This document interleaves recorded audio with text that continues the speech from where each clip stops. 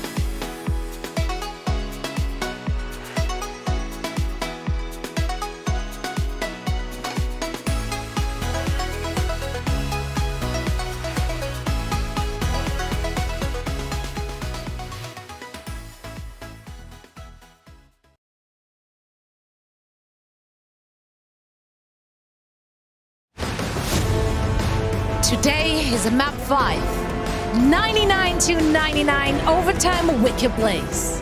Pulse drumming in your ears, bass rattling ribcage. And one more fight, one more push, and nothing matters but this. Live from Toronto, welcome to Grand Finals Day. Can you feel it? Today, this chapter ends. Today, we will be crowning a champion. I'm Zoe Schwind, and once more I have the utmost pleasure of hosting the desk. Danny Lim, Jake Lyon, and Johnny Snowden joining me once again to walk you all through the action.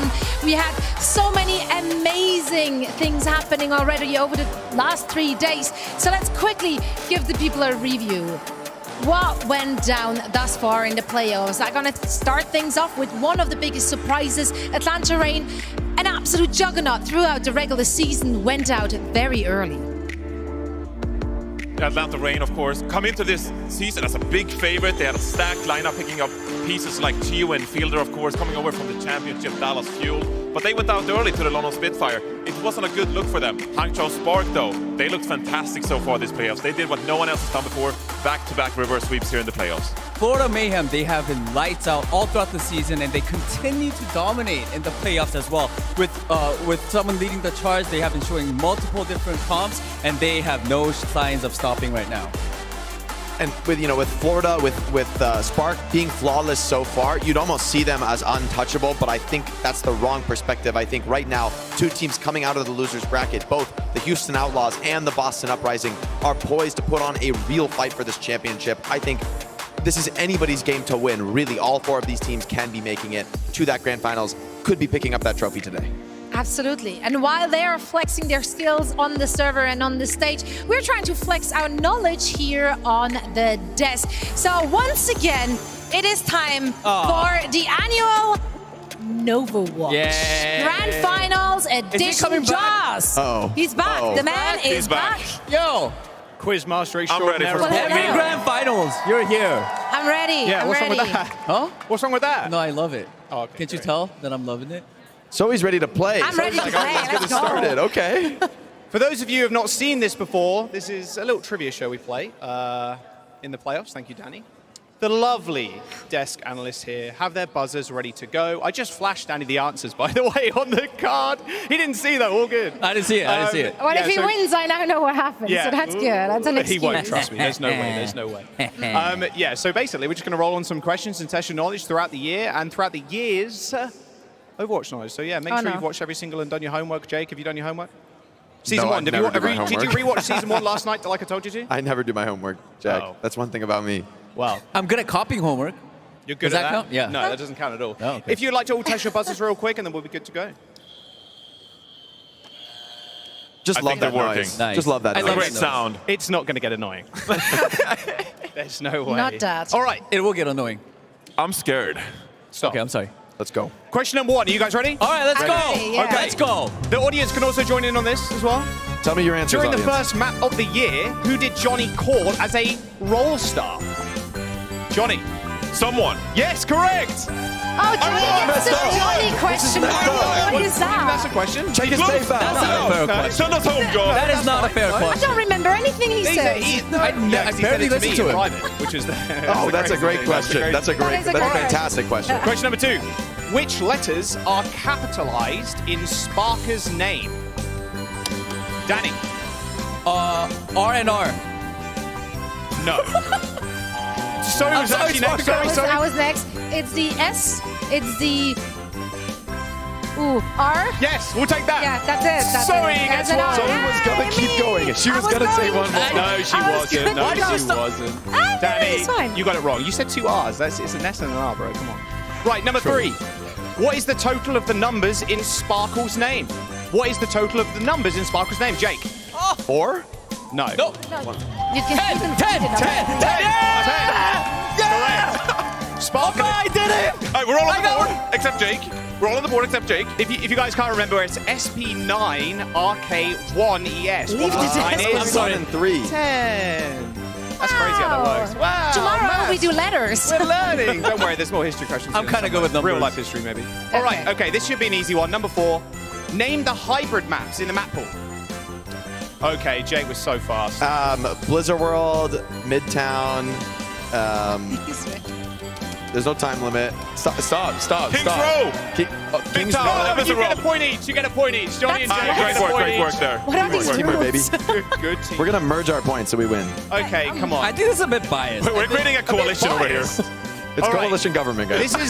This should be an easy one. Should be. Yeah, I don't trust Who you. won the pro-am? Oh my god, you moved the desk. Okay. The Violence. dance. I think that was Zoe or Danny. It was 100% Zoe. No, it's I feel like you're not If I'm looking very at this. unbiased, Fine, give it to Soy. Fine, Terrain. No.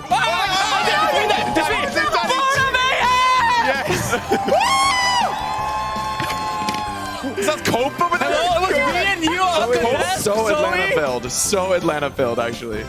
Danny, you are correct. It was the Florida Mayhem. Oh, baby, I'm winning this. Let's go. All right. Wishful thinking. This next question is actually a bonus question. Oh. So listen up. Do we need it? So Angie actually submitted a ton of lovely artwork this year, but she also submitted a question. Yes.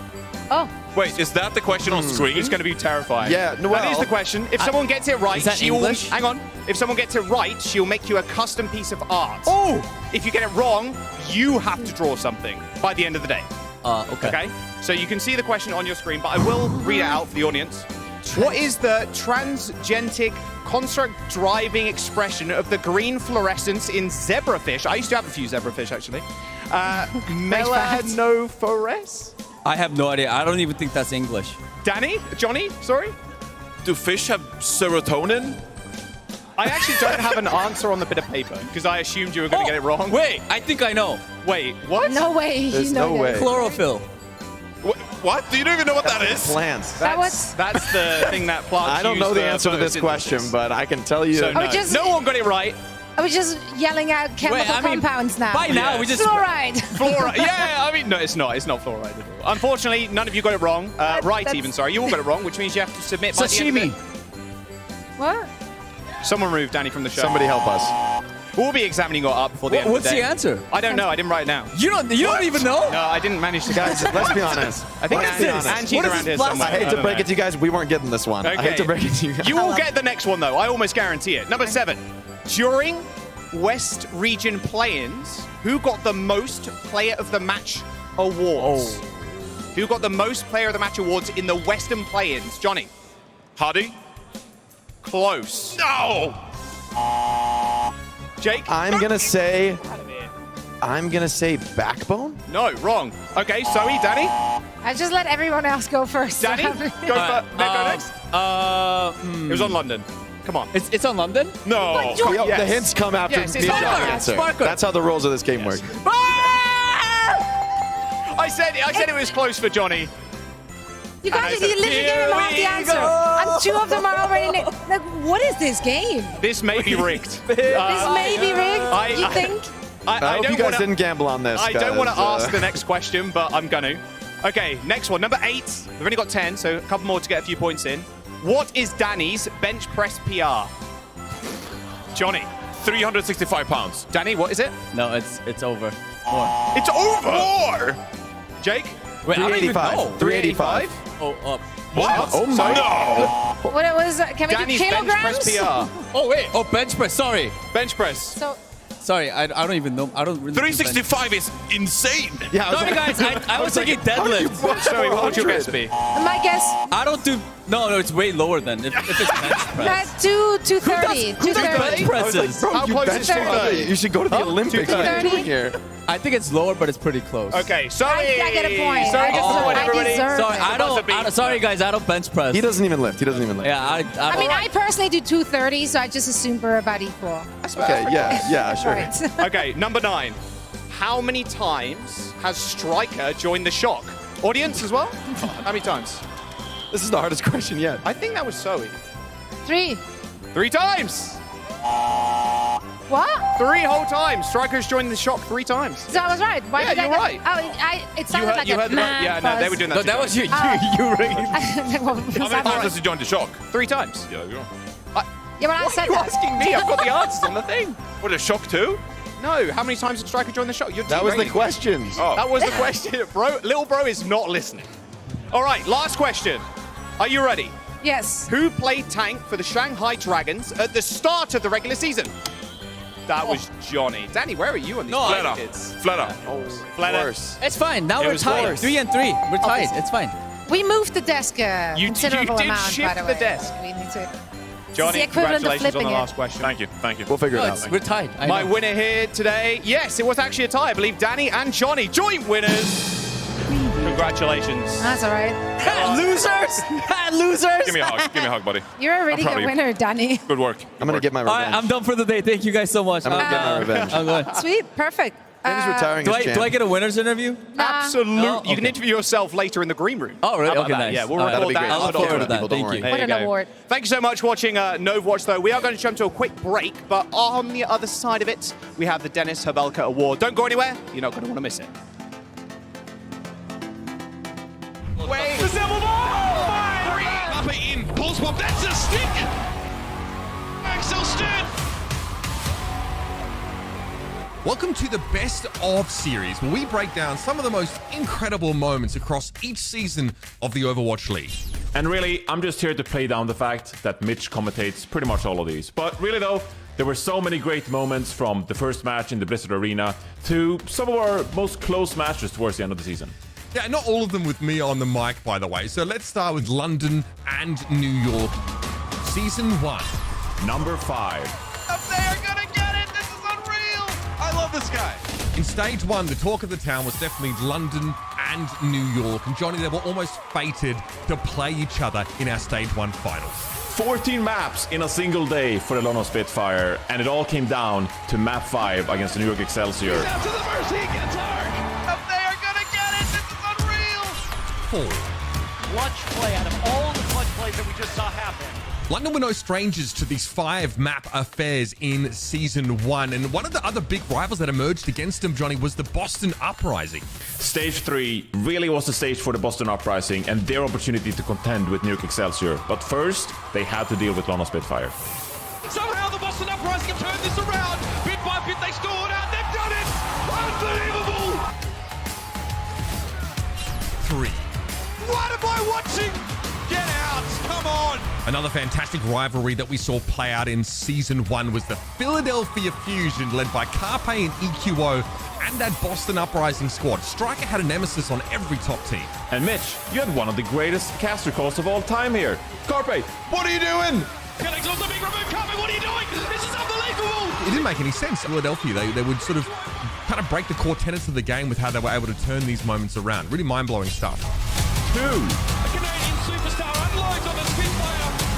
One of the most mind-blowing moments of Season 1 was the Great Bamboozle. The Gladiators come out of spawn on King's Row, but only take 5 players with them. And Matt, he knew all along. So nasty. Shumple's chilling in small. Surefour swaps over to Widowmaker. And Lane Roberts, the Canadian, rains fire down on the London Spitfire. And it's a day at the shooting range for Lane Roberts. Number 1. Oh, what is this? Johnny, we're going to talk about the Grand Finals. Incredible scenes, incredible energy in the Barclays Center. It was a best of 3 of best of 7s for that finals match, and the first best of 7 was probably the more competitive one, with Prophet showing us why he was number 1. Fire are coming through with this one. Prophet finds 5 kills on this Tracer. It was all hyped up to be a duel between Carpe and Prophet, but arguably, Prophet really concluded the series on day 1 with this amazing play on Sky Industries. Season 2, number 5. Oh, gosh. Somebody stop this guy. Well, Johnny, as the curtain raised on the 2019 season, there was one team that was still hunting for that elusive first win. Shanghai Dragons. They were 0-42, but in week 2, they finally got their first win against the Boston Uprising. Up in a battle range, but it does not matter. Ladies and gentlemen, history. 4. Don't do it to the man. He had to do it to him. The Vancouver Titans hit the ground running in the 2019 season, but there was one inaugural team willing to stand up against them at multiple turns. Some of the best matches in Overwatch League history were at the hands of the Vancouver Titans and San Francisco Shock in the GOATS meta in 2019. Number 3. This is from Dallas. I think the hometown crowd will actually fire them up. We knew in 2020 we were headed for live home games hosted by our franchise teams, but we got a teaser for that in 2019 by a much beloved franchise. The Dallas Fuel crowd, just electric! And they showed it off, and the players took it to heart. They're all falling bit by bit, piece by piece. San Francisco were well positioned to be a front runner in the playoff race, but a little bit of a speed bump forced what was the saltiest run back in Overwatch League history. A lot of trash talk going on that year. Dogman, Baby Bay, they made sure that San Francisco Shock had to go down into the lower bracket in the playoffs. Number 1. The atmosphere in here is electric.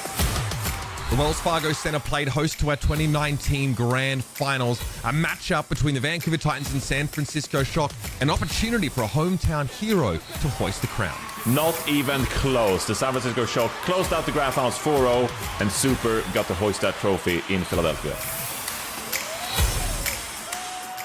Thanks for joining us for the Overwatch League Best of Series, recapping Season 1 and 2. We'll be reviewing more of these epic moments as we follow our road to the Grand Finals, so stay tuned and let us know in the comments down below what moments you'd like to see featured on future editions.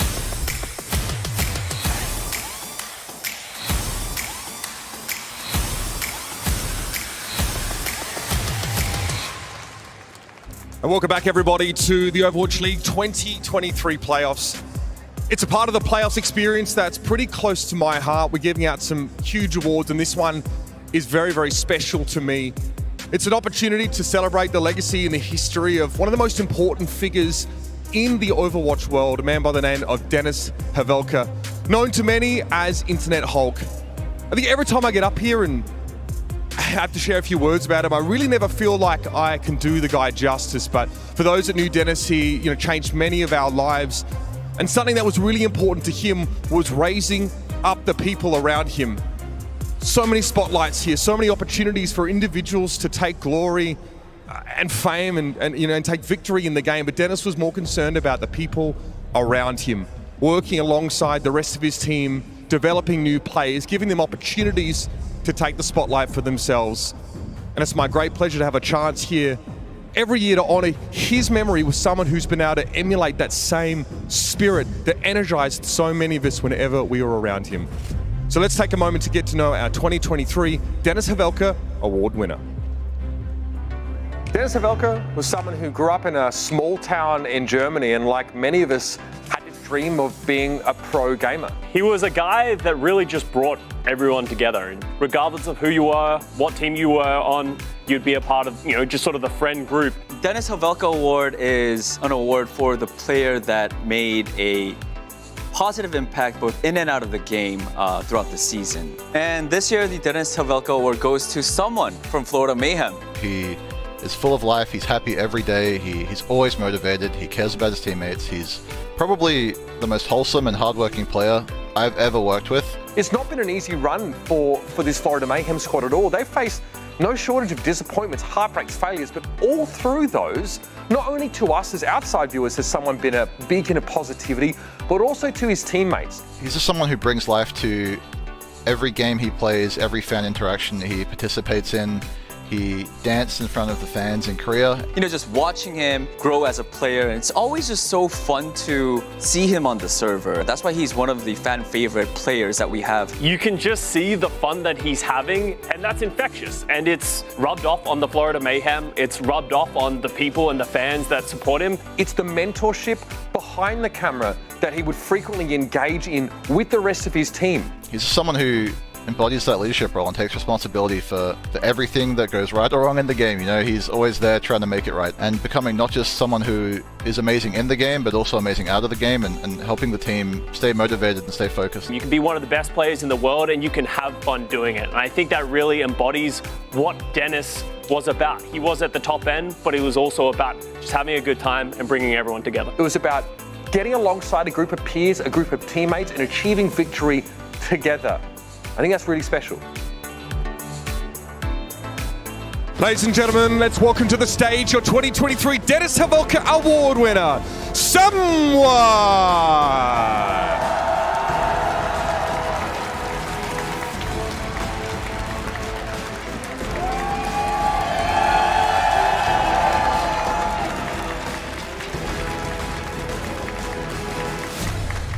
someone, congratulations on winning this award that means so much to many of us.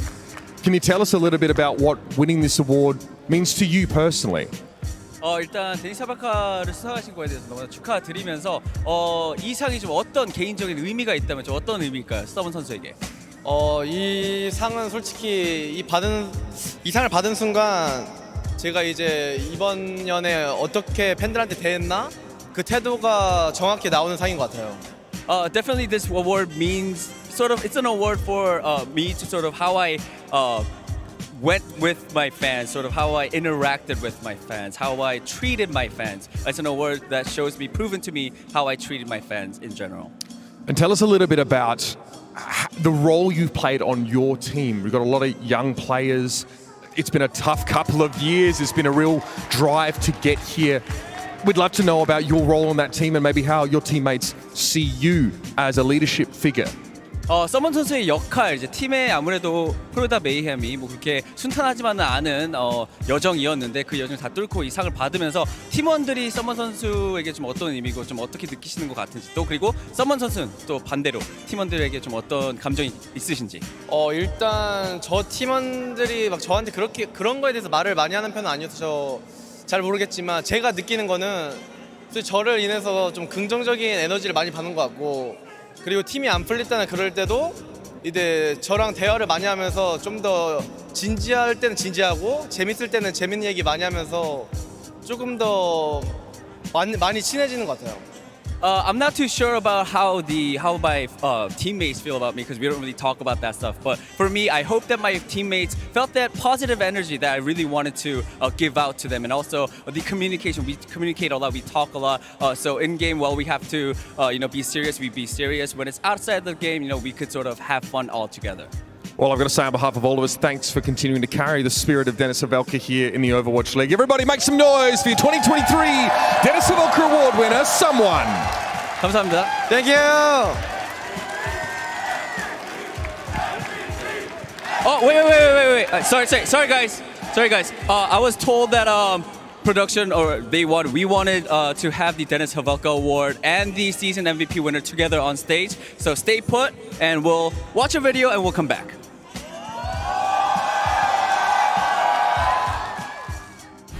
The Overwatch League is filled with stars, but a select few shine brighter than the rest. In a season filled with unforgettable moments, they display unparalleled skill, leadership, and an unwavering commitment to victory. But it's not just about stats and highlights. The pinnacle of passion and potential met, the MVP transcends the game, inspiring fans and players to pursue perfection. Respected by teammates and rivals alike, the MVP's impact extends far beyond the playing field. Today, we recognize the most valuable player, not just for their remarkable talent, but for their dedication and the sportsmanship they bring to the league. All right, someone, just a quick interview before we have the season MVP come up. What did you think about that video? 방금 뭐 영상 잘 못 보셨을 것 같은데 좀 어떠셨을 것 같아요? 저도 잘 보지를 못해서. 방금 영상을 솔직히 잘 못 봐가지고 모르겠는데 아마 이제 제가 했던 게 나오지 않았을까요? Okay. So someone says that I really couldn't really watch the video, but maybe people got to see me on that screen. I mean, I didn't see it as well, so I can't really say. But I mean, I did say someone that we are going to have the Denis Havelka Award winner and the season MVP together, and you're the only person here right next to me. 제가 방금 말씀했잖아요. 제가 서먼 선수에게 데니스 하벨카 상 받으신 분과 시즌 MVP 받으신 분은 같이 올린다고 하셨는데 혼자 서 계시네요. So someone, how does it feel to be the 2023 season MVP?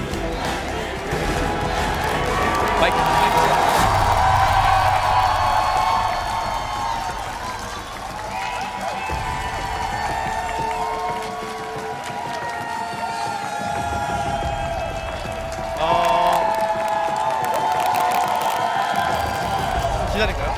하세요.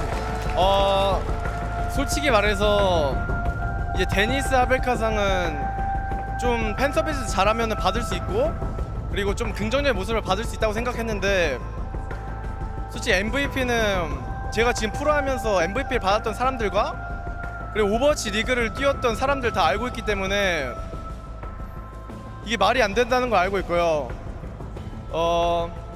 솔직히 저한테 과분한 상인 것 같긴 하지만 이 상을 받았기 때문에 꼭 이번 플레이오프에서 증명해 보도록 하겠습니다. I know that Dennis Havelka Award is an award given to a player that really interacts, thinks for their fans. But for season MVP, I've known and respected all the previous season MVP winners. So this really feels amazing, and to sort of prove, I guess, the season MVP award for my fans, I will try to win the playoffs for all of you guys. Just like you said, you are the season MVP. Do you have anything other thing to say for your fans? 자, 방금 이제 시즌 대부분 이번 올해 MVP 상을 받으셨기 때문에 팬들에게 한 말씀 부탁드리겠습니다. 이제 제가 작년부터 플로리다 메이엠으로 이제 오버워치 리그를 시작하게 됐는데 이제 그때부터 꾸준히 응원해주신 팬들과 그리고 이제 제가 점점 성장하면서 응원해주던 팬들이 솔직히 너무 많아졌던 거 지금 체감하고 있기 때문에 너무 감사하다는 말을 드리고 싶고 여러분이 이제 저를 응원해주신 그 힘과 그리고 저를 투표해주신 그 투표를 무시하지 않고 꼭 다른 탱커보다 더 잘해서 세계 최고 탱커가 되도록 하겠습니다. I mean, throughout my time with the Florida Mayhem, I've been growing, but also the fan base have been growing as well. So to thank all of you, and to thank all of your support, I will become the best tank player in the Overwatch League to the end. Thank you guys so much. One last thing. I know you promised that you're not going to do a dance until you guys win it all for the season. But I mean, you just got the Dennis Havelka Award and also the season MVP. So can you sort of teach a little preview? Show us a little preview of the dance, please. 방금 이제 제가 예전에 이번에 우승을 하기 전까지는 춤을 안 추신다고 서머 선수가 말씀하신 걸 봤는데 그래도 수상을 2번이나 했기 때문에 살짝만 맛배기로 한번 보여줄 수 있을까요? Someone. 3 seconds. 3초.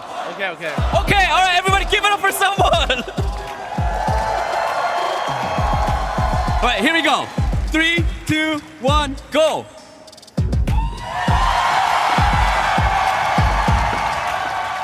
Ladies and gentlemen, give it up for someone. Thank you. Thank you. Zoe, back to you.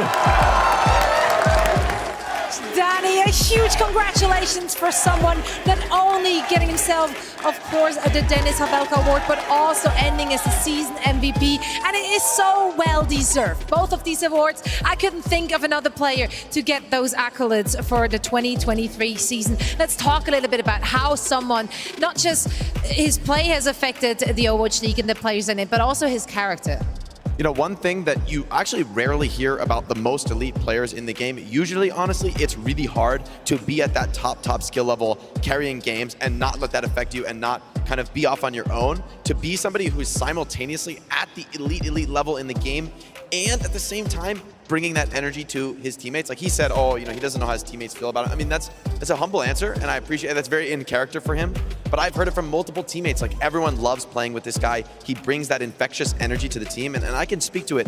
People who add that to their team really make a team more than the sum of its parts, and it feels like he's been part of the reason the mayhem we've seen this year has come out. I feel like it was just a matter of time, Zoe.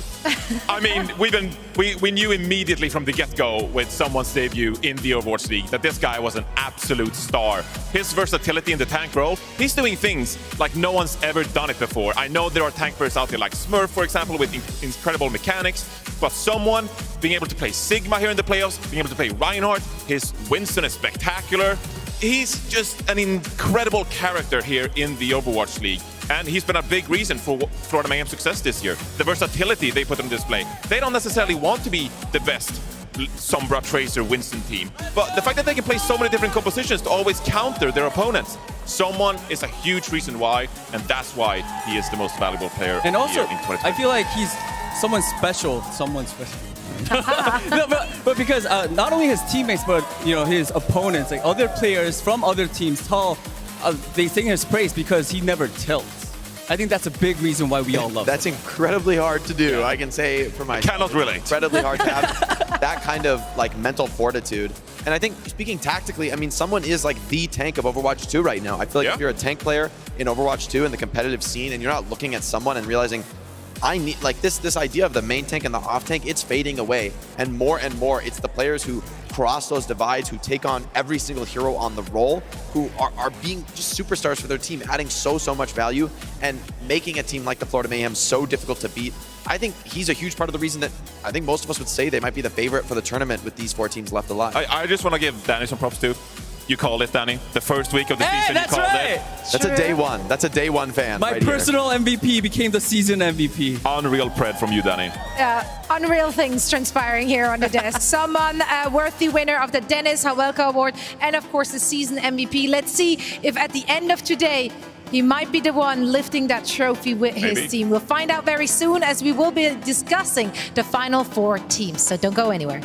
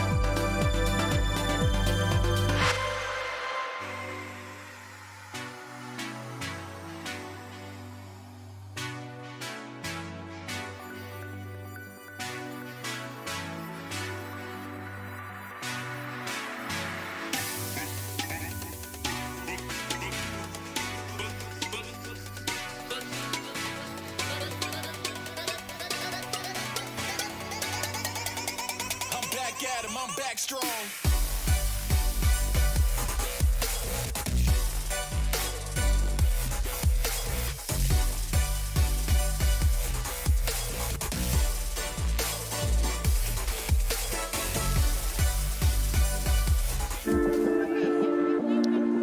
After 3 days of playoffs, just 4 teams remain. Let's take a look at those final 4s. Let's take a look at our semi-finals pairings to see or figure out who will be coming out on top. We have very different identities for these teams.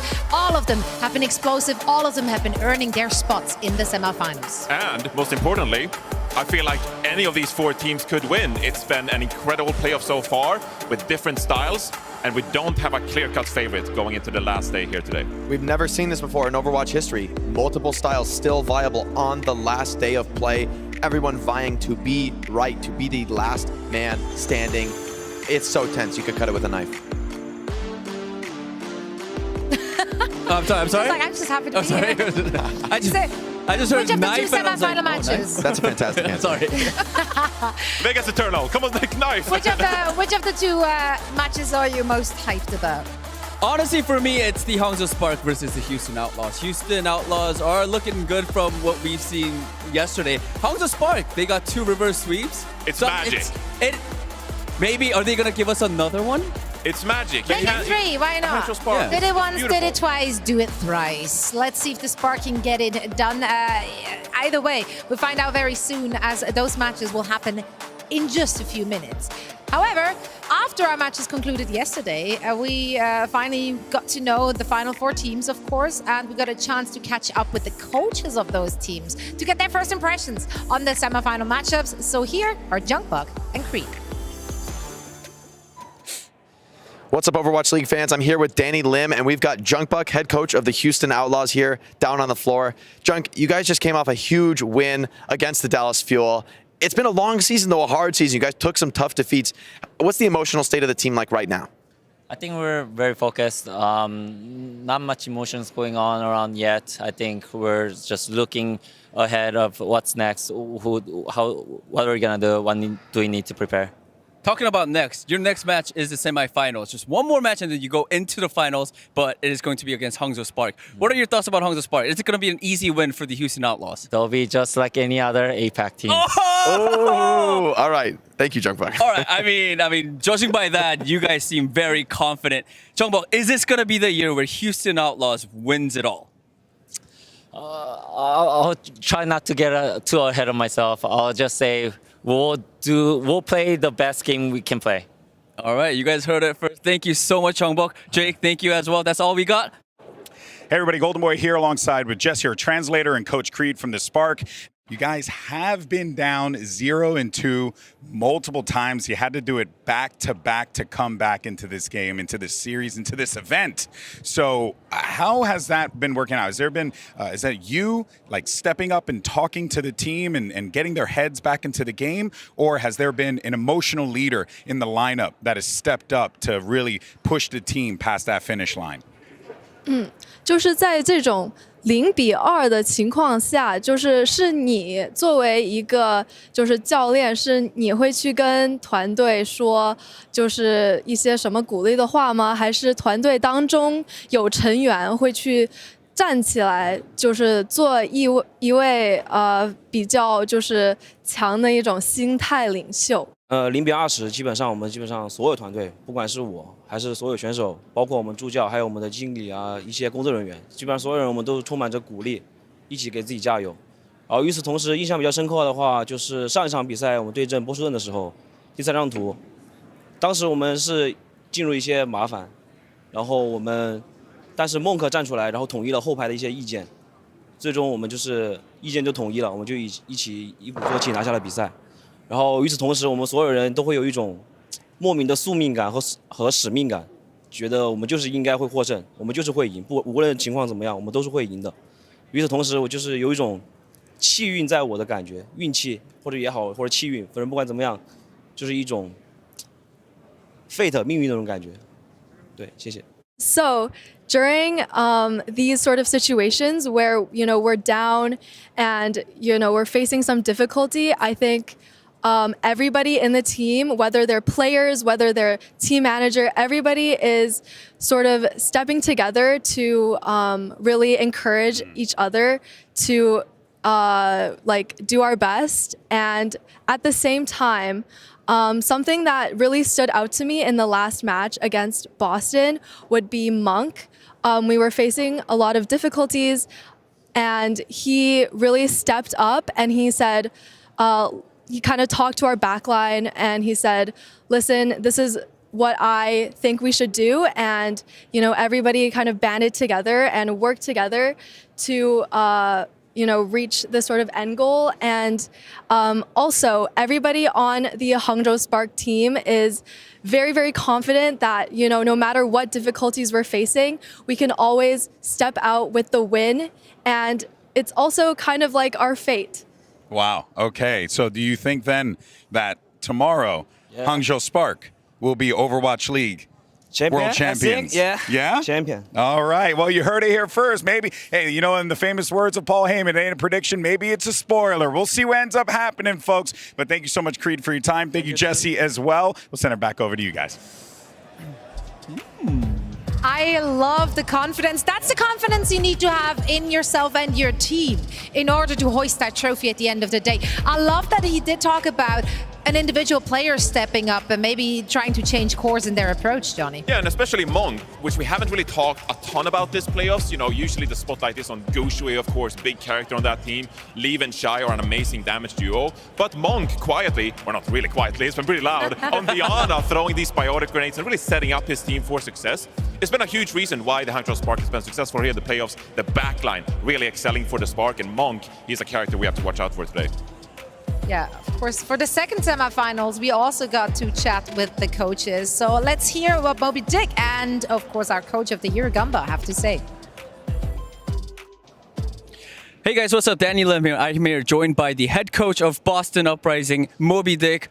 Semifinals, you guys are going up against the Florida Mayhem. What are your thoughts on the Florida Mayhem and how do you feel about them currently? 자, 다음 질문은 이제 내일을 한번 봅시다. 이제 보면은 아무래도 플로리다전이죠. 이제 준결승전이 플로리다와의 경기가 될 텐데 플로리다 메이햄에 대한 좀 개인적인 의견이 있거나 좀 어떤 팀이라고 생각을 하시나요?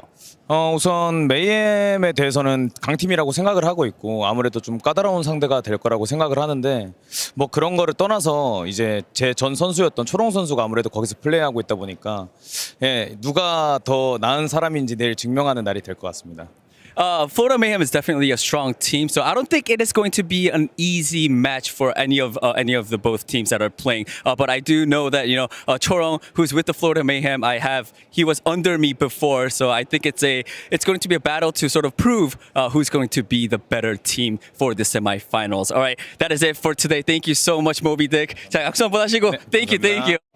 Hey everyone, I'm here with Coach Gumba as they get ready for their match against Boston Uprising. It's obviously going to be a hard-fought battle considering that both teams are playing at impeccable form right now. Look, everyone's saying you guys are the favorite of this competition, but that also has to come with a ton of pressure as well because this is a big event, the World Championship, like this is it, the Grand Finals, and the boys must be feeling it. So I kind of want to get your thoughts and a temperature check on how they're doing as they get ready for this. I'm definitely a nervous person. I always prepare. I am too, buddy. I go through every possibility. I'm someone who worries a lot. I think the players sometimes get that from me as well, but coming into tomorrow's match, this is not the case. I think we're completely clear-headed. We're completely confident. We think we're going to win 100%. Wow. We've been ahead of the meta now for about a month. Coming into this match, I don't see a world where we lose. Really, I believe that. I think we're going to win 100%. So, incredible. Not at all nervous, yeah. I love the confidence, man. Gumba, always a pleasure to talk to you, my brother. Thank you so much for your time. Back to you guys. Thank you. There you have it. From the coaches themselves, Mayhem will be facing off against Boston. What did you make of that insight, Jake? I think, honestly, his confidence is well justified with how successfully the Florida Mayhem have dismantled every single opponent. It's almost always been on a strategic basis. They've had an advantage, and then their players are executing on the highest possible level. And sort of when you have the advantages in both categories, it almost feels like you can't lose. But I do think it's very important to recall that this Boston Uprising squad, I don't think we've seen the full picture from them, right? We've seen a couple looks, but that's only the top of the iceberg. They played London a few times. And so I think, honestly, this meta could be continuing to evolve throughout this very series. And remember, I mean, yes, you get that chance at a third, fourth match if you lose here, but if you lose, you're out. You don't get one more chance as Gumba to fix those problems, come back. So these players on Florida, they better have learned their lessons and be ready to adapt to the match because I don't think Boston is going to make this simple or easy on them. I think they're a very adaptable team as well. Right on. Well, I can't wait to see what those coaches have been cooking up with their teams coming into the final day of the Overwatch League 2023 season. Now, our first semifinal match is just around the corner, and we will tell you everything you need to know about it and a little bit more on top of that. But first, let's check in with GB because he spotted some treasures in the crowd. Thank you so much, Zoe, for that. And of course, I'm here with our incredible cosplayers. This is mind-blowing. I don't have any creativity. Meanwhile, these people are able to whip up some of the greatest looking outfits that you could possibly conjure up here. Now, of course, I'm joined once again by Freya. You maybe remember her from yesterday. Hi, everyone. Yeah, say hi to Freya, everybody. We also have Desi here rocking the OG Mercy. Hi, Desi. Hello, nice to see everyone. Yeah, it's of course incredible to see just all the love that you guys have, and of course with Overwatch being just such a easily cosplayable game with the heroes and the different outfits that you can kind of create. Why did you settle on this particular outfit here? Gosh, I think it's no mystery that the characters in Overwatch are one of the things that we love the most about it. And I'm a Greek mythology girly. This is so cool. Yeah. The moment I saw it, I was like, I gotta make it. Yeah, it looks absolutely incredible. Of course, everyone here is sporting some just gorgeous outfits here. And of course, for you as well. So when did you decide to make this particular ensemble? Well, Mercy was one of my first cosplays actually, and over the years I've upgraded it, and I've So made this it is an now. upgraded suit Yeah, from when like I started when Overwatch first came out, and then Yeah. over the years I've kind of fixed things, made it a little bit better. Okay. And Mercy's my favorite, so. Awesome stuff. It'd be a beautiful outfit as well. All right, so I want to cosplay. What do you think I could cosplay as? I was thinking maybe like little Roadhog, something like that. Oh, that could look so good. You know, just walk out with my bare belly, just see, for the world to see. I don't know if my wife would like that very much. So You can rock a good Zen too. Okay. Oh, Zen. yeah, with the bald. Yeah, exactly. Good point. Well, I mean, folks, if there's one thing that we know for certain, it's that in the Overwatch community, the creativity, the love, the passion, it is truly second to none. These people right here embody us. You guys embody what makes this game great as well. So give yourselves a round of applause. And of course, I mean, this is just the fun that we're having down here. So I'm going to send it back to you guys to break it down before we jump into the matches today. Thank you so much, GB. Man, those cosplays are amazing. Yeah, I gotta get up close and take a look at all of them. And it's a little too late for us to put together our closet cosplay, but we still have an opportunity to represent and to look good and suave, because we have a merch shop down there. There's some team jerseys. If you haven't copped yours yet, well, you should do that right now. Of course, you can also grab them online. There's a limited time offer as they are currently on sale. And now is the time to do just that, because the teams remaining in the playoffs, they will need any support, any good energy and vibes they can get. So if I spot my team jersey in the crowd, I will feel elated. If you're not here and you can't make it to our shop right there, well, don't worry. We got some goodies for you at home watching, because you can earn drops. Tons of that and everything else on the screen for the rest of the day. So make sure to not tune out for a single second. Not just because we have drops and cool things. No, we also have semi-final matches. The first one will be between Houston Outlaws and Hangzhou Spark. Jake, you're expecting a comp gap from this one.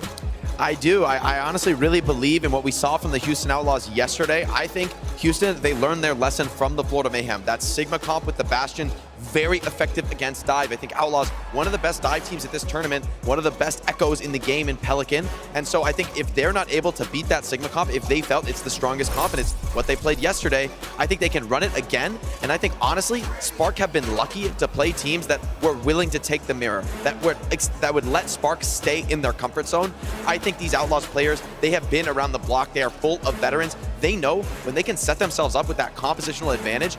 Bastion, for me, this is the hero of the patch. It is incredibly potent. Combined with that Sigma ult, there's not very few heroes in the entire game that could ever stand up against that, regardless of the abilities they have. So I think Houston is going to be able to put Hangzhou out of their comfort zone, which so far we have not seen once this tournament. Everyone has let Hangzhou play what they want. Houston's going to win because they won't let them. The thing with the Houston Outlaws is I feel like we know what they're capable of when it comes to the mechanical skill, the individual talent on this team. And it really has been coming down to the compositions. What kind of compositions will they play? Well, for the Hangzhou Spark, we know what they're going to play. It's going to be Gushue coming out on the Winston and Shy and Leave trying to rook the Sojourn and Tracer to the best of their ability. Look, I know it has been a magical playoffs for the Hangzhou Spark. They did what no one else has ever done before, back-to-back reverse sweeps in the playoffs. That is unprecedented. But to me, this playoffs run is more than that for the Hangzhou Spark. This is really Chinese Overwatch coming together for one last hurrah at a shot at this title, because it's been a rocky road for Chinese Overwatch. At the start of Overwatch, when it was released in 2016, the region was honestly a bit of a joke, and they didn't really get going until 2018 in the World Cup. That's when Gushue came on stage, debuted as the Primal Blade, right? And now Gushu has expanded past the Winston, showing some fantastic Doomfist play in this tournament as well. Shy and Lead, they were on that 2018 World Cup roster, together with Gushu and Crystal, of course. And really, from the Shanghai Dragons going 0-40 with that Chinese roster, this has all been from Among and the feed drive going hyperspeed and all of that. It's all kind of coming down to this moment for Chinese Overwatch. And this is the super team that was meant to be. It was a lead coming over to Hangzhou Spark, teaming up with Shy. And this is their best chance at winning that championship title. Can they do it in this magical playoffs run of theirs? Well, we'll find out very soon, Johnny. Let's take a look at our predictions for this one. Looking at those two teams and comparing so far their playoff performance, I have to say I have to give the advantage to the Houston Outlaws, just simply because I feel like they showed more versatility. Spark, they heavily rely on that dive, and that looked good. They managed to get those reverse sweeps, but I need more compositional depth from that team in order to take down the Giants. I 100% agree with Zoe. I also went with Houston Outlaws 3-1. You know, with Bernard joining in, it's just Houston just levels up, keeps on leveling up every match. Yeah, I mean, big surprise, guys. I went Houston Outlaws 3-0, baby. Make it quick. Let's go right on to that grand final. This is the year for Houston. You got Shu on the map. Need I say more? I'm a believer, guys. Let's go, Johnny. Let's go. Come on, Hangzhou Spark! This is your moment, Hangzhou Spark. I believe in it. I'm not needing a reverse sweep, but a map 5 win is in the cards for the Hangzhou Spark.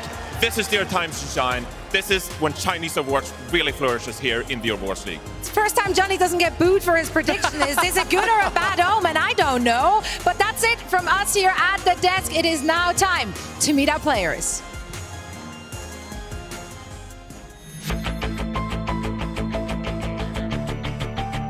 On the path to glory, all roads lead north, but the journey ahead is unclear. The best of the best face off for the right to call themselves champions. Every move, every shot brings them one step closer to immortality. One by one, the dominoes fall. And they're just built different. Oh my God! Feel the energy of the arena's beating heart.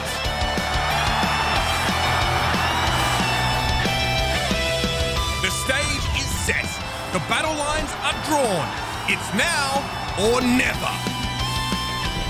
The Overwatch League 2023 Grand Finals start now. Hello, one and all, and welcome to the Overwatch League Grand Finals! This is going to be a great day. Hold on. Man, I swear, you know what? My IFB is a little too... I can't hear you real fast. Can you make some more noise? Let's do it louder. Can you make some more noise? Yeah, that's what I like to hear.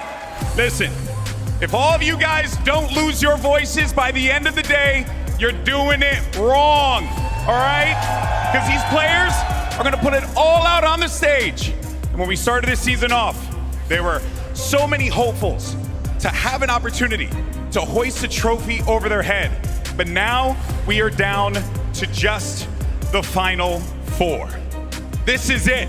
This is what it's all about right here. The Overwatch League playoffs and grand finals concludes today, and I have one question for you. Are you excited? I gotta hear it again. Are you excited? Then let's start this bad boy.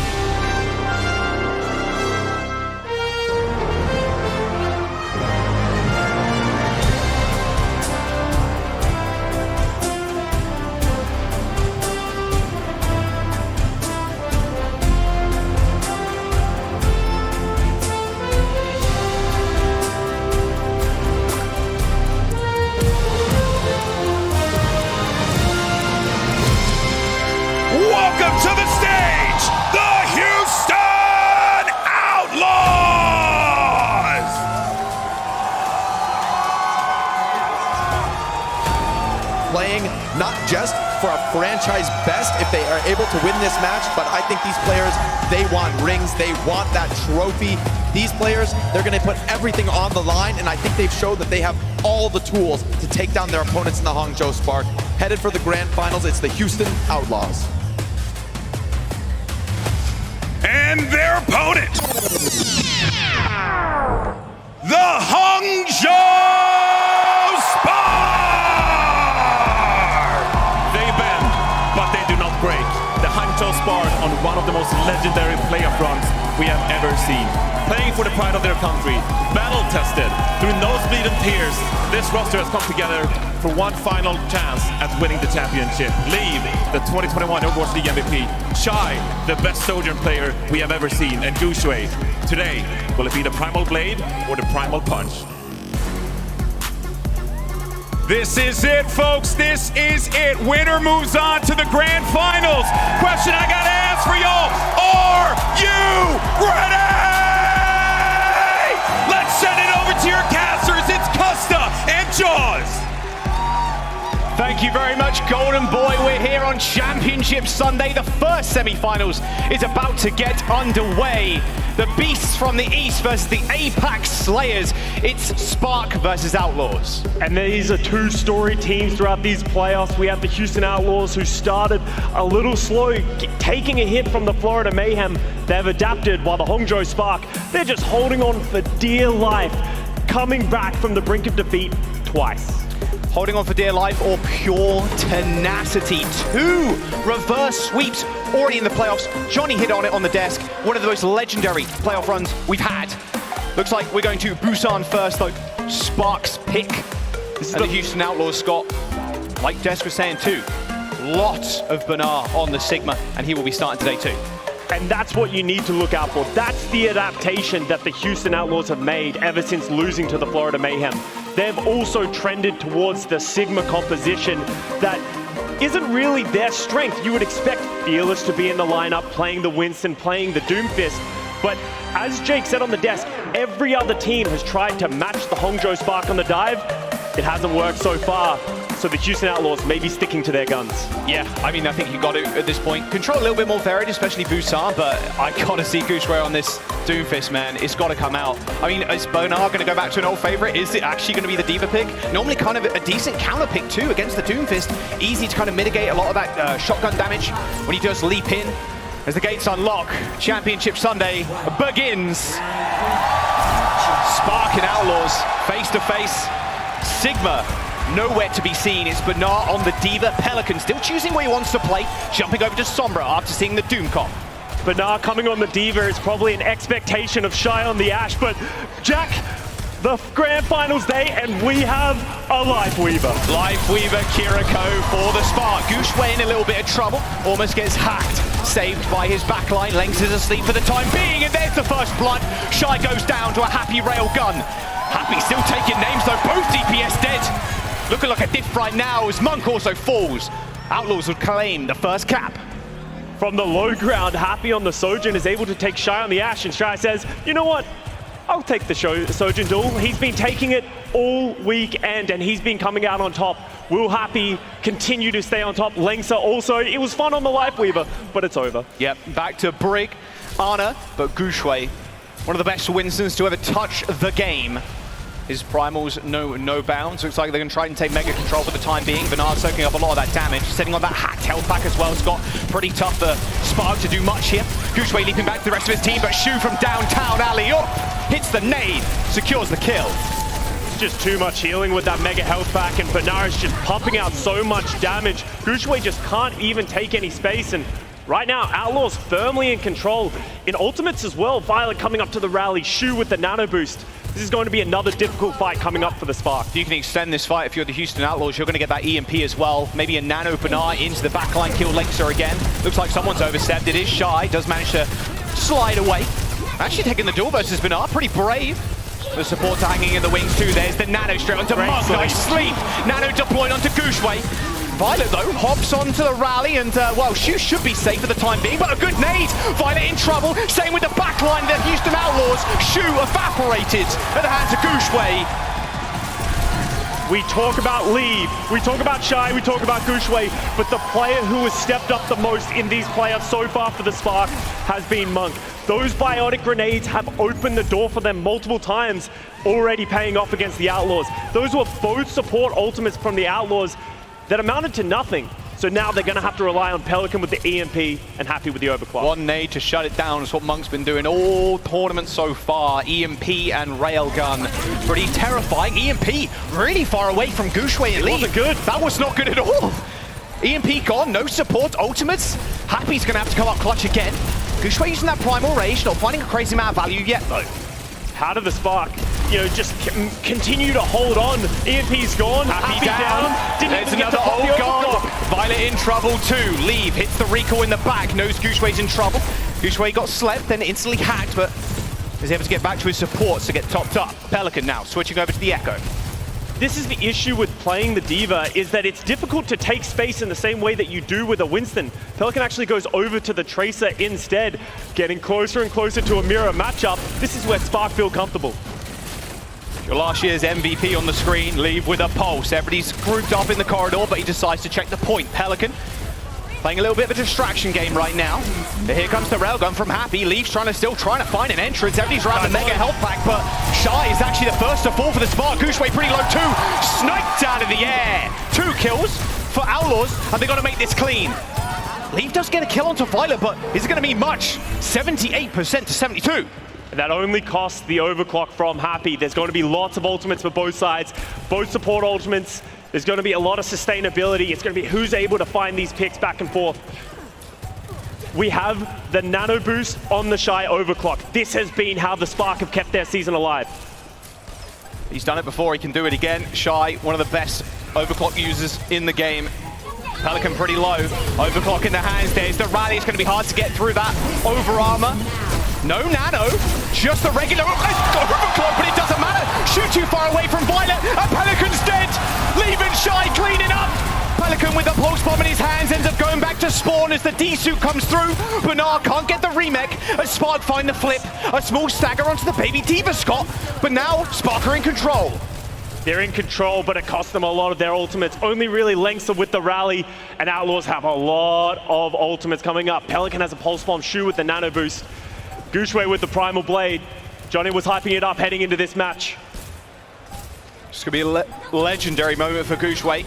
He's found himself in the backline already. Jumps straight in. Shu nanoing Violet. Happy's already down though. The backline is split up. Gushway still corralling them back to their spawn. Where's the help on the point? Pelican dead. Bernard forced to self-destruct. Primal rage away from the point. The Hangzhou Spark handily dealing with Outlaws' old bank. And there's the first round. Gushway playing it perfectly, understands that he can't take down the Ana and the Brig, but he doesn't need to. He just needs to distract them long enough for the rest of his team to clean up the point. So Hangzhou Spark take the first round. Defensive nano coming out from Shu to make sure Violet can stay alive, and Gushway just pops a little bubble in the choke, and then you can't do anything. Gushway hovering. I can hear the crowd. They won that ball. We're seeing 2 very different compositions start to form.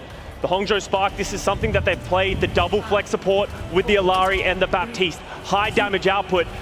This is likely in anticipation for the Outlaws to do exactly what everyone else thought they would. Bernard on the Sigma. Is this the countercom? The Spark have been researching. Gushway on the ball. Monk on the Alari. Pelican on Tracer, no sim here, Scott.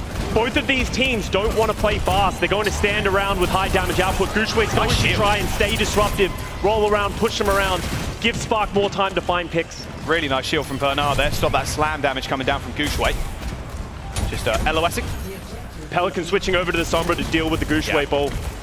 I wonder if it's going to prompt a swap from Gushway when he dies. We'll have to wait and see. Pelican's going to take a little bit of time to get back to the rest of his team, but Pylon is down. High ground control very much in the favor of the Outlaws right now. You just need to pressure the point. Looks like just a ring around the rosies game currently as the Spark are getting chased by Bernard all across the side of the map. You can see Shy just trying to defend himself. Coach guns away, but the backline are completely split up from their tank. Is Bernard going to provide enough for protection? Maybe he doesn't even need to. Just offense from the Outlaws as Pelican takes down Leave, and there it is. Bernard just corralling the Spark backline, just moving around with them, eventually ended up pinching, and they find the first capture. You can understand why the Houston Outlaws have been playing this composition. It's so sturdy, and with the damage output of the Bastion, it's difficult to dive into it, so the Spark have taken a different approach, but strangely enough, not many of us were expecting this, but Gushue switches over to the Sigma himself. Didn't like the Wrecking Ball against the Sombra. Yeah, there's just no way. You get hacked in the backline, you're as good as dead, really. Happy going pretty low, but he's all chilling right now. There's the window pretty early. Shy already dead. Looks like Spark want to take like a kind of an off angle here onto the high ground, but Captive Sun from Monk. Post-bomb goes wide. Where's this Captive Sun going? Surely that's a swap from Monk there. Outlaws firmly in control, 40% and counting now, and they've got so many ults, Scott. Spark just aren't able to find the picks. They're trying to get Shy to shoot. Monk doubles down on the damage, switches over to the Zenyatta. Funnily enough, this is very similar to how Houston played against the Florida Mayhem. Take it back though, he's going straight onto the Alari again. Interesting switches. Okay. That's going to show you how uncertain they are of how to deal with this Sigma. Leaves super low. Here's the recall. Oh, Lengths are already dead. What can they do now? They're in no man's land. Bob's coming out. Oh, Shy's Bob. He ends up killing Shu just manually, but that's a two-man flux. High in the skies. They crash back down to earth. Bernard with a nice double. 10 kill streak 2. Houston Outlaws. They're about to close this one out. Scott, 100-0. Spark are just grasping at straws. What they tried to do with their composition to counter this Sigma has not worked at all. Outlaws haven't had to use the EMP or the rally. They have so many tools. There's no way the Outlaws fumble this one. Never say never. It's Flux available from Gushue. Yeah, always Houstonable. Looks like they're playing pretty aggressive now. Shu, oh my god, the punishment on the front line. Solo EMP on Gushue. Monk is on the points, trying to duel out with Pelican, almost wins it. Shu ends up going down as well. So it's actually just, again, a complete wrap. But look at this, that passive. Nice little wall hacks there from Pelican. Violence so low with this rally, but they just can't find the pick. I don't think there's any way. I mean, Leave only just spawn in. Oh, here comes Happy's artillery fire. The Houston Outlaws tying up Busan. That round played out like many of us anticipated. The Houston Outlaws subbing Bernard in, a late signing for the Houston Outlaws, playing the Sigma. No team in these playoffs has been able to prove how you deal with it. Everyone's just been adapting. Spark, this was their map choice. They believed in their ability to deal with it as we head over to Busan, but their Wrecking Ball shooter composition with the Alarian Baptiste didn't pay off, but as we look at them in spawn right now, it looks like they're going to double down. Say it's a little bit of a better map for the Wrecking Ball at least. And the Ash, longer sightlines. Right. Can play a little bit more. I wonder if Pelican's gonna, Pelican is gonna switch. Echo or Tracer? Okay, Sombra, they're expecting the ball. Yeah, and the Sombra worked very well last time. Gushue almost had to instantly swap. He is rolling back. Just to back to the rest of his team. You've got to kind of know, obviously 15 seconds have passed, So what happened last time is exactly this. The Outlaws, they're just looking to chase the Spark. They want to get close. They want to close the distance so they can get hacks and start to punish players. But the Spark are trying to run. Defensive hack. Oh, shoot! How? That got to be a one clip, surely. Monk's in trouble. There's the outburst to get away, creating some space. Man, Shy is just... It's like they're on an island. Every single one of them, and the Outlaws, they're just moving as a group, moving as a unit. Pelican doesn't really need to go aggressive either, Scott, because he can just wait for Gushue. If someone's come close, he can get the manual hack. And you're as good as done. Gushue sticking on Wrecking Ball. There's the flip. Even with Shu going down early, almost a 4v5, the Spark still cannot find the picks, and this is going to prompt another swap very early on in a round. Gushue goes over to the Doomfist that's been so strong for them so far in these playoffs. Going to their comfort, Shy on the Sojin, Monk and Lengths are back on the Anna Brig. This is where we expected them to stay. Just go down, playing what got you here. Yes, it might not be conventional, it might not be the strongest, but when you have brilliant individual players, anything is possible. Straight over the top, cancels. The suck. Bernard's pretty close to this flux too. It's going to take a while for Outlaws to get pushed out of this high ground, I'd imagine. There's the hack onto Gushue. He's in trouble. Here's the power block. Oh, the nade! It's not enough for a Monk to save his team. I mean, it's just a slaughter currently. It's so difficult for them to do anything. It relies on leave, getting a one clip or getting a kill initially. Oh, and that's a bad stagger. Oh, Shy, what? Just rips a rail from spawn and shoots down. Only Violet for healing now. This could be an important opening window here for the Spark. The issue they're running into is that, yeah, 60% and counting, and Outlaws haven't had to use an ultimate. They're almost at 5. Gushway hacked again. Holds the block, but Lynx is dead. Pulse bomb on the wall, but no. Violet's shield just doing more than Leave ever could. The rally here from Violet too. And they've still got 4 ultimates. They're very okay with using one just to guarantee the fight. EMP hits 3-2. I mean, Violet down, sure, whatever, but it is final fights. Shy gets the nano pops, the overclock instantly gets hacked as Bernard just stands basically at the spawn doors. Someone has to touch for the Spark. I don't think anyone's going to get there. Lee's already touched, but that's his early recall. It's going to be staggering back onto the point. They need to come up with miracles. Gushway's right around the corner. There's the window. They're popping everything they got to. The flux. Oh, it misses. But Gushway's already down. Lengths to box the rock. But does it matter? Shy is super low. OT's ticking through. And not many people can actually touch the point. Monk has fallen. Happy on the flank. And it is just Bernard free shooting into the back line. Shy just getting chased off. And there's nothing more he can do. But Houston Outlaws will take map number 1. Jake predicted this on the decks. Potentially just a compositional mismatch. I was hoping that the Spark would come out confident with some idea of how to deal with the Sigma, but it's just so oppressive. You have so much damage coming out of Happy on that Bastion. You have so many threats all over the place, but it's hard to isolate it and pick off a target. You have so much AoE healing with the Baptiste and the Brig, and other than the first round, Spark not really able to accomplish anything. Spark's map choice again. I mean, if you think about control and like the map pool right now, to be fair, there's not many maps you could go to where Sigma isn't pretty damn good. Yeah, that becomes the issue. Control is generally where you would think Sigma would be the worst because he doesn't have many capabilities to move around the map. You can see how comfortable Spark were when they can play the Winston, put Shy on the Sojourn. But as soon as they have to move away from it, all of a sudden things start to fall a little short. It just feels like the Sigma is just too good on these meta and too many of these maps in the map pool right now. We're going to Hybrid, Scott, as our next game type.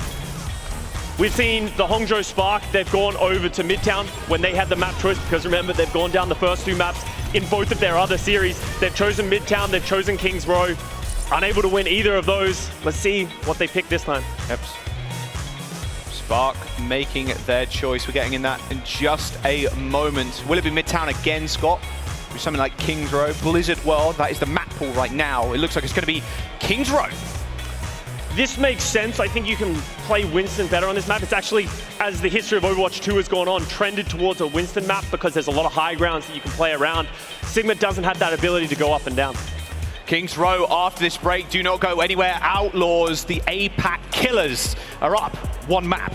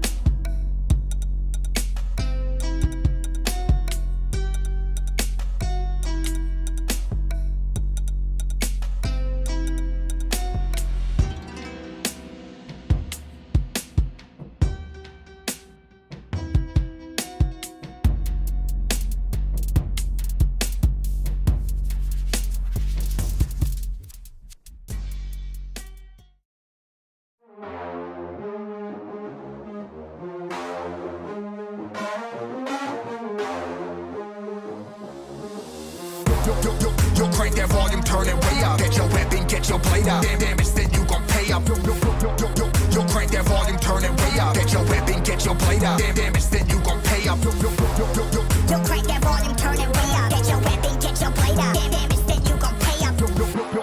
Yo, crank that volume, turn it way up. Turn it way up. Turn it way up. Crank that volume, turn it way up. Way up. Houston Outlaws have already slain 2 APAC teams, maybe making it a third here.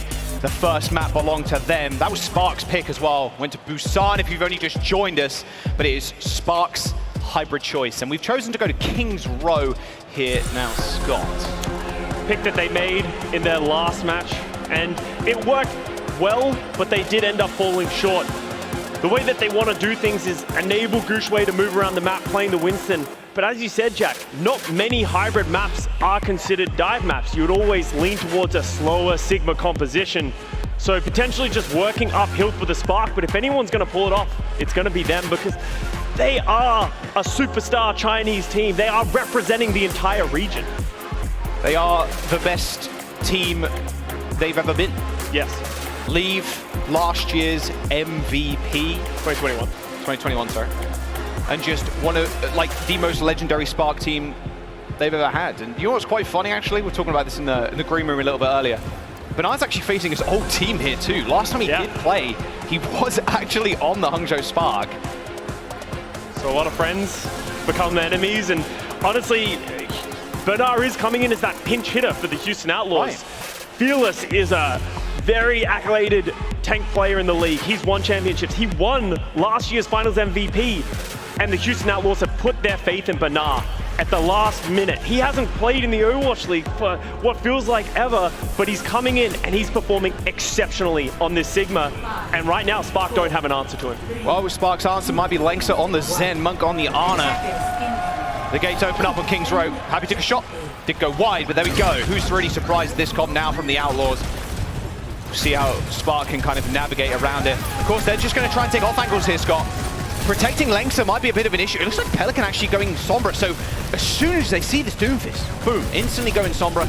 It makes Gushway's life just a living hell, really. You can't dive in, it's so tough. And you said it yourself, the Spark need to spread around them, but with a Sombra, it's so easy to isolate individual players. You can ping them out, you can tell the rest of the team where they are. So all the Outlaws need to do is slowly step up, slowly start to take space, and they will eventually find the picks. The Spark are the ones who have to do something. They have to be the aggressors. Yes. They found the Zen.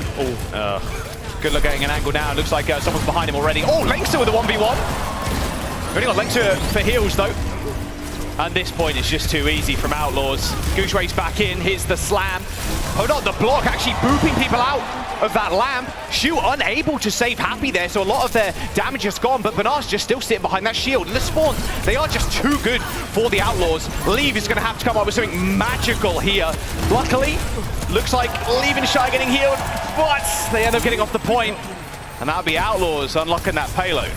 And that's the danger of playing the Zenyatta, is you just don't have enough healing. Monk falls, Lengsa can't keep the rest of his team up. Even though it was a 3v3, there's just not enough to keep his team alive. So the Outlaws getting a very quick first point after a strange opening pick. The Spark need to be more coordinated and more decisive when they're going in, because so far it just feels like the Outlaws are picking them apart one by one. They're not even having to take team fights. Right. Well, they're going to take a team fight here. That is for sure, especially with that window coming up. I can hear that punch charging up. There it is. Shu saving his life for just a fraction of a second there as the sticky bombs landed on top of him. Actually destroys the immortality fields. And there's the cleanup. One ult used by the Spark. It's a good place to hold as well, Scott, but they got to be careful. Pelican with the EMP, Sigma with Flux. I mean, the crowd very much behind the Spark right now. But it's going to be an upward tilt battle unless Shy or Leaf can just take over. It will be difficult for Pelican to find a big EMP though. Likely I expect him to just solo EMP Lengsa, try and take him down before he's able to pop the Transcendence. Because if the Transcendence comes out, the EMP's not going to matter. Happy down already. That's a good start. Do Houston Outlaws want to try and press the issue? Doesn't look like it. No way. Yeah, backing up, all good. Wrap it up. 4 minutes to go. And this is going to be an issue for the Outlaws trying to find a way in through this choke. Yes, they have damage, but if they're stuck through a corridor, there's nothing they can do. And yeah, Happy just playing Mystery Heroes. You mess with the best fighter. Shy with the railgun, he's ready to rip it. Everybody lined up, kind of nice though. EMP comes out, Transcendence from Lexer's going to save him though. Just hiding around the corner. And now they're going to collapse on Bernard. Hits the flux, but no, Meteor Strike on top of him. Can he get anybody? Nice little rob there, stops Gushway getting the damage in, and here comes the rally. Violet charging forward, trying to get some revenge. Gushway punches him out. The slam hits 4. A copy from Leave. Can he get a free ultimate? No, he gets bursted down. Shy now pulling the overclock, but it looks like Spark are turning tail and running. Leave switched over to the tank. They needed that extra sustainability. Didn't find value individually, but it kept them in the fight. Shy and Leave, Gushway all pretty low. Gushway jumps in, gets Nano, but is it going to be enough? Another sticky bomb kill from Leave from the high ground. Langston, Leave, just raining damage from above. And there's the punch, there's the kill. Violet dead. Pelican, you've got nowhere to run, buddy. Gushway's in a little 1v1 with Shoes in his lamp, but there you go. The Hangzhou Spark with another nice team fight. And there's the Hangzhou Spark that everyone wanted to see. Don't try and beat the Outlaws at their game. Don't try and counter them. The way they've been successful is by playing their game and playing it to a different degree. And they've already forced Bernard to swap in this map. This is a great sign for the Spark. Cassidy as well for Happy. Switched that a little while ago. Not sure the high noon is going to get too much value, but we'll see. You never know. Anything can happen in playoffs. Here's Gushway with the force in again. A nice nade. The nade through the window. Scott stops Gushway from doing anything. Couldn't rip ult either as he was stunned. So tank down now for the Spark. How do they respond? Looks like Bernard wants to, just continue just going in. I mean, you might as well. Magne comes out again. Shy dipping away, but not far enough. Happy lording over him now. A nice double kill for the Cassidy. Gushway's back to see the rest of his teammate on the floor. Cassidy, an unconventional pick, but the magnetic grenade, if you can hinder the Doomfist, limits his ability to play the game, and that's exactly how they get an opening pick. And because of how far the Spark are from the point, they can't touch. It's going to be the second point capture here for the Outlaws. That's devastating for the Spark, considering Pelican doesn't even have to use his ult to secure that point. But if Lengser can just hide away again, get a nice Transcendence out, they should be good. Almost 5 ultimates up here for the Spark. They need to try and use as few of them as possible to stop this push from the Outlaws. Pelican's going to be lurking on the Sombra. Happy the target. Oh, hindered again. Puts up the block and Leaves already down. A nice little anti-nade in the back. Meteor Strike to escape by the looks of it. Just trying to delay Bernard. Monk and Lengser now safe in the hands of Gushway, who ends up going in again. Nice punch onto Violet. Just baits out the bash. The nano boost with the shotgun follow-up, and oh, Gushway giving it to Shu. Does manage to hit the shift, though, to stay alive, and Bernard still on the points. Self-destruct? No, doesn't want to use this, Scott. Goes to the reset. Lengser has honestly been the hero for the Spark on this map. We don't talk about him very much in this series, team, because of how many superstars they have on it, but he's been stepping up, finding picks on Happy, and now Happy's made another swap, this time over to the Hunter. All right. Trying to find some logs. They know where Monk is. Monk throwing the nade. Bernard eats it. There's the dive into the backline again. Gushway on the Winston. Bernard's caught Monk. He has. Monk super low. Happy trying to collect heads right now. Does find one, but that's about it. That rally from Violet should push them forward. Gushway and Shy already down. Nice headshot from Happy. Pins him to the backboard. And the Hangzhou Spark now with 1 minute and 30 left to defend. They're going to have to get out. Shy maybe had to open this one up with an overclock. He's done it many times in the past, but who's going to be able to touch? No one's going to be able to make it there. Can we get there? Can we get there? No! Gushway goes down! Bernard with a body block on the door. Gushway had to try and leap past him, but couldn't leap onto the point in time. Lexer was so close to that rally too. That could have been the sustain that they needed. 1 minute and 23 seconds, Scott, in the time bank. Surprised we didn't see a swap from someone wanted to hold on to their ultimates, but if you don't touch the point, the ultimates don't matter. And it felt like the Spark made their resurgence in the second point and won a few team fights, but the Outlaws just kept the objective moving time and time again.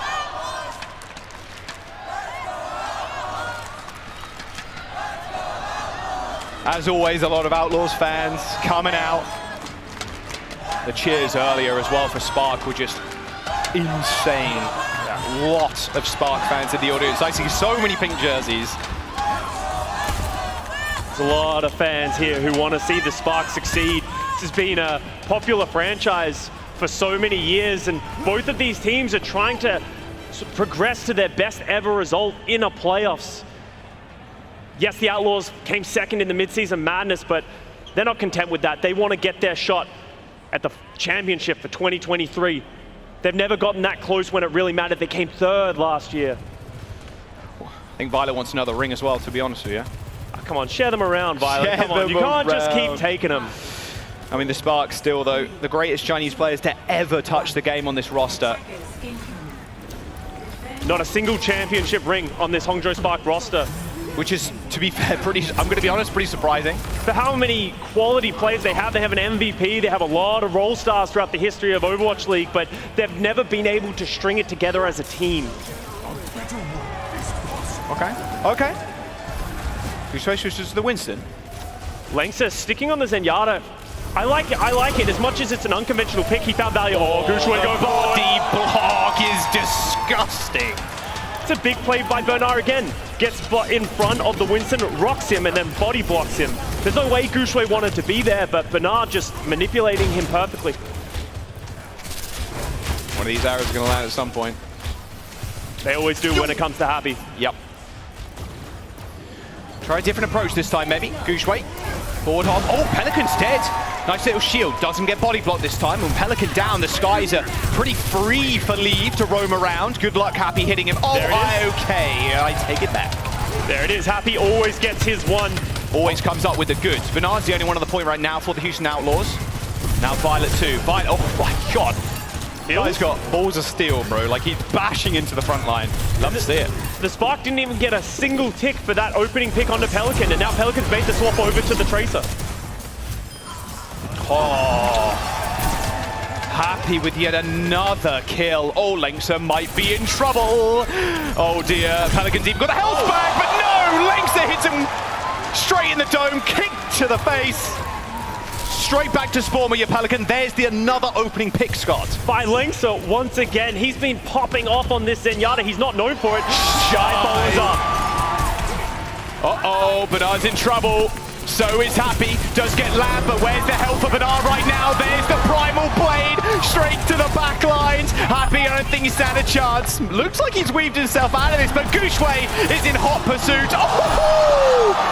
Head in hands for Gushue there, but he bought enough time, so no one from the Outlaws can touch.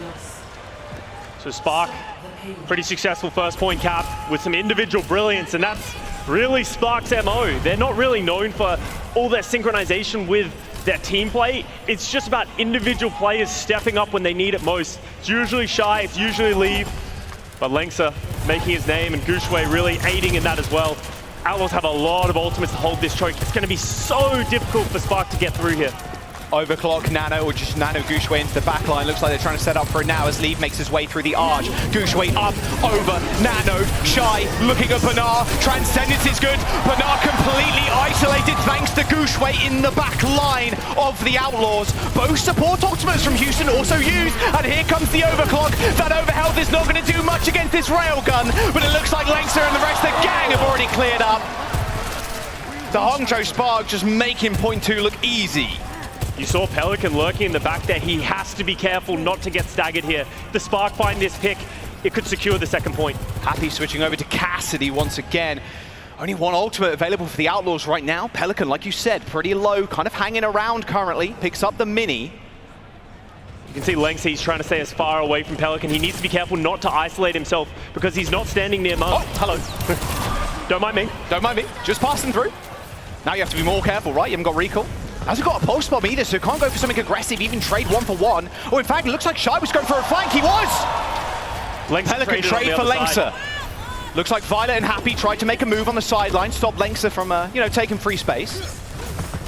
Spark used so many ultimates in the previous fight that they're just sort of taking it slow, trying to find an opening. Oh, there's the dive, though. That was a rock onto Leave. It's still standing somehow. There's the Primal Rage. That hint nade's not going to do too much. Nice health pack still from Gushue too to keep him alive, but his team needs to do something. He's too low. He can't get to the back line and deal any additional damage. The car is moving though, Scott, and here's the pulse. Pelican's got it in his hands. He's waiting for the back line. Mug stuck, almost gets him, but no, it's now Pelican's turn to exit this fight. Yeah, you can see the Spark. They haven't been able to find a window in. They're just waiting for picks. No flux either. Bernard used it, whipped it. Not sure what happened to him. Here comes the Nano from Gushue. He's spinning up the team. Does get hindered, but Bernard's dead. Gushue somehow makes it out alive. Leave, unfortunately, suffering from a bullet wound to the head as Happy tries to stop this flank, but look at this! Gushwei, Lengsa, look how far they pushed up, Scott. You gotta hit these shots, Happy, you gotta hit them. This rally from Violet's good, but not enough to save Pelican. Shy needs to keep finding these picks. There's one, there's two. Leave still with that copy too. This point two looking good for the Hangzhou Spark. The backline goes down. More time added to the bank as soon as they find the cleanup. And that's the second point for the Hangzhou Spark. Long, drawn-out fight. But most importantly there, Jack, the Outlaws committed so much to try and hold. Violet now making the switch over to the Zenyatta himself, but the Hangzhou Spark have a wealth of ultimates. If they can push this advantage, use their ultimates correctly, only take one fight, they could finish with more time than the Outlaws. I mean, they got 5 ults, Scott. Happy switching over to the other sniper. I love seeing a little bit of Widowmaker gameplay here, but there's no way on earth they are going to test Happy. Look at how far back the Outlaws have to play, though, with these ultimates. So Spark are just getting free push. Yeah. The Outlaws have to just concede the front half, so now there is such a huge ult deficit. Around the final corner, Gushwei makes his entrance. Oh, a little bit of double tank. A little bit of traditional dive here as Leave copies onto the Diva. Looking at Bernard soaking up a lot of that damage. Does get de-shooted, but Violet's already dead. They're so far back, Scott. He got no help from the rest of his team. Nano boost onto Leave. Hunting, searching for his next victim. Bernard is down. The payload locked in for the Spark. 1 minute and 50 seconds in the time bank, beating out the Outlaws.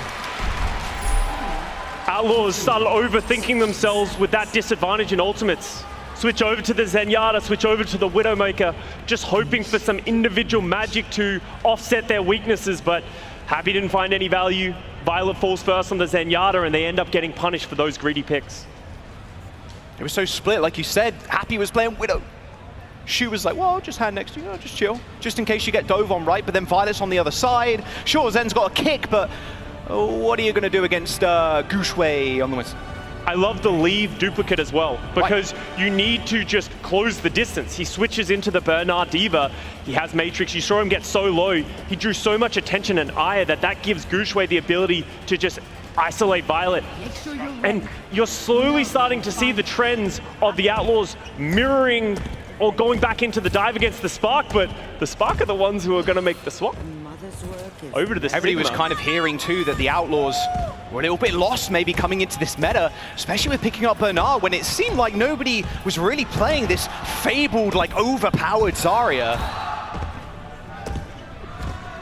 The Outlaws, they just haven't had an answer for Shy, and nobody has had an answer for Shy.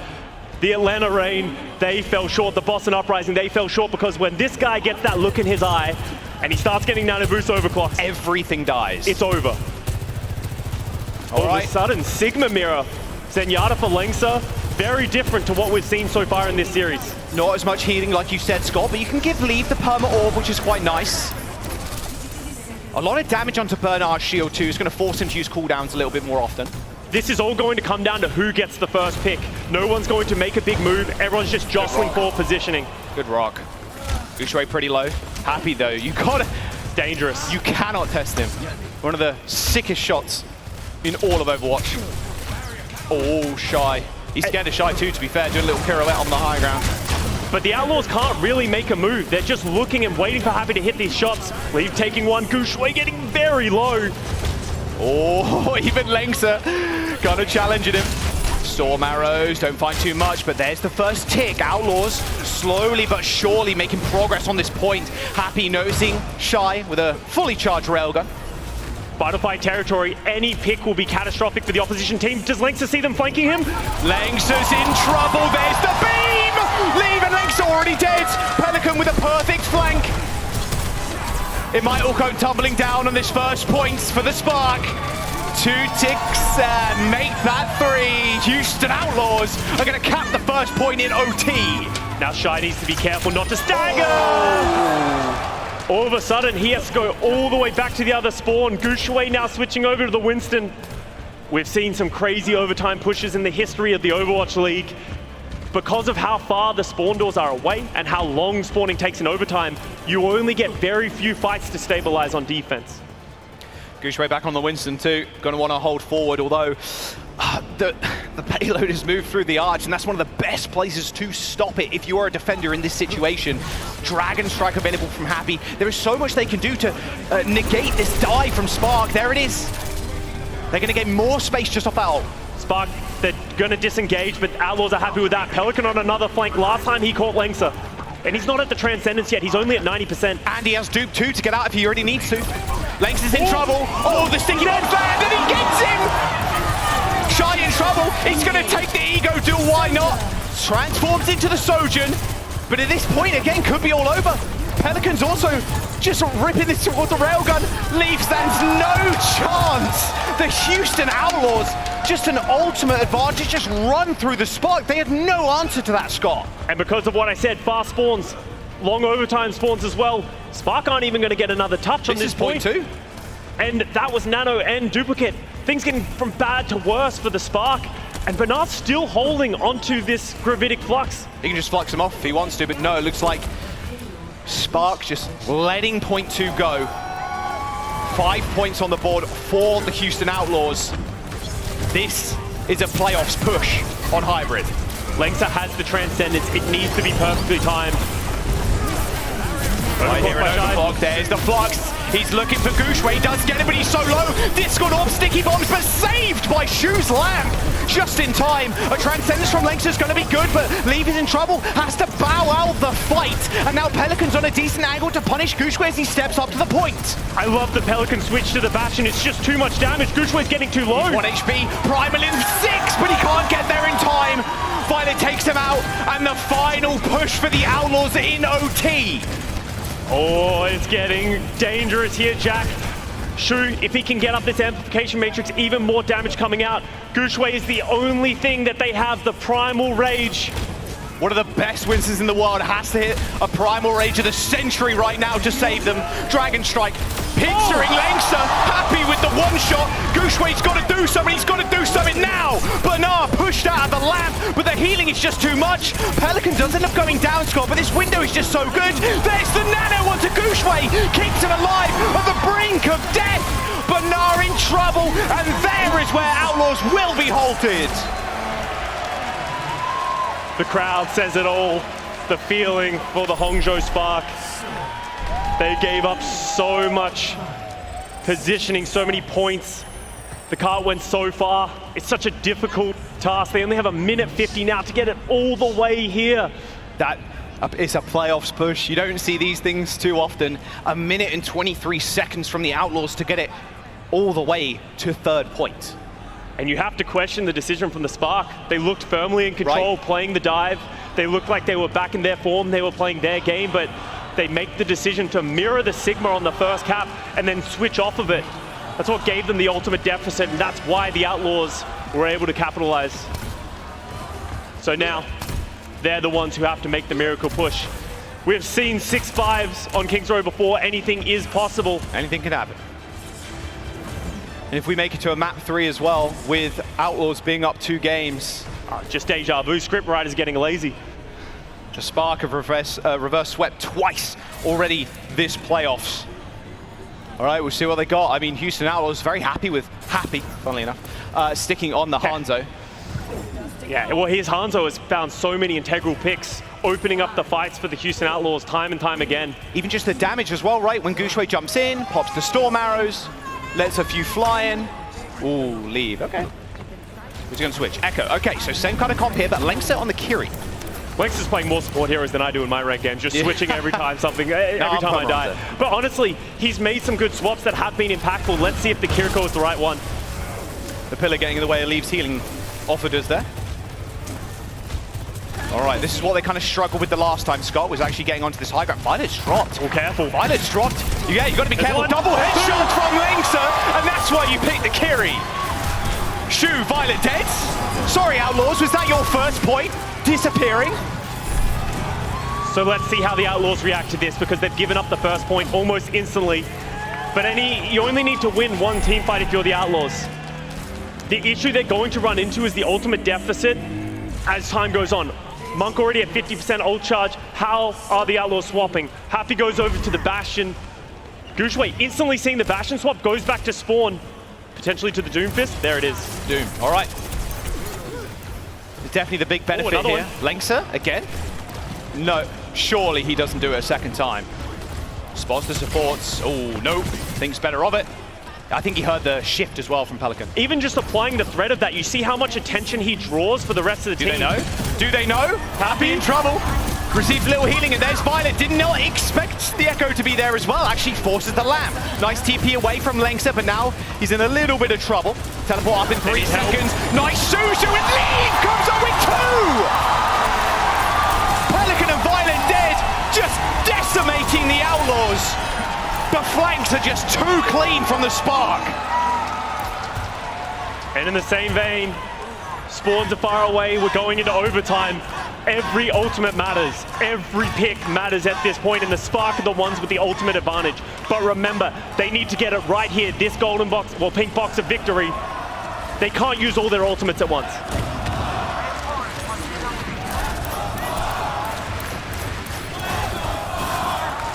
Duplication, Nano, overclock for Spark. They have the Kitsune rush. There's the Dupe, there's the rush too.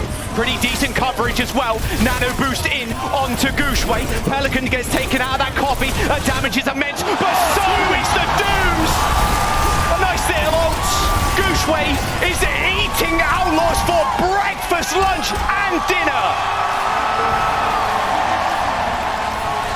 Enormous play by Gushway. They put all of their resources into him, but it was expensive. It was an anniversary. Oh, Gushway, calm down. Oh! I like this. Against the Bernard, Gravitic Flux, he doesn't want to get fluxed off the point. He can use that Fortify to stay on the card. He can live up to the happy damage. I mean, he's already used his ult, right? So there's no punishment there. Early duplicate on Very early dupe onto Leave, hits Violet and Happy with a bionic grenade. Happy safe, Pelican does have the best. Oh, what a spear! Bernard taken out of his ult. Pelican and Monk end up trading. Leave taken out of the duplication, but Happy's damage is too good. Overtime ticking down. It's Gushway and Lengser versus the world. Another spear lands, but it does not matter. Houston Outlaws defending Kings Row last, putting themselves on match point. The Outlaws squad breathing a sigh of relief. That was too close for comfort. The Hangzhou Spark making some smart swaps at the very end of that team fight. You're just really recognizing, how do we find these advantages? The spear hits the flux from Bernard, gives them a window, but it just wasn't enough. Another ridiculous, 1 minute and 50 to get it that far. We are going into a map number 3 with the Spark. 2 reverse sweeps under their belts in playoffs already. The Beast from the East versus Outlaws. Just APAC Slayers. They've taken out 2 APAC teams already. Can this be their 3rd? But the question looming at the Outlaws' back of their mind is, we've seen this story before. The Hangzhou Spark have gone down 2 maps at the beginning, both of their other series so far. You can never count them out. And you can see the Spark beginning to believe in their composition, finding their win conditions. You gotta believe that they're heading over to Suravasa, the beginning of their last reverse sweeps. It's gotta be, surely. And yeah, I like that. They are very much begin to be, this Doomfish from Gushway is just out of this world right now. And he's getting the backup from Monk too. Monk is staying alive so long in these fights, Scott, which is extremely important. It's tough when you have Happy permanently shooting you with arrows and also trying to get value with the nades. There's a couple of nice duplications from Leave, of course, onto the Ana, but it is the tenacity and the veterancy as well coming out from the Outlaws. Violet's done this before. He's got rings before. Shu has been around the game forever, and Happy and Pelican are some of the best to ever do it. And the thing that I've found so exciting throughout this match has been, you can see the depth of hero pools from all of these players, and they're not afraid to make swaps. They're going pound for pound, blow for blow, making swaps to play to their own advantages, for better or for worse. Sparks pick, going to Flashpoint, Scott. Like you said, Suravasa was their start of their journey the other day to keep them into the playoffs and gets them where they are now. And there you go. Suravasa has been chosen. Reverse sweep on the cards. Hangzhou Spark, they've done it twice before. Are they going to make it thrice? We're going to jump to a break. Don't go anywhere. We'll catch you in a sec.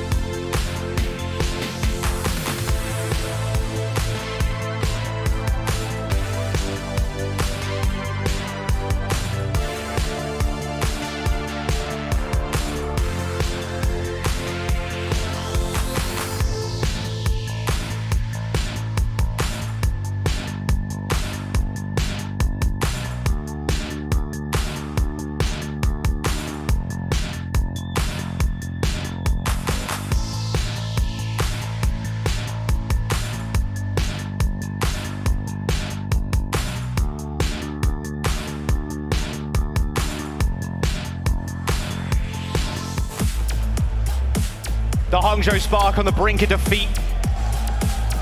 Houston Outlaws up 2 maps.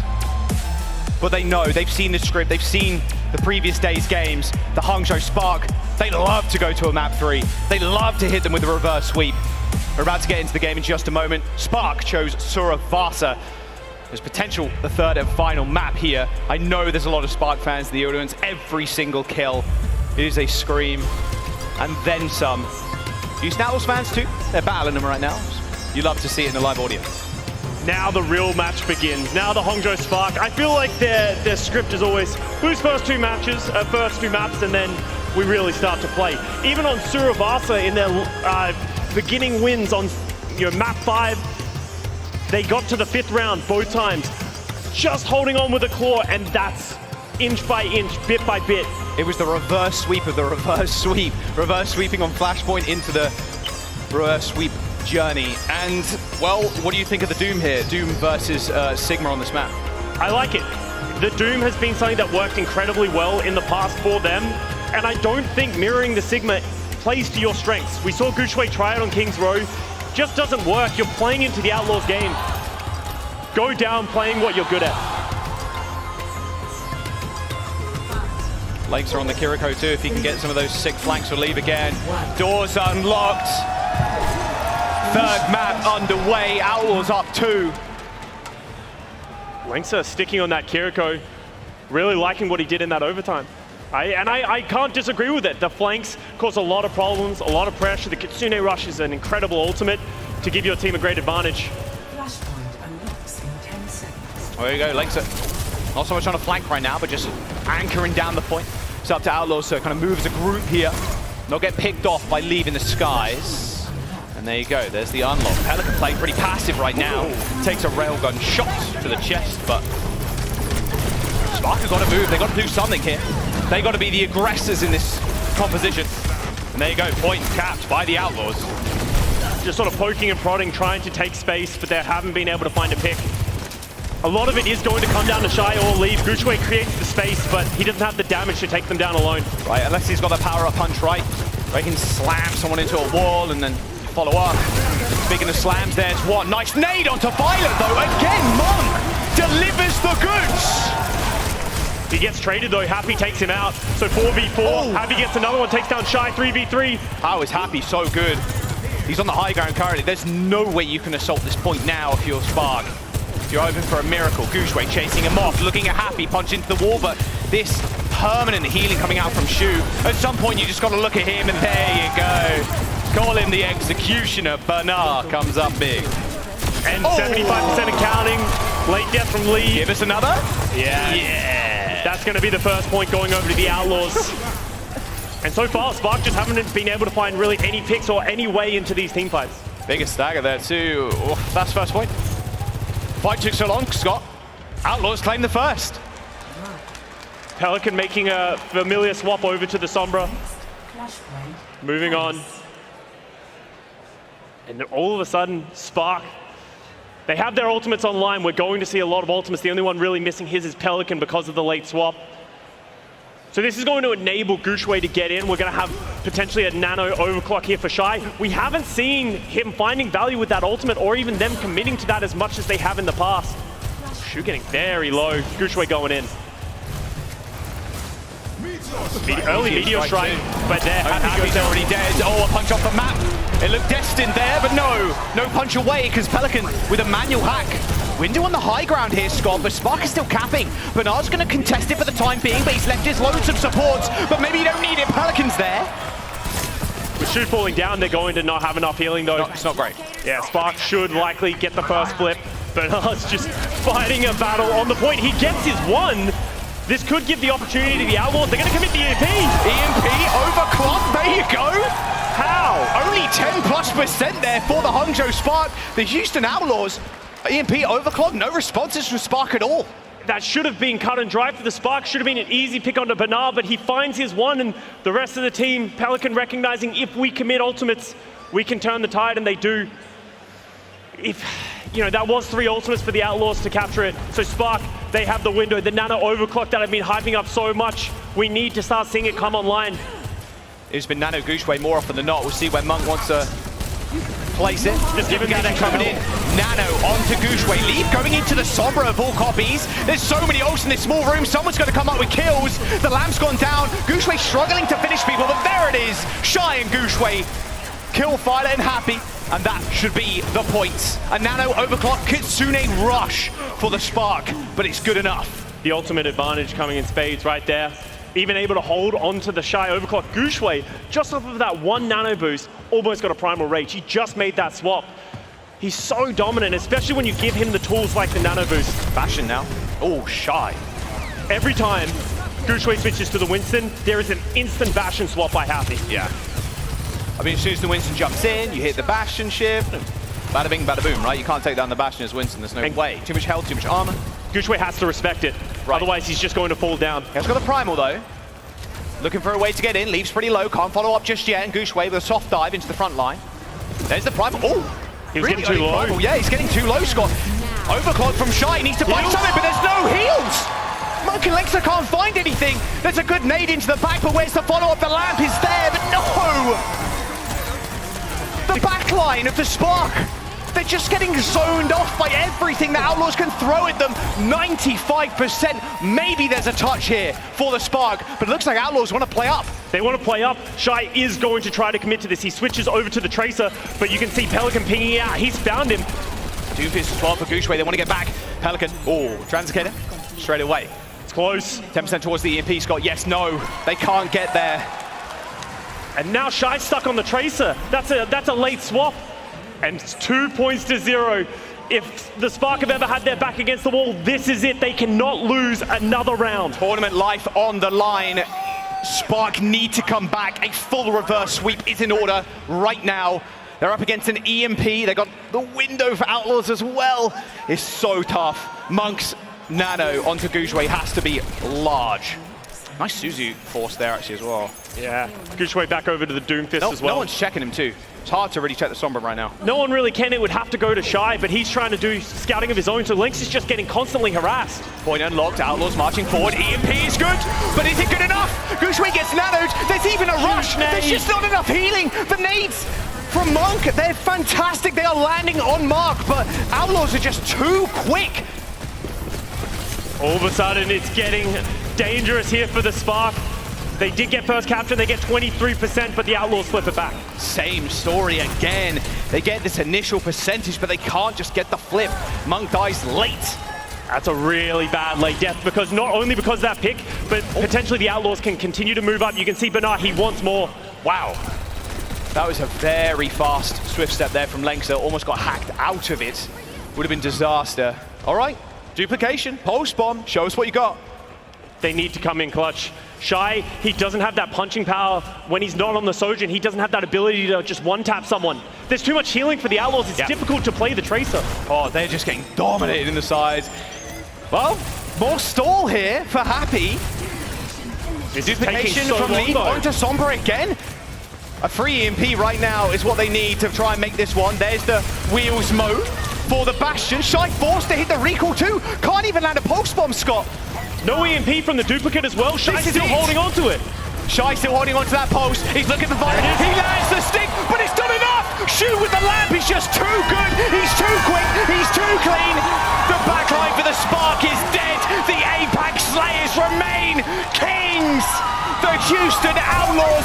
They just got to kill Gushway through the window. The damage is too much. A clean sweep. People doubted their meta coming into this playoffs, but they proved everybody wrong. The Houston Outlaws with a 3-0 on stage, a grand finals appearance is theirs. The mid-playoffs adaptability of the Houston Outlaws, willing to throw everything that you've practiced out the window and play the Sigma. Commit Bernard to the lineup and to that hero, and it ends up being enough to deal with the Hangzhou Spark. And it's been a Cinderella run for them. They've bested some of the best. They took down the Atlanta Reign. They've taken down the Boston Uprising. but it all ends at the Houston Outlaws. Bernard taking down his former team as well in the Hangzhou Spark. The Houston Outlaws looking on another level, and like I said, people doubted them coming into this meta, saying that maybe they're looking a little bit lost. What do they play? How can they pick up this Zarya? Zarya, not the answer to this meta. It is Sigma, Bernard Sigma more specifically. You can see the grin on his face coming out of retirement and landing himself a grand final spot. Happy was light out this entire series. I love the way that he played it against the Hangzhou Spark specifically. He was making the right swaps at the right time. He played a Cassidy that didn't make any sense, made it work. He played the Hanzo, found picks time and time again. But where he was the most impactful was that Bastion, shutting down Gushue in a way that no one else has been able to. Moving the Hanzo on Kings Row 2, you're seeing the highlights on the screen now. Just so many key influential picks. Some of the best aim the game has ever seen. You can see why Happy deserves player of the match here. Yeah, I'm sure his stats are just completely crazy. And you can't even show all the different stat cards, even if we were, because there's Bastion, there's Sojin, there's everything that you could ever ask for. We can't fit it all on one. We've got screen real estate we need to fill up. We can't do that. Yeah, you can't do that. But at the end of the day, you could have given player of the match to any of these players on the Houston Outlaws. They all stepped up where they need it most. Bernard coming in for that sub. The backline being flawless, making the right swaps. This Houston Outlaws squad is a scary team. Yes, they are.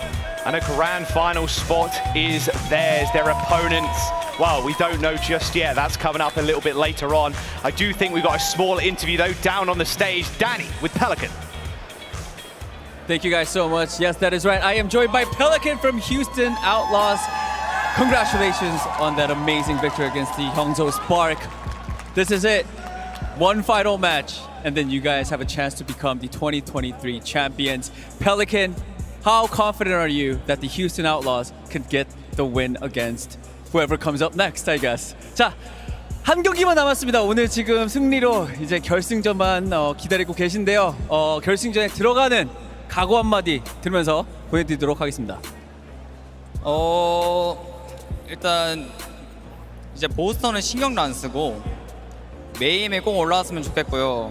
다시 하면 저희가 진짜 그냥 4대 0으로 찌발라 드리겠습니다. I'm not really even thinking about Boston Uprising. I really want to face off against the Florida Mayhem. I want that revenge. If I go up against them again in the grand finals, we are going to destroy them 4-0. Everybody give it up for Pelican one more time. Thank you so much. Zoe, back to you.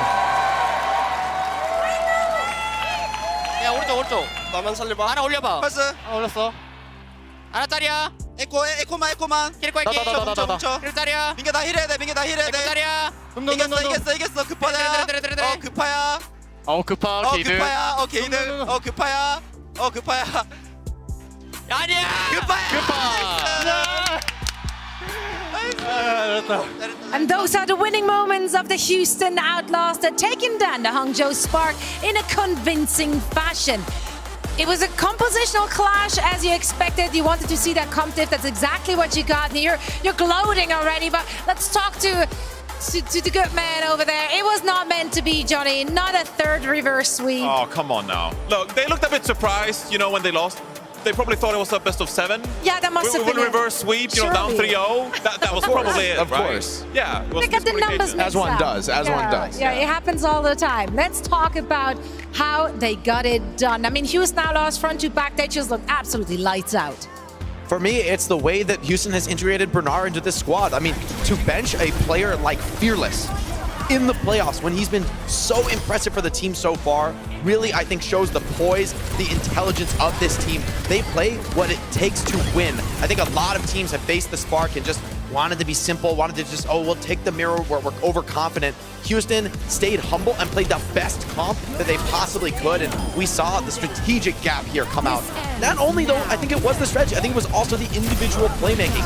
Houston supports were nigh unkillable all series long. Happy player of the match, whether it was the Bastion, the Sojourn, the Hanzo, every single thing at the highest level. These guys are peaking at exactly the right moment, and a well-deserved ticket to the grand finals is theirs. They're such a well-coached and smart franchise. You could see how they adapt in-game. Specifically, Pelican Sombra was a key matchup in this specific matchup because Pelican forced Gushue into this very awkward Winston that, you know, we have to dive past a Sigma shield into a backline of Baptiste and Brigitte. There's so much survivability there. You want to swap over to the Doomfist, but if you go on the Doomfist, well, you're gonna get hacked, you're gonna get EMP'd, you're not gonna have a great time, right? So Hangzhou Spark in this very awkward situation where they just couldn't get anything going because Houston Outlaws, they just had them figured out. Hangzhou Spark, it was a fantastic run for them. 2 magical reverse sweeps for the Hangzhou Spark. But unfortunately, it just wasn't enough against the Houston Outlaws, and now they find themselves in a match for 3rd place. Yeah, and I do want to just give a huge shout out to the Hangzhou Spark, their fans, their organization, everyone involved in the success throughout the season, as well as here in the playoffs. They made an absolute miracle run, gifting us 2 reverse sweeps. It was so entertaining. I mean, Danny, could we have asked for anything better there? They were representing not only Chinese Overwatch, but the Eastern region as a whole as well. I mean, and they were a strong team. Sure, they did lose to Houston Outlaws, but I mean, it's not over. They have a chance to... One more match. Yeah, they have a chance to be in the top 3 as well. So good luck, Hangzhou Spark. There you have it. Let's actually take a look at our bracket to see where we are currently at here in our postseason. Spark are falling on the hands of the Houston Outlaws, and they're now waiting to maybe at least secure themselves that 3rd spot. Meanwhile, our next semi-final match is about to happen. Mayhem will go up against the Boston Uprising, and the winner has the honor of taking down or getting defeated by the Houston Outlaws. They did it in style just now. They get to rest and relax for a little bit, but yeah, they look good. They looked good in their first match of the day, and you too can look good with our beautiful skins bundle. Make sure to cop your DPS bundle right now. It is on sale on our shop. It comes not just with those beautiful skins, but also with a team weapon charm, so you don't want to miss out on that. Another thing you definitely don't want to miss out on is this skin, the Chained King, on sale right now. This is such a gorgeous skin, so many details, and absolute, just, that's eye candy right there. It's cold. It's cold, it's good, and you know what? You can double down. You can also cop it together in a bundle with the Prideful Reinhardt skin, so make sure to grab all of that whilst you're at it. Now, we're gonna give you the opportunity, the time to do just that, as we're heading into a very quick break, but when we come back, we're gonna chat about our second semi-final match of the day. Oh yeah. Proud partner of Toronto Defined. Bell, the official network provider. TD, the official bank. AMD, the official PC partner. EPOS, the official audio partner.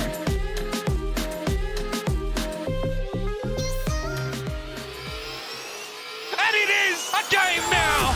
What?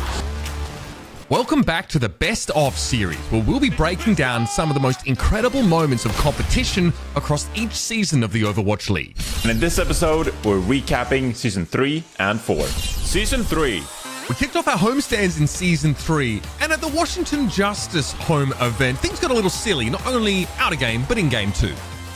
Number 5. 7 maps in a regular season game. This was one for the ages, a match between the Boston Uprising and the Houston Outlaws. I'm gonna heal everyone. He can't be stopped! 4. The Shanghai Dragons continued to gain altitude, picking Fleta up from the Seoul Dynasty, and they used him to full effect against his old team. The headshot after headshot after headshot! What a story for the Shanghai Dragons. 3. The Philadelphia Fusion was still languishing under their second place curse, but this time EQO had a chance to take the spotlight. The Philadelphia Fusion weren't quite able to get the job done, but this clutch from EQO was unreal. 2. It was a 4-17 regular season for the Washington Justice, but a fortuitous change in metagame allowed Decay and the gang to make a real run for the title. From 4-17 to almost making it to the Final 4, Decay on Zarya was an absolute boon. Number 1. Many teams rose and fell in Season 3, but the one constant was the dominance of the San Francisco Shock. Traveling all the way to South Korea, the San Francisco Shock secured back-to-back championship titles. A victory dance for Super, oinking his way to victory. Whoever said lightning doesn't strike twice has never met the San Francisco Shock, your 2020 Overwatch League champions. Season 4. Number 5. There were a lot of question marks over the Houston Outlaws squad coming into Season 4, but soon enough, Junggu and the crew silenced the doubters. From 6-15 in Season 3 to beating the reigning champions. 4. The emerging rivalry of Season 4 was the protagonist of the Overwatch League and the Dallas Fuel going up against the Shanghai Dragons. Fearless, formerly part of the Shanghai Dragons, joining the Dallas Fuel, those two teams were at the forefront throughout the entire season. Number 3. Chinese Overwatch was put on the map with dominance showing after showing from one league. Qualifying for 3 stage tournaments and almost winning one of them, Leave was one of the best in the business in Season 4. 2. Havana found itself with a new mayor as Shu showed us exactly what a world-class support player could do. Shu saw an opportunity and took it. That could have been the title-winning play from Shu. Number 1.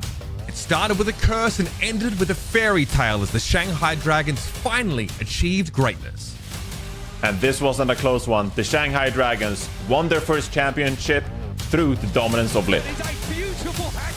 The Dragons teach us that if we want to climb high, we must do it against the wind. The Shanghai Dragons are your 2021 Overwatch League champions. They go from the absolute worst and build back the strongest. Those were some of our favorite moments from Season 3 and 4. Thank you for joining us for another episode of the Overwatch League Best of Series. And before we go, of course, we'll be looking at more clips as we walk this road to the Grand Finals. So for Season 5 and 6, get in the comments and give us some suggestions of what you want to see us look at.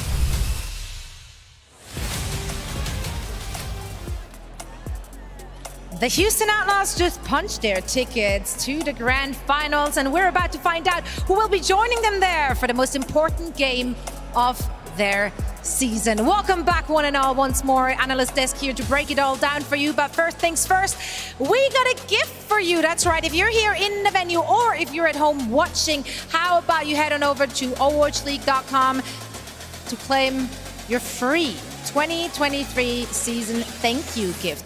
I don't know what it is. You gotta check it out. I'm about to find out. That's right. Gotta head on over there and find out. Free things are always sweeter because they're free. We love free stuff. We love free stuff.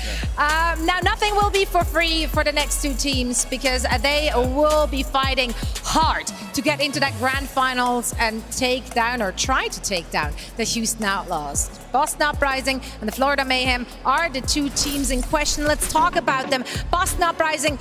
This is a veteran squad. We have superstars on this roster, and they have so many accolades on the their belts. Look, I mean, in 2018, it was Murdering on the Lone Spitfire. In 2019, it was Smurf. In 2020, it was Smurf and Twilight. Just look at this. Oh, wow. Look at the Boston Uprising accolades. You can see that so many of these players, 5 in fact, have won Overwatch League Championship, sometimes together when it comes to Lee Jae-gon, for example, with the Sayaki on the Shanghai Dragons.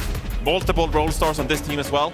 I mean, this is about as stacked of a team as we have for Decay. in the Overwatch League. Do it for Decay. Someone get Decay and Kali as the title, all right? I mean, all season they've been scrimming, they've been practicing. The teammates like, I already got a championship, buddy. I don't know, Decay, do you need one? You need one?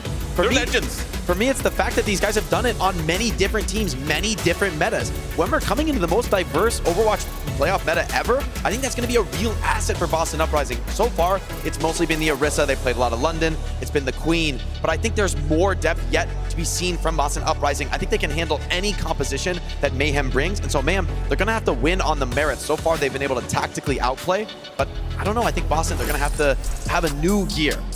But I mean, Florida Mayhem, they have been so very dominant this season and also here in the playoffs. They've been creative. They do have a lot of depth to their roster.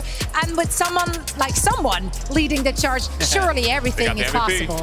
They got the MVP, the Florida Mayhem. It's been sensational all year, right? Flexing over to so many different heroes. And we talk about Houston Outlaws and how they took down the Hangzhou Spark playing Sigma. Well, Florida Mayhem, they've proven that they have the answer to Zarya. They have the answer to Sigma, beating the Dallas Fuel in their previous matchup, of course. So it just feels, Jake, like Florida Mayhem, they just have too many tools in their toolkit. I feel like we have to talk about Merit and Checkmate as well. These guys on the DPS duo, incredibly flexible. Oftentimes, it is that flex player in Checkmate's role who constantly swaps around, but Merit has followed suit, whether it's the Bastion, the Sojourn, any hitscan, even Tracer Sombra. He's still a strong and confident player. And the backline, I think these guys are unsung heroes. I've talked to a lot of pro players who recently say they think Chorong is one of the best doing it right now on the main support role, and I don't think his name gets shared around enough. And RuPaul, I feel like having such an incredible rookie season and then coming into the Florida Mayhem, this whole team is peaking at the right time. Yes, there's a lot of veterans in the Boston squad. Yes, they have much more experience, but sometimes it's those young guys who are hungry and they want it more. That can be just more valuable than any amount of experience, any amount of veterancy. When the crowd starts cheering, you know, it's those young guys who are desperate to win who I think get the most from it. I think when you look at the Florida Mayhem, this really is a team of rising stars. And you say underrated, Jake, but I think part of us underrating the Florida Mayhem this season has been the fact that they aren't that accomplished. You know, they're relatively new on this stage, right? Chorong, fantastic talented contenders, spent some time with the Toronto Defiant, of course, and now on with the Florida Mayhem. But it's taken a couple of years for these players to build their stories and really make their name in the Overwatch League. So when I look at this clash between the Boston Uprising and the Florida Mayhem, you got the powerhouse, the juggernaut in the Boston Uprising against the rising stars and the future with Florida Mayhem and reigning MVP, someone, of course. Yeah, and throughout the season, both those teams played it very, very close if you're looking at the past matches. So I am just so excited that we get to see them going to bats on this very stage in our semi-finals match. And now it's time to look at the Preds. And I honestly have to say that was a tough one for me to make, because Boston Uprising is a lot of great players on that roster, which we've been following for so many years now. Like, you obviously want to root for them. You want them decays out there to grab that title finally. But on the other side, there's so much charisma, there's so much personality on that roster too, and they've showed that they can back it up with skill as well. So I went with the Florida Mayhem. I can see them making it happen. 3-1 is my prediction for this one. But I want a closer score than what I just said. I agree. I think it's going to be a very close one. Sure, I think in the playoffs we saw Boston play a lot of Orisa, but throughout the season we've seen what they could play. They could pull out that Ryan comp or whatever they want to play. They're a very versatile team, just like the Florida Mayhem. So I think it's going to be close, but I'm going to have to go with the season MVP, someone, and a teammate. It's going to be Florida Mayhem taking the win. For me, every time I see this Florida Mayhem squad, I'm continually impressed the way they play around their weaknesses and are able to acknowledge them so that they can hit their highest peaks, right? They can find their strengths, find the comp that will let them win the championship. I think that level of insight and that level of humility on this team makes them such a difficult opponent in an open metagame like this, where those swaps, you know, those little micro decisions, you have to be perfect on it. On the flip side though, Boston, they got veterans, they played all these comps, you know, I think they can handle them too. So for me, the question is, can these Mayhem guys, these young upstarts pushing to make their name in the scene, can they defeat the weight of that veterancy that's bearing down on them now? I've got the Florida Mayhem. I believe in these guys. I think they're peaking at exactly the right time. You know, I think it's ironic. We talk about the Boston Uprising, we talk about their experience, their success, how stacked they are as a team. But the Florida Mayhem, they've just been favorites throughout the season, you know, taking down the Atlanta Reign. You know, they clashed with the top 3 teams for the mid-season madness. I gotta predict the Florida Mayhem as well. I mean, they've been unstoppable in the second half of the season. They got the reigning MVP on their squad. And the Boston Uprising, with all their experience, they're gonna have to defy expectations and really punch through once more. It's gonna be a banger of a match, that's for sure. I am just so very excited to see those two teams clash. Composition-wise though, which of those two teams do you think is more likely to force their style, their approach, and their tempo onto the other one? You cooked yesterday, Jake. I you have been cooked cooking. on the post show. I have been cooking. Bring it again. Bring it out again. It's funny though, as I look about this match, I think about what's going up. I think anybody compositionally can come out on top. As much as I think Florida's very confident in their Rhine game, but take it to the Rhine when it comes out as a Sigma mirror, I think Boston has shown they have the potential to answer Rhine with an Orisa. So for me, I don't think there is an equilibrium here. This is going to come down to individual playmaking. For me, I think so much is actually going to come down to the energy of the crowd and the way these players can manage it. Can they use that energy, take it to the next level, or will it be too much pressure? Will they crumble? We have to find out. And we will, because we are now ready to meet our teams. Let's welcome to the stage your first squad, the Boston Uprising! If you're looking for a stacked team, well, let me present you the Boston Uprising. Between them, they've won several Overwatch League championships. Birdring in 2018, Smurf in 2019, Twilight and Smurf on the San Francisco Shock in 2020. Lee Jae-gon and Isayaki, of course, on the Shanghai Dragons. Like I said, multiple role stars on this roster. Really, they are a true powerhouse. They're juggernaut here in this year's playoffs.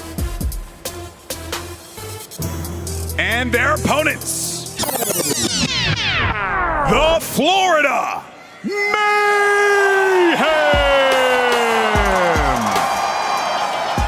If you're looking for previous championships, you won't find any here, but that's what makes this squad so incredibly dangerous. They are hungry, they are out for blood. They're not looking to win next year, the year after. They're looking to win right now. This is their moment, and to be the favorites against the squad sitting across from them just reflects the incredible level of accomplishment that this team has achieved so far.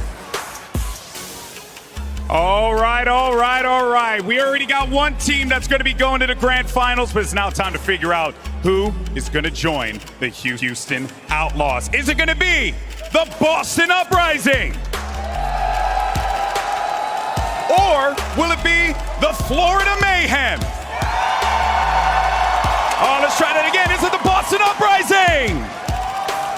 The Florida Mayhem? Oh boy, it's a partisan crowd here on the floor, but it's time to jump into the action and find out who's going to the grand finals to play. It's going to be Avril and Achilleos on the horn. Thank you very much, Golden Boy. Yes, here we are once again to see who is going to be joining the Outlaws in that grand final. Florida Mayhem riding hot, someone picking up his accolades earlier here today. Can he get one step closer to the ultimate accolade, that trophy, or will Boston Uprising, with all of their veterancy, be able to shut them down? Boston Uprising, a team that came in so strong in the 2023 season, one of the most stacked rosters, full of veterans, rings across the board. We looked at this team and saw champions, literally, so many members that have taken titles before up against the Florida Mayhem, a new squad, a lot of rookies, a lot of new players, one of the only veterans on this team, and now an MVP player as well, the 2023 MVP. Mayhem coming in as that higher seeded squad. I'd like to take us over to Busan for our first map, and who knows how many we are going to have in this series. I, for one, want to see this one go the distance. Toronto, do you agree? Are you ready for some Overwatch? That's what I like to hear, and I hope I'm going to be hearing plenty more of it as we go through this series. Let's see where we head. It's going to be Mecha Base to kick things off. One of these teams getting ready to take their first step in this set to be into that grand final, to be inches away from the trophy. First time top 4 for both of our squads. Boston Uprising, 5th and 6th in 2018 playoffs. Florida Mayhem last year made 7th and 8th, and now both fighting for the potential of heading to a grand final, first time grand final for any of our 4 teams. Houston Outlaws already locked in. Seeing who their opponents are going to be between Boston and Florida, two similar teams playing similar things. We saw someone in the Sigma yesterday. He's going to bring it out again. Let's kick it off. Mecha Banks, here we go. Smurf coming through the round. And with the crowd countdown, the gates have opened. Let's go. The Ramacha, not something that we've been seeing a ton of here across the weekend. A different look for the side of the Boston Uprising. Someone going to be back over here onto the Sigma. The fight already breaking out. Decay down to a sliver of HP. Goes into the ice block, managing to stay alive. Smurf tries to push forward. Nemesis form now going to be popped. The fist come raised out, but Merritt is looking to shove him back. Mortality Field will keep him alive for the time being here, but he's down to a sliver, and suddenly he will fall. Checkmate finds the kill. The floodgates have been opened up. Birdring able to find one on the back end, but the rest of the team is going to be falling to the wayside as the team kill comes across. Florida Mayhem win the opening volley, and they get first cap. Boston Uprising coming through with a Ramacha composition, something we haven't really seen so far in this playoffs, on this patch, or even the previous one. We saw a lot of Orisa. We saw them play the dive. What was going to be the answer to the Sig? It seems like Sigma, whether you're looking at Bernard on the Houston Outlaws team or Florida Mayhem now, someone playing the Sig as well. This seems to be the tank so far to get into the finals. All right, well, once more into the breach here go the Boston Uprising. The wall comes up from Checkmate, however, to try to cut them off. They're trying to get in on top of Marin, but they just cannot do so. Smurf not able to stay alive. Lee Jae-gon diving for it, does manage to find the Bastion. A bit of an opener, but now that front line broken down. Who can lead the way here for the side of the Uprising as they wait for that Ramacha to rejoin? Point still going to be ticking up for Mayhem now, getting ready to crest over 40%. Boston need to make something happen here pretty damn soon. Beat ready. Jae-gon dropping that one in. Chorong now has his to match, drops it through. Immortality Field going to be cleared out, and again it's Smurf falling right at the start of the fight. Decay now joining him in the respawn room. The cleanup continues as Chorong finds two, finds a third as the Lucio. The bloodthirsty support gets the team kill, and once again, Boston Uprising have to go again. They have to wait a little bit longer for RuPaul and the rest of Florida Mayhem to find those ultimates, so they find them good at the right time. Birdring in with the photon barrier, not enough to keep Florida at bay. Flux ready to go for someone here. Blizzard, Decay dies at 99 in the last fight. Be heading towards that last fight turret shoot very soon, cresting over the 70% mark. For Mayhem, one-sided so far, they haven't lost anything. Some turrets through the teleporter, but quickly dealt with. Now the Flux is going to be popped. Someone getting the double catch, pulls them up here into the sky, but the Immortality Field is down to the ground to try to get the catch, try to save their lives, and so far it's working a treat. Merit going to be frozen up, but similarly RuPaul there to try to keep him protected. Down so very low, but it can't quite kill up the bot. Checkmate Chorong, however, going to be falling. Merit now continuing to get whittled away at, tries to push some damage across, trying to clear this point where the flip is getting ready to come through from the side of the Boston Uprising, and now Izayaki going to be dead on the back end. DJ gone so very low, but as the kills continue to come across, Smurf gets rid of so much damage as Merit gets eliminated. The sound barrier going to be dropped in, shielding up onto 3. Wall raised for a brief little moment, the window's still there. Decay trying to play out in front of it, but he gets cut down to size. Checkmate finds the kill, the OT going to start bleeding away very rapidly. The Annihilation finally built up, does get popped, but it's not going to last very long, it would seem. Smurf trying desperately to keep himself in this fight. Mortality Field across, and somehow they haven't managed to kill him off, but right as I say it, someone scoops the kill, they clear the point, and the first round goes the way of the Florida Mayhem. Smurf waited a long time to pop the Annihilation. Personally, I'm looking over towards Lee J-Gun as well. Sound Barrier and Annihilation at the same time would have been a really good combo. The Boston Uprising struggling to close the gap, get Smurf into melee range for that Annihilation to actually have effect. Izayaki dying prior to that as well, with window available. That is a critical loss for the Boston Uprising in what was coming up to be the final fight. Well, first round locked in. Let's go into Sanctuary. We can see already the adjustments being made for the side of Boston. Not going to be seeing that Ram off the rip. Yeah, well. Flashing the Queen. Just a single round experiment coming through from Boston. Junker Queen going to be the other option here. Unlikely that Boston would want to match the Sigma. Smurf can play it. Not expecting Kalios to get subbed in today. Orisa, not a good matchup into the Sig either. So let's see if the Junker Queen is going to end up being enough. A lot of speed required here. They have it in droves. Still closing the gap, trying to get on top of Florida Mayhem. They are playing elusively, and even then, if you can get on top of them, I think they're pretty happy to play up close and personal as we were seeing across that last round. It's all about the TPs. Opening neutral, coming across here, just spamming out some of these shots with the Symmetra charge. Right clicks, now the TP for the Axe comes out, looking for Merit. Immortality Field already going to be placed for RuPaul, trying to keep him alive. It ends up getting cleared, but Merit answers back, finds Izayaki on the opposite side, finds the K for the double up, and now looks for more. Smurf taken down, Merit will get 3 in the fight, and once again, Florida Mayhem get a team kill, get first cap. Protect the President here. The President is going to be the bastion. Merit needs to stay alive in these fights, absorb the pressure of the TPs, and once the commanding shout is used, once the carnage is in there, Boston Uprising, they have to delete Merit fast or it's not going to happen. The Bastion is going to end up ripping through this Junker Queen squad.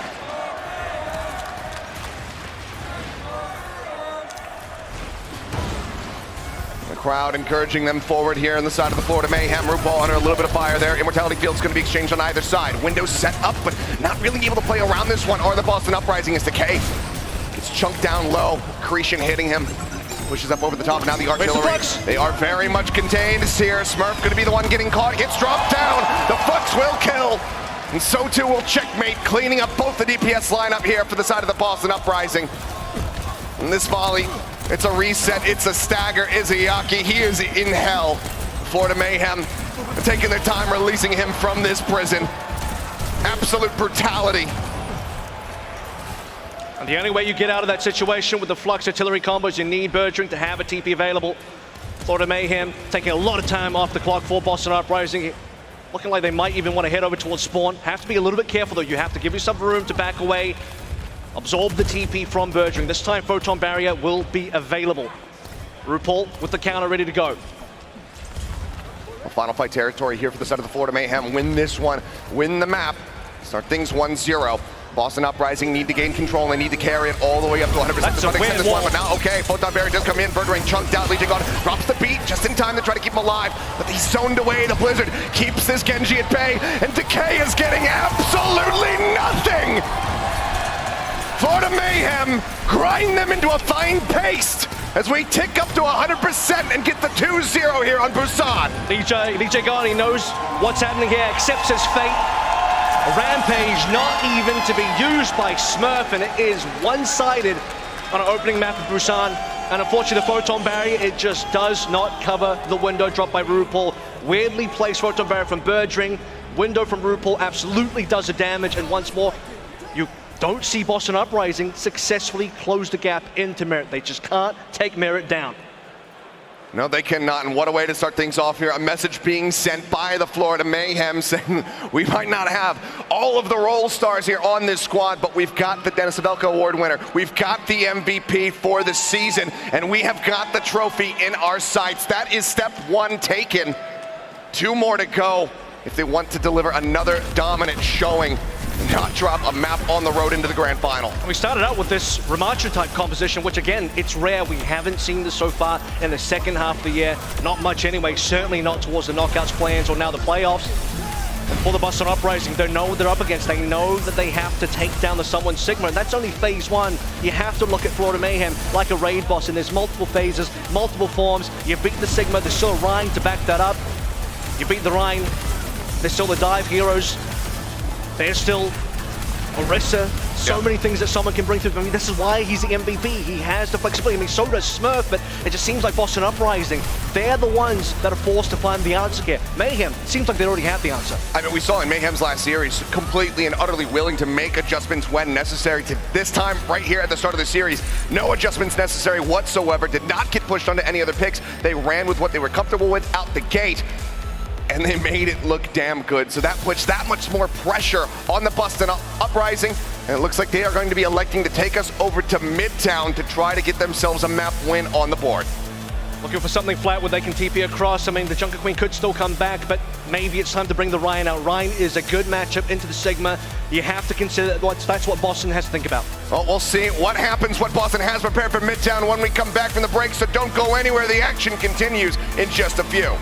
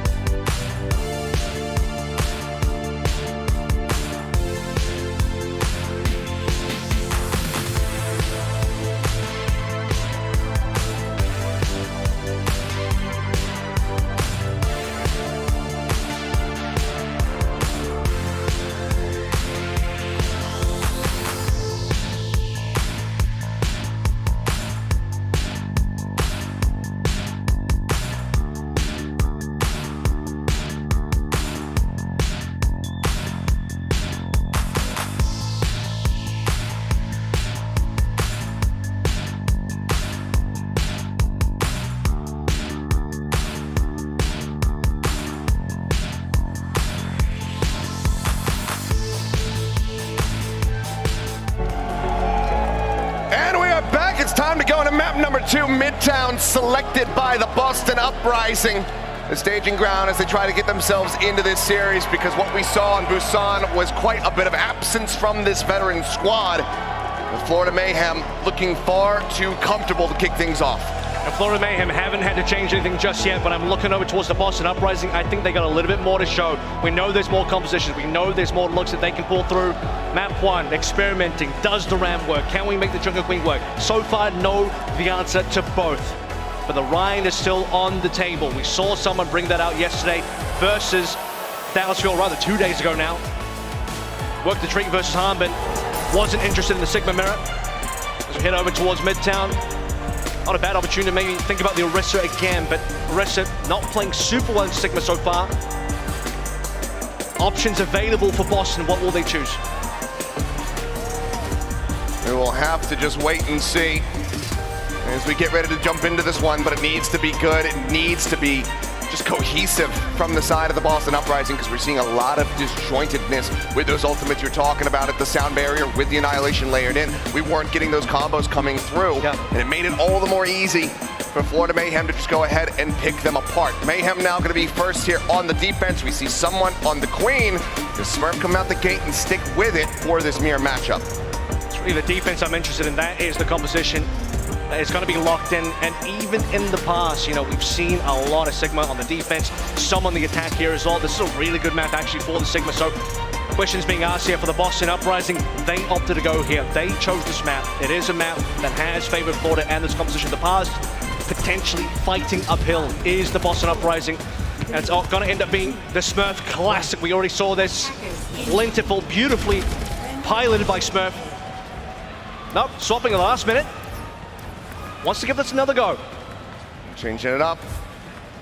We'll see how they fare, though. Side room approach for the time being. There's the rush. Popping that speed boost. Take on, trying to get them in on top of the axe across. Finds an immense amount of value. And that's the supports. Now the Bastion taken away from the side of the Florida Mayhem. And this is the Boston that we wanted to see on the opening map. That's a team kill. That's the point. Rush down in Midtown. Boston Uprising strat. And for the Florida Mayhem, nowhere to back out. You need to have positioning to back away with. Florida, no scouting, unfortunately, for this Smurf Junker Queen composition. They would have seen them as they come through the bottom. And for Florida, all they can do, drop off the high ground, go back over towards spawn, and give yourself as much distance as possible. The May is going to help in that regard. May Waller, block out Smurf, block out Decay. Well, now, an immense amount in the time bank to work with here for the side of the Boston Uprising for the Florida Mayhem. It's going to be trying to whittle away at that, getting some early corner control here of the cart. Let's set them up for a long hold. Someone playing on low ground, Verdering trying to get up top, get an angle where he can actually use this rail, but he's overstepped. Merritt, spotting a pixel out of place, is able to gun him down. That's a really awful timing for the Boston Uprising as well, because they were waiting for the window from Izayaki. Merritt seeing if he can catch a player out, but Boston Uprising already in position to back away. And as Izayaki finally finds his ultimate, RuPaul still 21 away himself, but they have the high ground. It's Florida that have more room to play through. Someone on the low ground here has to be considerate, but where does the TP come through? You can ignore someone here, go past them, but the wall is good. And the window comes up, but the wall goes out to try to cut it off. Checkmate going to be taken down, Birdring able to find one, but BJ gone, going to be the casualty on the opposite side there as Boston Uprising don't get a clean opener. A little bit of damage across, pushes them back into the stairwell, axe in towards someone, kind of shrugs that one off. Now the answering window comes through, but Chong's still going to be taken down as Birdring is able to line up the rail shot. Takes him out the cart, going to be inching forward, getting ready to go down the ramp. As Merritt pulled out into a really rough spot, but someone is there with the kinetic grasp to keep him protected. Has to be rampage time. There's the wall. Get past the wall, and it's time to play the ultimates. Birdring wants some damage done. A creature coming through. Someone knocks him down. Gets stunned up, but still gets right back up onto his feet. But with this overclock pop, he's not going to be getting too many targets. Everybody just kind of pulling away as another projected barrier goes out into his face. They all drop down collectively. Everyone from the Boston Uprising now looking to push through the underpass as someone applies some pressure on the backside, but now he needs to be protected. The healing comes through. Where's the rampage? They're all going to be locked in. The rampage still available. Now the pop comes across. Gets the anti out of the three. The rally going to be rolling through Chorong to try to keep him alive. The blade, however, layered in, gets the immortality field. Birdring claiming one. Checkmate down low. The Blizzard now going to be online. He manages to survive, but the rest of the team, I don't think we can say the same for them. Chorong will fall. The cleanup will continue, and the cart can now break three. Boston Uprising forcing positioning away from the Florida Mayhem. Get them on the ground. That's when the rampage is going to be useful. That's when someone on the Sigma is going to be a lot weaker with the Florida composition. Boston Uprising, they were only trying to pressure the high ground. Eventually, with the payload slowly moving through, Florida have to contest. And once they drop, that's when Uprising start to win. And they get the card right up here in front of point B. The artillery to try to clear the way here from Merit, try to escort them forward. Immortality Field going to be dealt with. RuPaul going to be down low, gets killed off, but it's at the cost of Smurf. And now, Michigan the K also going to get picked off. Birdring, the last one to fall. We'll just go for a little reset as they stagger him a bit. It's just going to be facing and trying to get closer to that next overclock, but eventually will drop. But it's still nearly 3 minutes, and the cart is right in front of B. You have to be a little bit careful there. Don't want to have Merit randomly die to Birdring during the stagger, but time off the clock is important. Florida Mayhem come back with some decent ultimates to be able to go for that retake. I mean, Blizzard is always going to be top of the list. Smurf taking so much damage in that fight. And the artillery didn't even get combo with the Flux because the Flux wasn't available yet, so that will be used freely here. Double windows nearly available once again, but Easy-Aki needs to find the ankle and Florida can still drop down. Okay, there's the window. Someone going to be pushing forward, gets in front of it. Catch doesn't come through for Easy-Aki, but he's got the Immortality Field set up. Leisure Gun, however, going to be taken out as RuPaul finds the kill. Overclock popped.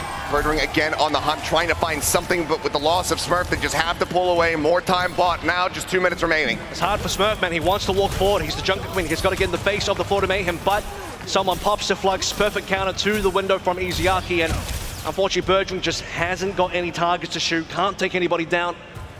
Last 2 minutes now. It's Florida Mayhem, once again, set up on the high ground, make it difficult to TP into. They can always drop down if required. Looks like that's what they're doing now. Merit's already down on the ground. Someone, the only one still holding, as Boston will take full high ground control.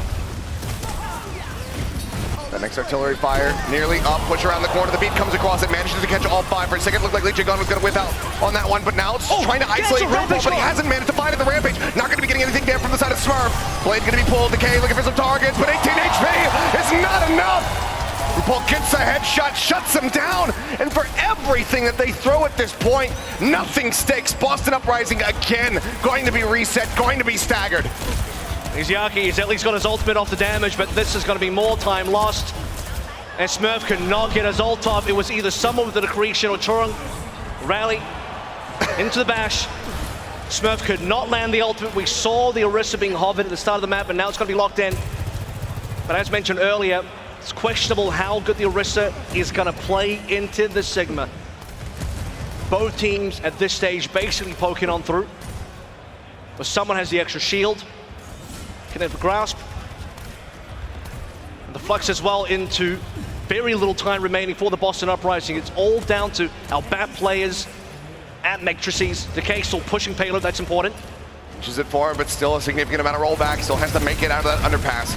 Some damage across there on the checkmate as he caught a javelin from Smurf. He's going to be fortifying up, not getting stunned by the accretion, but also he's in a rough position, taking so much damage near end of the front line. Good catch. Kicked, dropped up, dropped down. The Mortality Field keeps him alive for a little bit longer with the Blizzard layered on top of it. Florida Mayhem are looking to put an end to this push and put an end to it. They shall. Easy-Aki zoned away, no one can get the touch. And it's just in front of B, where Mayhem need to go to move up 2-0. Boston got so close. They pushed to the end of B, but they just could not survive the retake.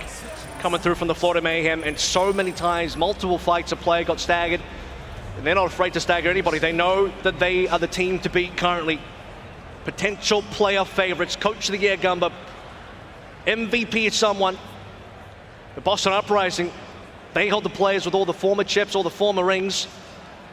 They need to come through strong in this series because so far the Junker Queen has been good on A, rushed down Florida before they could react, massively slowed down on B, late swap to the Orisa. Still pending on how that's going to go because we didn't get to see enough of it, but I think Smurf knows it's likely not going to be the pick versus the Someone Sigma.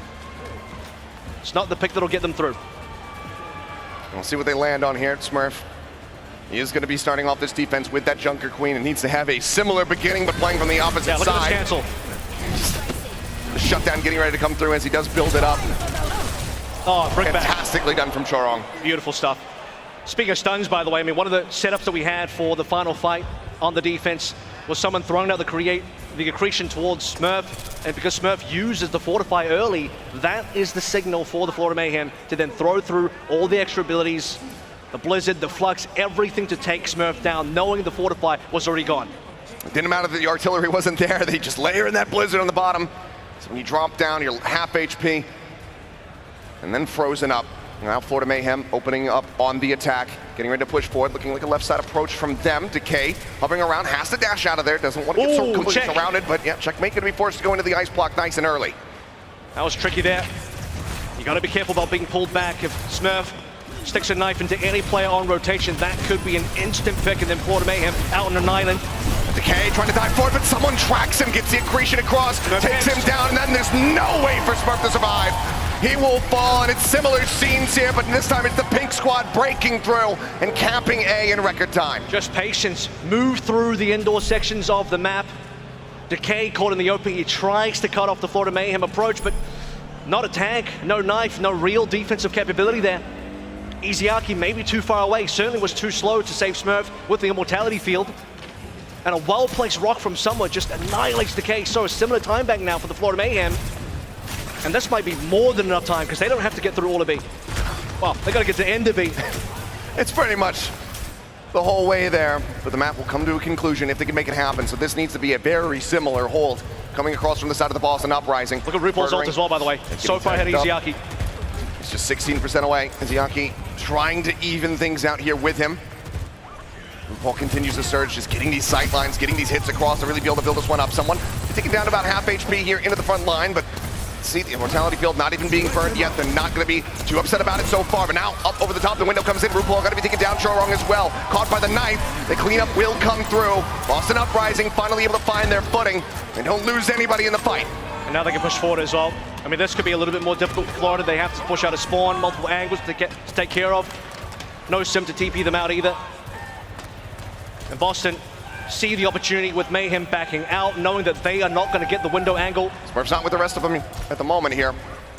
Needs to be ready at the drop of a hat, just swing around, get in with the rest of the team. Still 7% away from having it all. To the middle nowhere actually at the moment. That's a little bit curious. Par for the course when it comes down to Lee J. Khan, to be honest, but now the overclock going to be popped. Disrupting shot, not finding too much of anything here. Sound barrier going to be dropped as they try to get themselves around this May wall, and it's up into the train car. Seemingly, it's like we haven't even capped A yet, but now the Flux comes in. Artillery fire is there. Smurf blown to smithereens. Decay only able to find one before getting taken down, and the forward hold from the Boston Uprising is very swiftly shattered. I mean, that's all it takes. You need to find that combo Flux into artillery strike.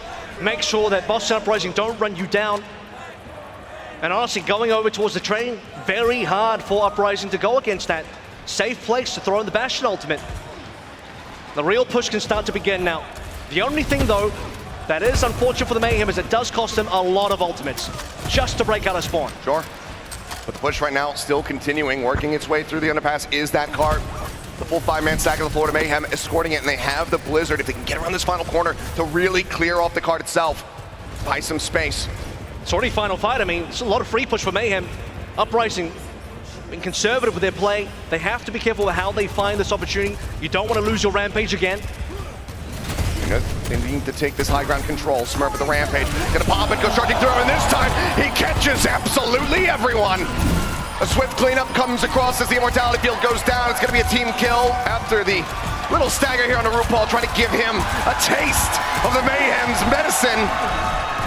And I think he's got a mouthful to pull back on the knife. They say, you are not going anywhere.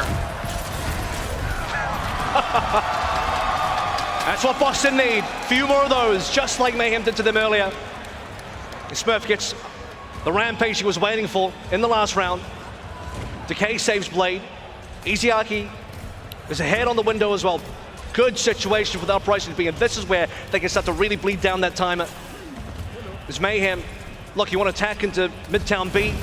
Slowly walking up the stairs. Okay, working their way forward. Maywall out.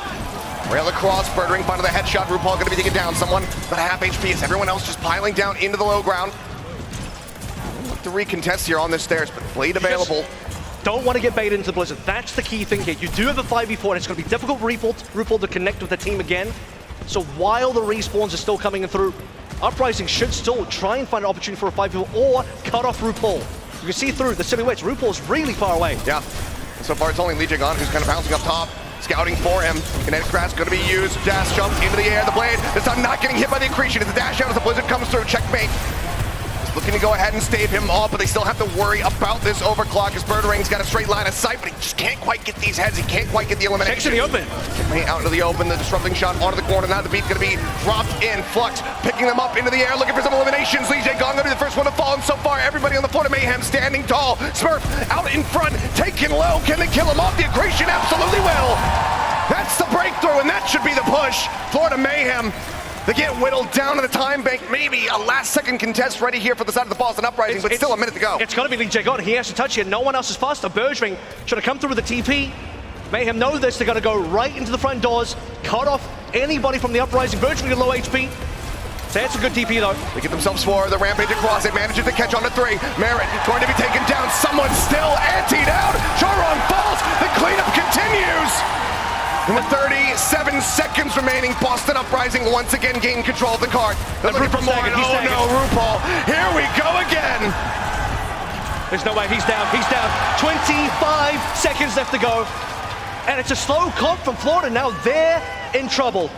How are they going to be the ones to touch? Chorong obviously on the Lucio, but this is such a slow comp, and you have to consider the fact that if you go too quickly, you will get your rotation cut off by the Uprising. Smurf is going to catch somebody. Decay's going to catch somebody. Limited time here. Extremely difficult. Florida Mayhem going through bottom. Uprising have kind of allowed them to do this, so it's going to be a full 5v5 now. No ultimates across the board. The Boston hopeful there in the audience, fingers crossed, everything I'm sure crossed, hoping that they can pull off this defense. It's a couple meters left to go, but now we go into overtime. The wall going to be coming up, cutting up some of those sight lines. Ults still not yet there. The Flux nearly online. The Blizzard nearly online for Florida. Pressure into the back line. The Flux now going to be built up. Gets the pickup. Izayaki decimated. Smurf with a knife does manage to find checkmate. A bloody back and forth as Birdering will take down Chorong. 2 members apiece, but it's no support for the Boston Uprising. The blade finds nothing, but Smurf finds everything! The final knife through! Thrust into the hearts of the Florida Mayhem, and we are tied up 1-1! Ladies and gentlemen, we have a series on our hands! And it ends up being the Junker Wing that gets it done. The question was asked, what was going to be the comp that can counter the Sigma? And an important couple of fights there for the Boston Uprising. 2 big staggers onto RuPaul. And a huge retake coming through from the Boston Uprising to match what Florida did on their own defense to save the day. They were stuck in spawn, limited time available, a single TP that buys their players back on the point, a rampage that cuts through the Florida Mayhem. Extremely pivotal fight for the Boston Uprising to hold on to the series. And similar scenes just doing to Mayhem what they had done to them on that defense, holding out hope, winning those fights time and time again to just whittle away at that monstrous time bank that both squads had off the rip. But Boston Uprising just a little bit better, preventing that push from coming in, now tying it up at 1-1. And honestly, one of the big plays there was the snipe onto RuPaul. That cost a lot of time for Mayhem, because it's not just the time you have to wait for RuPaul to rejoin the team. He can't easily rejoin the team at all. You have this situation as well with the spawn camping. The fact that it cost Mayhem a lot of ultimates. I mean, this was actually the first fight, but we had that moment again where Boston Uprising were spawn camping for a Mayhem had to pull through something like 3 to 4 ults to get out. That's costly just to get out of spawn. Yep.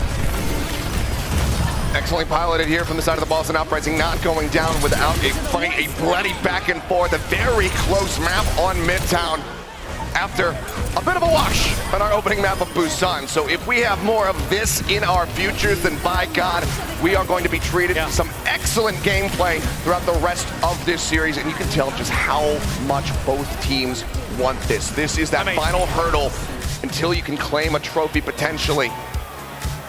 Last fight was like a 3v3, going down to a 2v2 and eventually a 2v1. Extremely low numbers. That could have been anyone's fight right at the end. So close. Well, New Junk City going to be the staging ground here to see which team is going to retake a lead potentially for the Mayhem, or if the Boston Uprising will get one for the first time. But first, we will go to a quick little break, give the players a rest, and then dive right back into the action.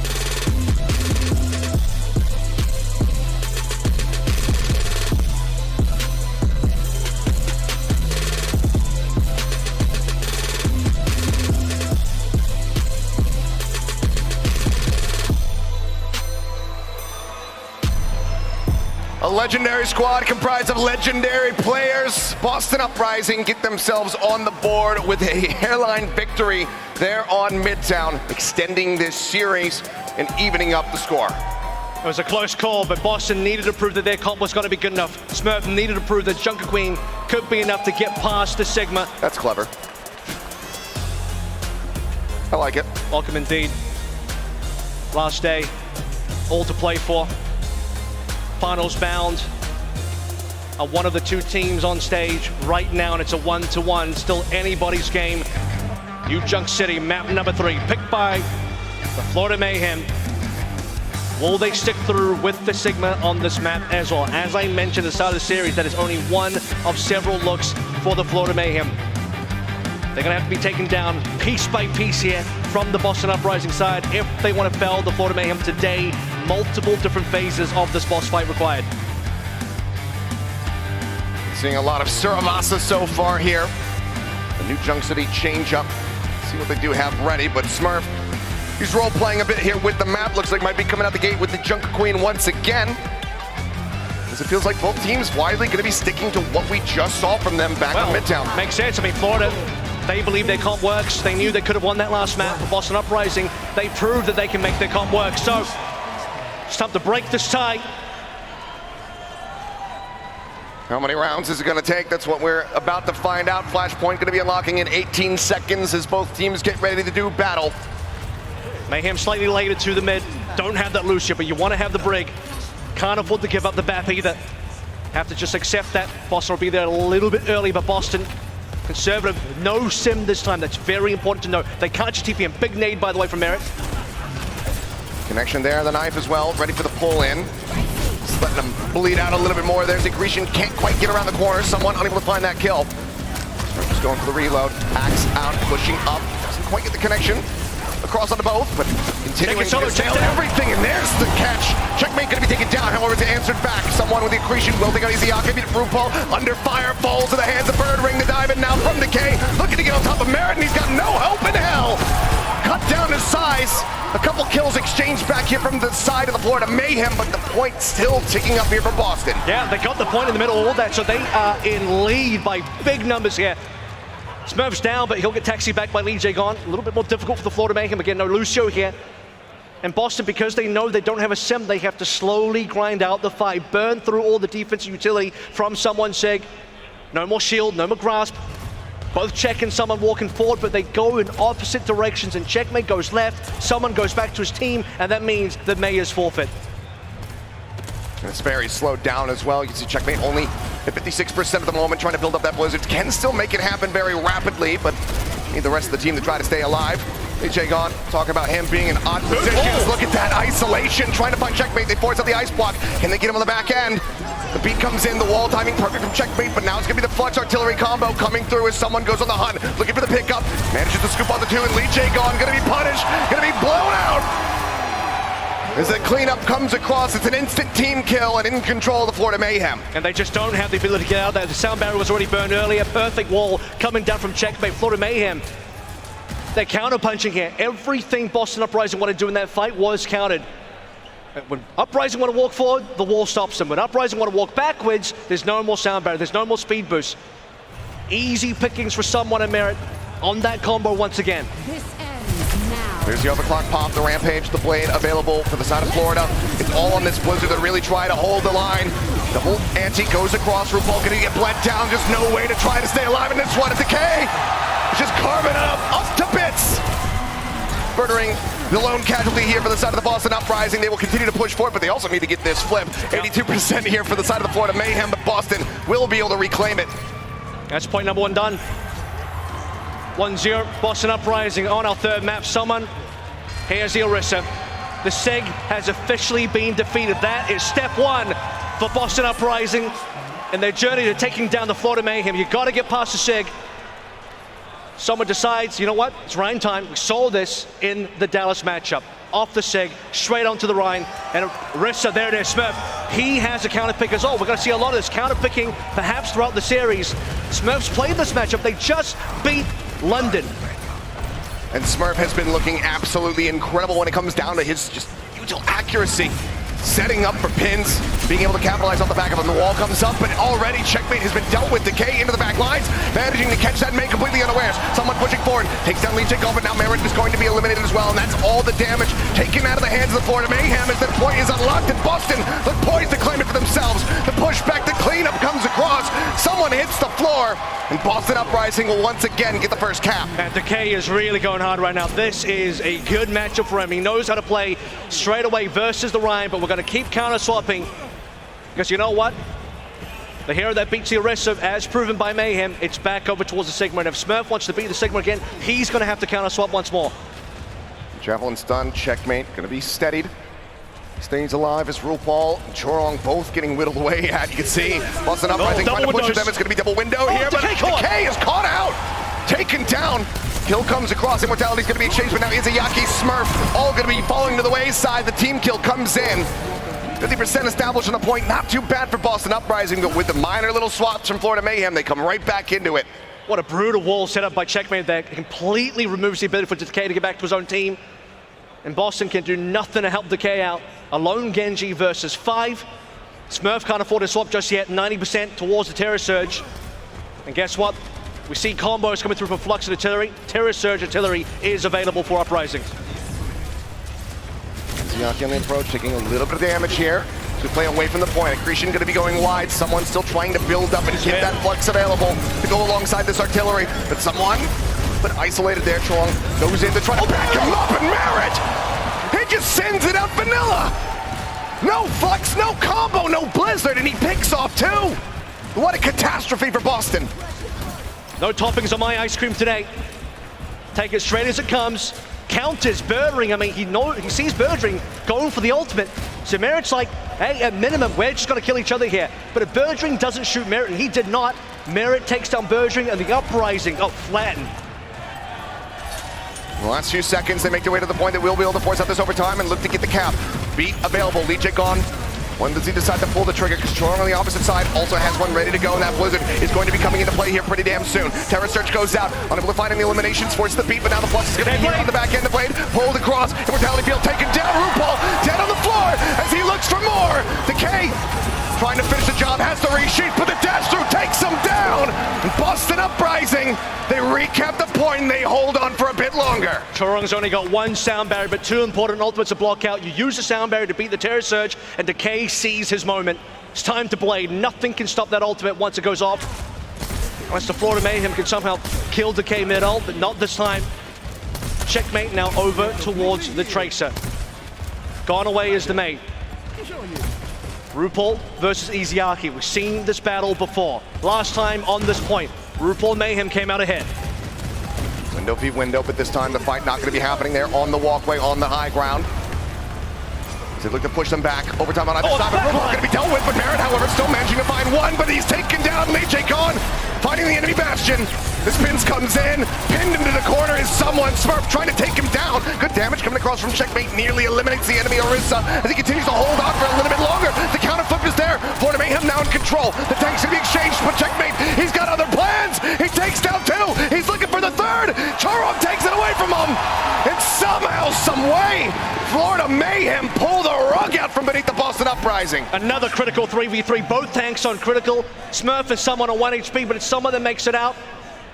And it comes down to very low numbers. Checkmate, recent swap onto the Tracer, instantly paying dividends. Didn't even need the main wall this time to win that battle. 1-1 now. As we see 2 ultimates online for the Florida Mayhem. Smurf still playing on to the Orisa. He dies, but he's a high ult charge. Doesn't want to give it up just yet. Grenade finding a decent amount of value there. Some damage across onto Izayaki and Lee J. Gone. Checkmate, gonna be kept honest. Decay trying to stop getting on this flank angle. They know that he's gonna have that pulse bomb available, given all of the work that he just did in the final fight. Third ring, however, taken low. Pushes around the corner of the Immortality Field. Then trying to keep him alive, and RuPaul gonna be taken down at the back of the Terror Surge. Lee J. Gone able to find the elimination, but now Izayaki gonna be taken out as well, and Decay cannot get away. Merritt finds him. Looks like Florida Mayhem this time gonna be destined to get the first lockdown to the point. Lee J. Gone, just no opportunity to use the sound barrier. That was the missing piece.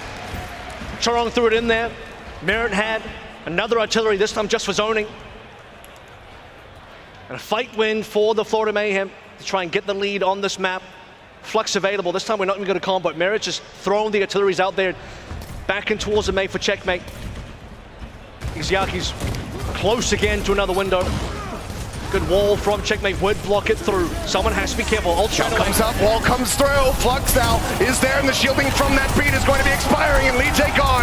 It's flattened on the floor. The K can't find much there with the blade on the back end. Merritt going to be taken down as Birdring able to find one. Checkmate, low on HP. Puts up that wall, is trying to get away. Birdring hounds him down, finds the elimination. Now the flip is getting ready to come in.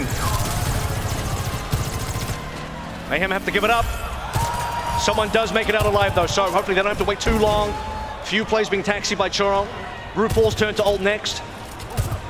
But it's got to be a slow setup. Mayhem don't want to ult too quickly here. There's a lot of room for the Uprising to move around. High ground control, name of the game here.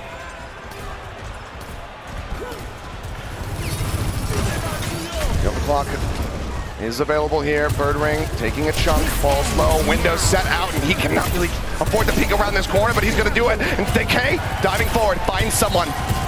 Hill comes across, checkmate, down low on HP, continues to get whittled away, he has finished off Izayaki, finds the elimination. Boston Uprising now can take the lead on the point as someone once again is going to be swapping, but Merritt dead on the back end, a monstrous dagger found for Boston. You thought it might have been Birdring with the hero placer, but he gets locked out by the wall early. And it's the other four from the Boston Uprising that move into melee range against Mayhem, and now someone over towards the Orisa. The counter pick game is real. Let's see what Merritt can do with this ult. Pushing out, checkmate again, the target, but now the artillery fire going to be layered in as well. A bit more chaos for Boston to deal with as he tries to get on top of these supports. Decay manages to do it. RuPaul going to be taken down. Mortality gone. Florida Mayhem got themselves to the point. They get the flip in their favor, but now they're still without this Baptiste. The push back through, Boston Uprising looking to take this once again into their hands and try to have this OT bleed down. There's too many low members, but Boston Uprising stay alive anyway. Mayhem now, Rico coming through a RuPaul. One sound barrier to maybe end it all. Checkmate with first blood. He finds the kill. Izayaki going to be taken down. They still hold the Blizzard to try to clear the point. 10% left to go for Mayhem to move up 2-1 here on the map. Smurf holding on to the Rampage to beat the Blade. Nearly here for the side of Boston. Goes for it, dashes across, only finds someone, but it's quickly cleansed off. RuPaul with the swapper onto the Kiriko. He's got it! They save his life, but now the OT going to be bleeding down! Birdring, nothing to be done! Gets a rail shot on the Merritt, but it's as good as it gets! RuPaul comes back on Kiriko, frags out of control, and Florida Mayhem now move up 2-1. It's a war of attrition. Uprising just needed to survive a little bit longer. It was a beat blade combo that could still bail them out. Smurf dies, but Decay, he has to be the hero there. Florida Mayhem just isolate him, take him down. They know he's a threat. RuPaul coming back on a Kuriko, knowing it was going to have to be a late swap. He's going to have to rejoin the team, play as 5. And now to the Orisa mirror. More swaps coming on through Smurf, away from the Junker Queen. The Rampage was already used. Map point for Florida Mayhem to try and take the lead in the series.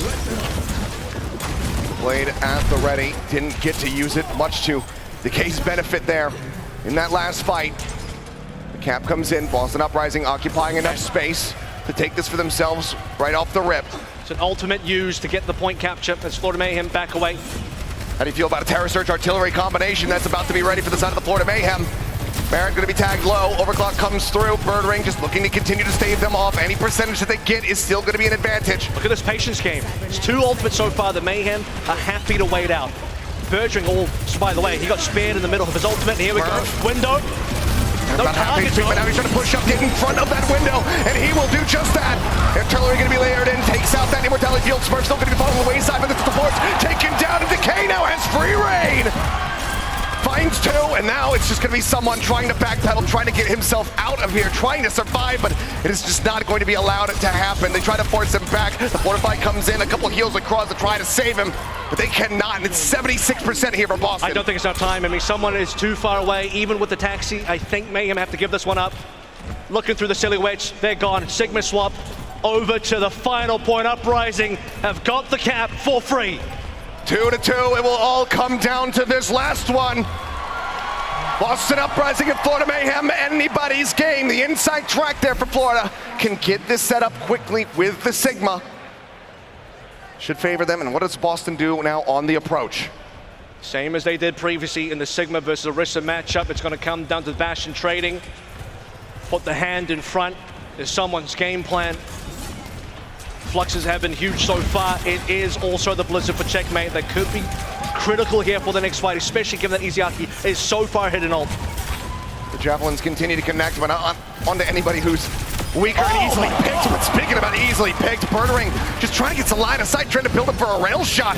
Taken down, a fantastic right click at range from Checkmate. The wall comes in. Immortality Field having to be used just for the backpedaling here of Smurf. So he will be able to stabilize and stay alive for a little bit longer, but off screen, Decay gets taken down. Continuing to try to exit. The pursuit comes in, but eventually Florida Mayhem have to pull away. And that is punishing for the Boston Uprising. They're trying to retreat, they're still losing members, could have lost more. Saw the accretion stick on the lead, Gon, could have been a third death. And it's just time lost for Boston. 40% should be gone. More ultimates coming online. This is giving RuPaul the opportunity to catch up. Remember, Izayaki was so far ahead, and now RuPaul is on 84. Lee Jae on the one that really needs to try to catch up now as that beat is not available. Window coming through. Maywall again just trying to dissuade.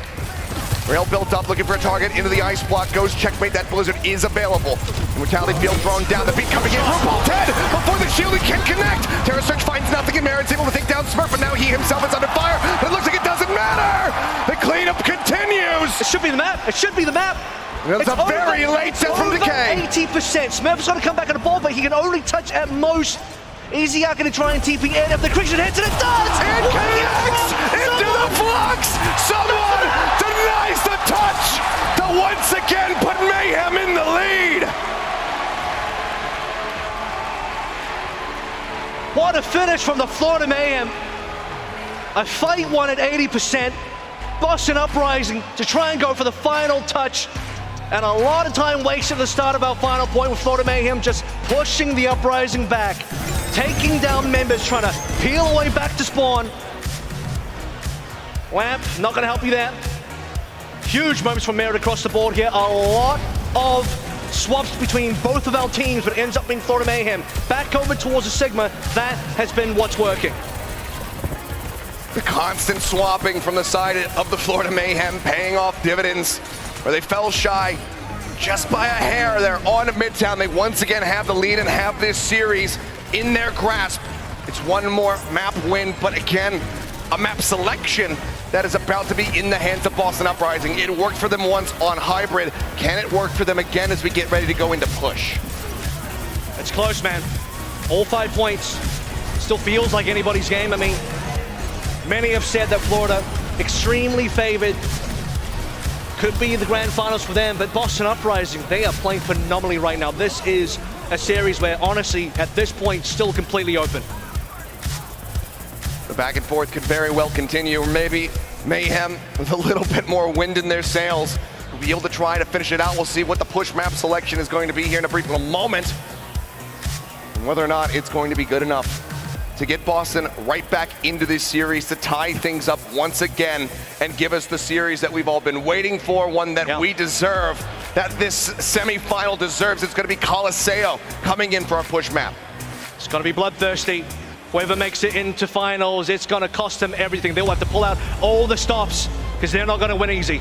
No, they are not, but all right, it's time for a much-needed break for us, for the audience, for the players as well. But when we come back, we'll see if this series gets extended all the way to 5, or if the Florida Mayhem will be able to take it 3-1.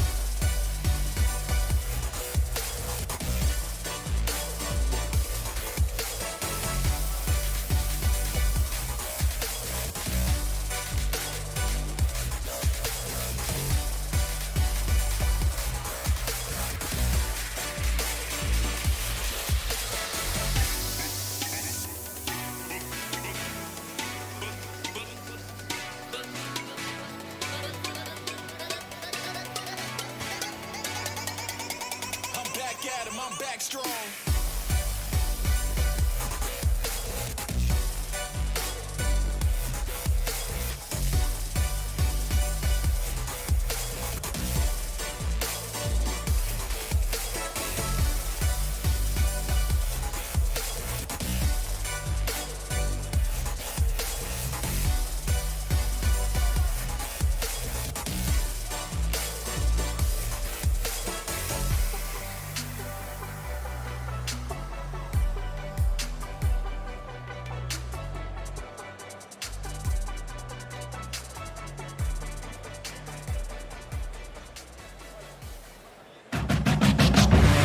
The time has come to crown our next Overwatch League champion. Are you guys ready?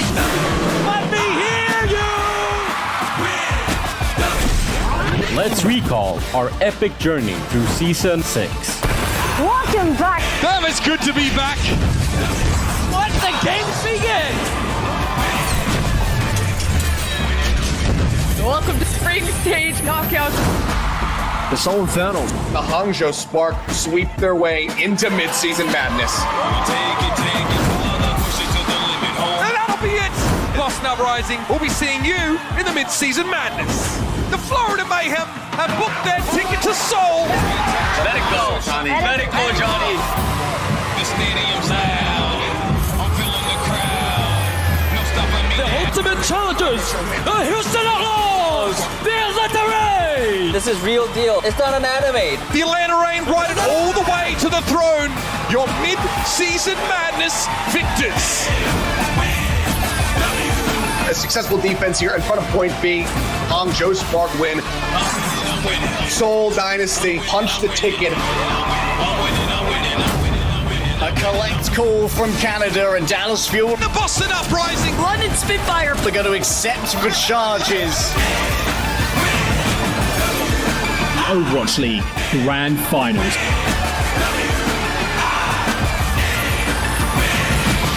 The moment you have been waiting for. Grand Finals, September 28th to October 1st. Alrighty, welcome back, guys. We are currently in an incredible series. 2-1 at the moment. Florida Mayhem out in front, but barely. We went all the way through all 5 flashpoint maps there on New Junk City. And I'm hoping that this back and forth playstyle is going to be continuing as we get ready to go even deeper with Coliseo on the horizon. I mean, you can forget about map 1 because it's the last 2 maps so far that have been the storyline for the series. Extremely close hairline victories, as you said earlier. I mean, Midtown, it came down to a single fight, 3 versus 3, payload at the precipice, all 5 rounds as well. Looking out New Junk City, you really couldn't have it closer so far. Certainly could not, and now with Boston having that map pick as we get ready to go into push, the question is it once again going to continue this back and forth, or will the Florida Mayhem be able to put their feet down and shut them out of the series?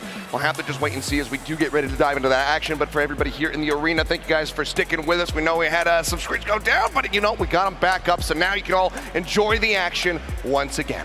We're seeing a lot of variety in the comps here as well, a lot of counter swapping coming on through. That's what I expected coming into this one, but a lot more rigidity for our first 2 maps.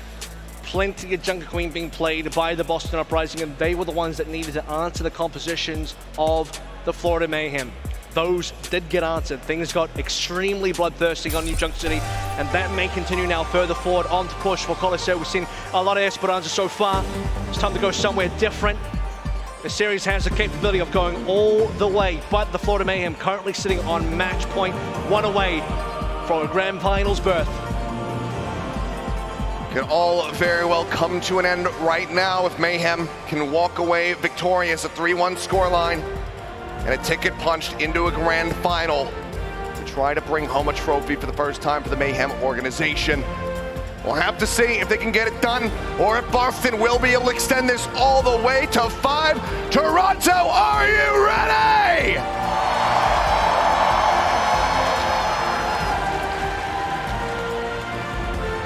Best sound in the world. First time semi-final for both these teams. It's uncharted territory. The furthest they've ever made it in a playoff scenario. We're locking it in early. Sigma for someone. It's been the key to the playoffs so far for the Florida Mayhem. Smurf knows it. Boston Uprising are expecting it. counter for Boston so far. Bit on the Junker Queen. Birdring Soldier, that is going to be a different look. That is a blast from the past, if anything else. We'll see how long he sticks through with it, but quite a bit of speed. As you can see, he is sprinting his way out into the courtyard and will be there first and foremost. These mid plays are going to be difficult for the Boston Uprising. Again, they have to close the distance. They do not have a sim. Florida Mayhem have the superior poking capabilities, which will be Birdring on the big flank. Does he have the capability of actually taking somebody down, though? Who can he actually see? A very There's one sneaky player. like. I think it's Checkmate that's closest so far. They notice Checkmate's it. noted him. Now they know that there's a Soldier 76. Can he get value here? The Helix Rocket's not going to be getting too much of a connection there.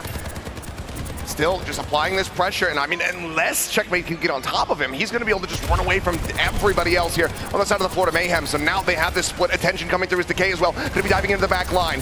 Clean up onto the Immortality field. HP bar is going to be stabilized here for the side of the Mayhem, but not for the side of the Boston Uprising, as Smurf will get taken down. Legion Gun going to be falling. Decay, however, looking to answer back, looking to take this into his own hands. Managing to find two, but Checkmate, the wall comes up. It manages to break away from him. His Birdring is just trying to steal the bot away.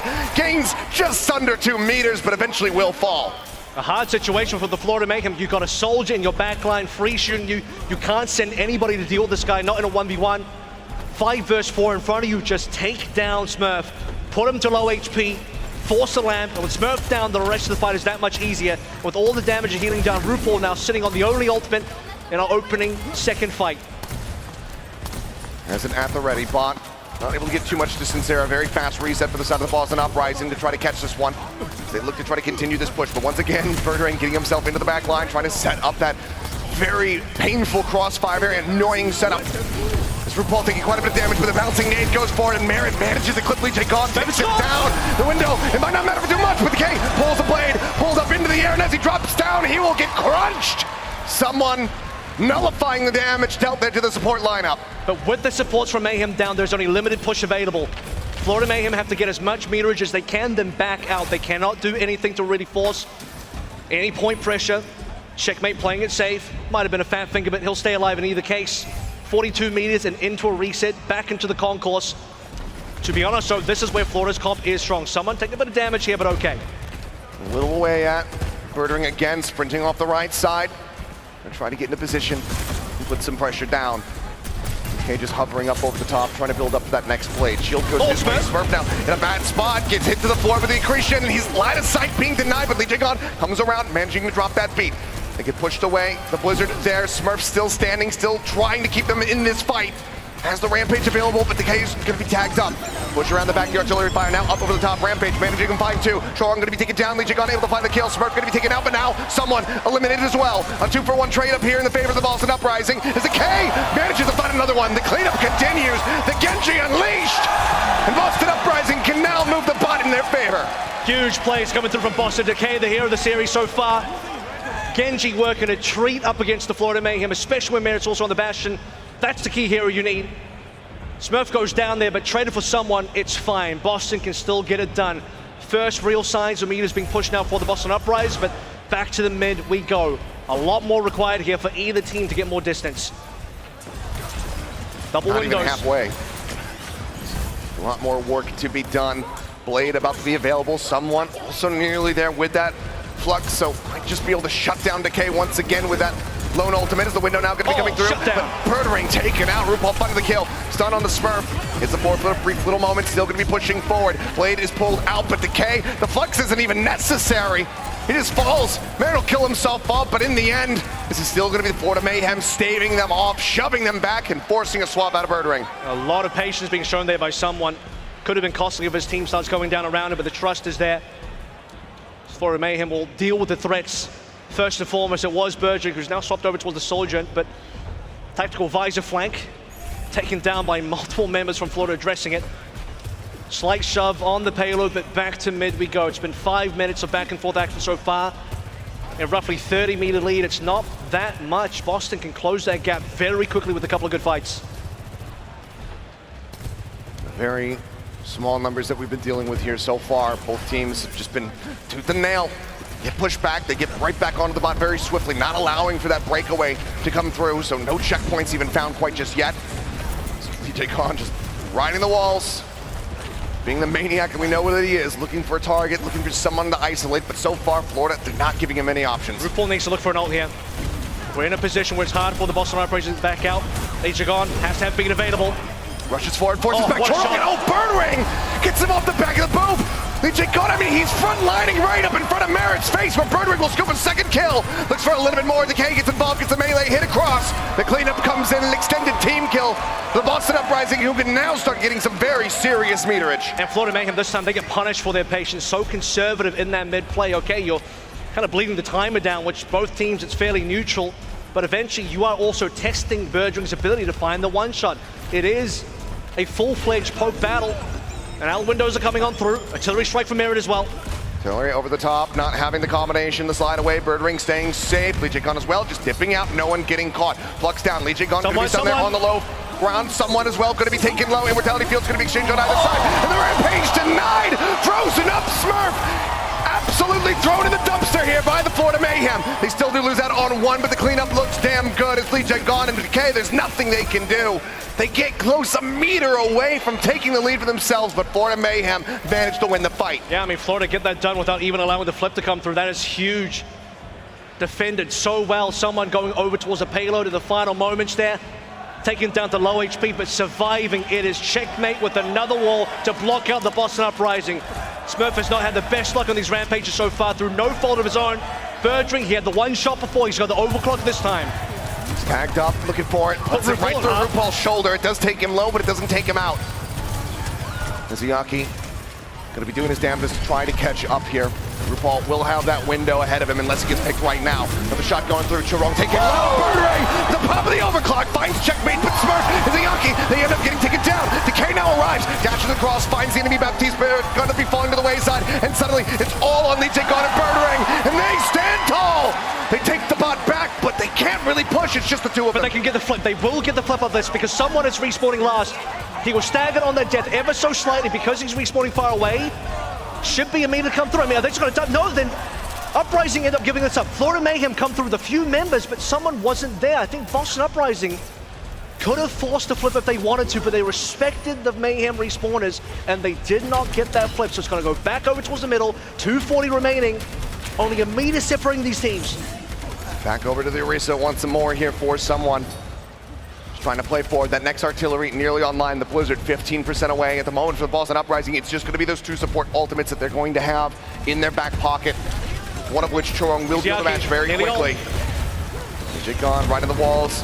Good for the speed boost, trying to keep everybody safe. The artillery rather not going to be much too much of anything, but no, Smurf, he actually does get taken out. Merritt finding the kill, Smurf gone. And that barrier basically means nothing here for the side of the Boston Uprising. Can't keep the front line alive, then it's all going to come tumbling down. Beat now out from Chorong. They want some distance, they want this fight, and they will have it. The support's cleaned up Decay with nowhere to go, ends up falling. And Florida Mayhem are once again pushing the tempo. If Smurf doesn't die there, gets the sound barrier from Legion, I think you force out the Blizzard from checkmate. Chorong probably doesn't need to use the beat there, so we'll see if that ends up being impactful for the Florida Mayhem down the line. They're going to push up really far, see if they can extend their lead ever so slightly. Still the Blizzard online. Once you go towards the actual cap, the Blizzard's really good. It's climbing now, and Smurf has to drop down off this high ground. Some chip damage coming through. Chorong down so low, but the kill not going to be confirmed. Still needs some healing. Florida Mayhem make their way on the low ground. They're trying to match the wall. Locks them into position. Mizuyaki trying to dance within that immortality field, but it's going to be taken out, and someone finds the elimination. Merritt, however, going to be traded out. Decay able to get on top of him and find that kill. Birdring now out of the fray. Decay still so very low, so very close to having that blade online, but with Smurf gone, he just cannot try to pull it right here. Boston is stalling well. The bot hasn't moved. I mean, it hasn't gone to cap yet. Smurf is respawned again. This is huge from Boston. Legion gone, dead, picked out of the sky. Checkmate. With a right click, might have just won this for the side of Florida. Mayhem backing out. They look like they're backing out. They're moving away, but they had the lead, and it's just 48 seconds remaining. But it's a huge stall coming through Boston. There's no cap. That should have been the cap for Florida Mayhem. But Boston Uprising, Decay and Legion gone. They hide on top of the bridge. They abuse the spot, I'll say it, but it works. And it means that Florida Mayhem get nothing off of that when they should have capped. The bot now right back into the starting position. 30 seconds, by the way. 8 seconds remaining. The Terror Surge, the beat online for Florida. Jaegong, he has his. The blade there as well for Decay. It's just going to be everything in the kitchen sink thrown at this bot to see who is going to be coming out on top. Decay needs to be the hero here. Choron can only block one of these two ultimates. Terra Surge and Blade available. 4 ultimates for Uprising. If there is a time, it is now. The artillery nearly going to be there. Window comes up. Lijic gone, dropping the beat, only catches out onto 3. Terra Surge going to be used. Someone finds Izayaki. The answering one from Smurf finds absolutely nothing. Birdring finding one. Decay pulls the Blade. Gets the kill on the Choron, but the bot still needs to be pushed forward. There's still players playing up close. Someone down to half HP, just pushing Decay into the corner. Merit finds 2. Now he's occupying and he's pushing it away. Birdring, can he do anything? The rail shot, he gets some. Overtime now going to be forced out, but the run back here from Boston Uprising, they need to get here quick. They have to stay on this one. The pushback could be everything. The window's available. RuPaul going to try to get in a position to utilize this one, and they have to respect it. Watch Bertram's ultimate. Bertram has to carry again. He's low. Window comes in. Birdring going to be taken down. Checkmate, able to get on top of him, finds the elimination. Punch stun onto RuPaul. Does not matter. Someone fights him. Decay gets one, but they cannot stay on the bot. 3-1. The Florida Mayhem punched their ticket into the grand final. They said it was their time. They said it was their year. And it's time to manifest destiny for the Florida Mayhem. 2023, they can smell it, they can taste it, they can touch it. The championship potentially within their grasp. A rematch in the finals. Florida versus Houston. And the Boston Uprising, they put up a very valiant effort here. 1 and 3, close maps across the board. But it's the MVP of someone, coach of the year Gumba, that pushed this pink team right into the final game. Unbelievable scenes from the Florida Mayhem. But everybody, please give a round of applause, of course, to the Boston Uprising, who gave us an amazing series, put up an amazing fight. But unfortunately for this squad, it will not be them in the grand final, squaring off against the Outlaws once more. Florida Mayhem, they have taken over the storyline. They have been the favorites to win ever since we saw the crumbling of the Atlanta Reign. And they want to ride that all the way into the sunset, trophy in hand. Tournament is open for them to take it through now. You see the man on your right on the screen, Chorong, our player of the match. On the Lucio, on the Brig. The difference maker. For Florida Mayhem, first map, extremely one-sided. Boston Uprising still doing a little bit of experimenting with the Ram. Multiple frags coming through from Chorong. I mean, he's got up against Lee Jae Gon years ago when Chorong was a rookie coming to the league. I said, this guy is going to be the new Lee Jae Gon. Well, now he's defeated Lee Jae Gon, and he's going to be the guy in the finals instead. And like they say, kill your heroes if you make them. And Chorong, he has done just that. Unbelievable series. Fortunately, not going the distance, not giving us that full 5 that we so badly wanted to see, but exciting and close the entire way throughout. That one, I mean, a difference of 5 meters as we got to the end of Coliseum. This was very much a game of, I'll say, centimeters since we're in Toronto. Exactly. But damn, what a series from both of those squads. And I have to just say thank you to both of them for providing it. Yeah, I mean, it comes down to such small percentages. And I asked the question earlier, right, can they actually get that flip? And you rewind a few fights, Boston, they didn't go for that flip. And that might be something they think about a little bit more to haunt them in their dreams. Could it have been that one flip that changes the course of the entire map? Could have gone to a 5-mapper. They played it so close, 3 maps in a row. So damn close, I mean, wow. An incredible series across the board. Thank you guys so much. This has been out for myself and Avril. It has been an absolute pleasure to be here in Toronto, to be on land, and to cast alongside each other for the very first time. So thank you so much. We will see you in the future. Don't know where, don't know when, but for now, let's send it down to Danny Lim, whose job is not done because he's got RuPaul standing by for an interview. Seth and Avril, thank you very much. What is up, everybody? I'm here standing next to RuPaul from Florida Mayhem for a quick chat before he goes on to his final match of the day. Now, RuPaul, this was a very close match, even despite the 3-1 victory. I mean, what gave Florida Mayhem the advantage against the Boston Uprising today? I think for us, really, we're playing the best comp. Going into the playoffs, I think we did a lot of experimenting, and I think we came up with the best composition. And you can see even other teams like Houston, who we're going to be playing against, they copied us because they know that we play the best comp, and they couldn't figure out how to beat us, so they just copied us. And Boston, they didn't they didn't play our comp. Obviously, they did very good with their own strat, which they're really good at the Junker Queen, which was a bit unexpected for us. It made the match a lot closer than I think it should have been, because we're really talented, and this match against Houston is not going to be close. You guys definitely are talented. And talking about Houston, they are your final opponent for the Grand Finals. You beat them. You guys, Florida Mayhem, are going to be the champions. So talking about that, I remember Pelican, I had a quick chat with him after they won, and Pelican said if Houston goes up against Florida Mayhem one more time, he's certain that he could defeat you guys 4-0. He said that he will destroy the Florida Mayhem 4-0. Do you have anything you want to say to Pelican and Houston Outlaws? Okay, all I know is Merritt is not going to be happy when he hears that, and he's going to have a fun time in the Grand Finals. Thank you so much, everybody. Give it up for RuPaul one more time. That is it. Desk, back to you.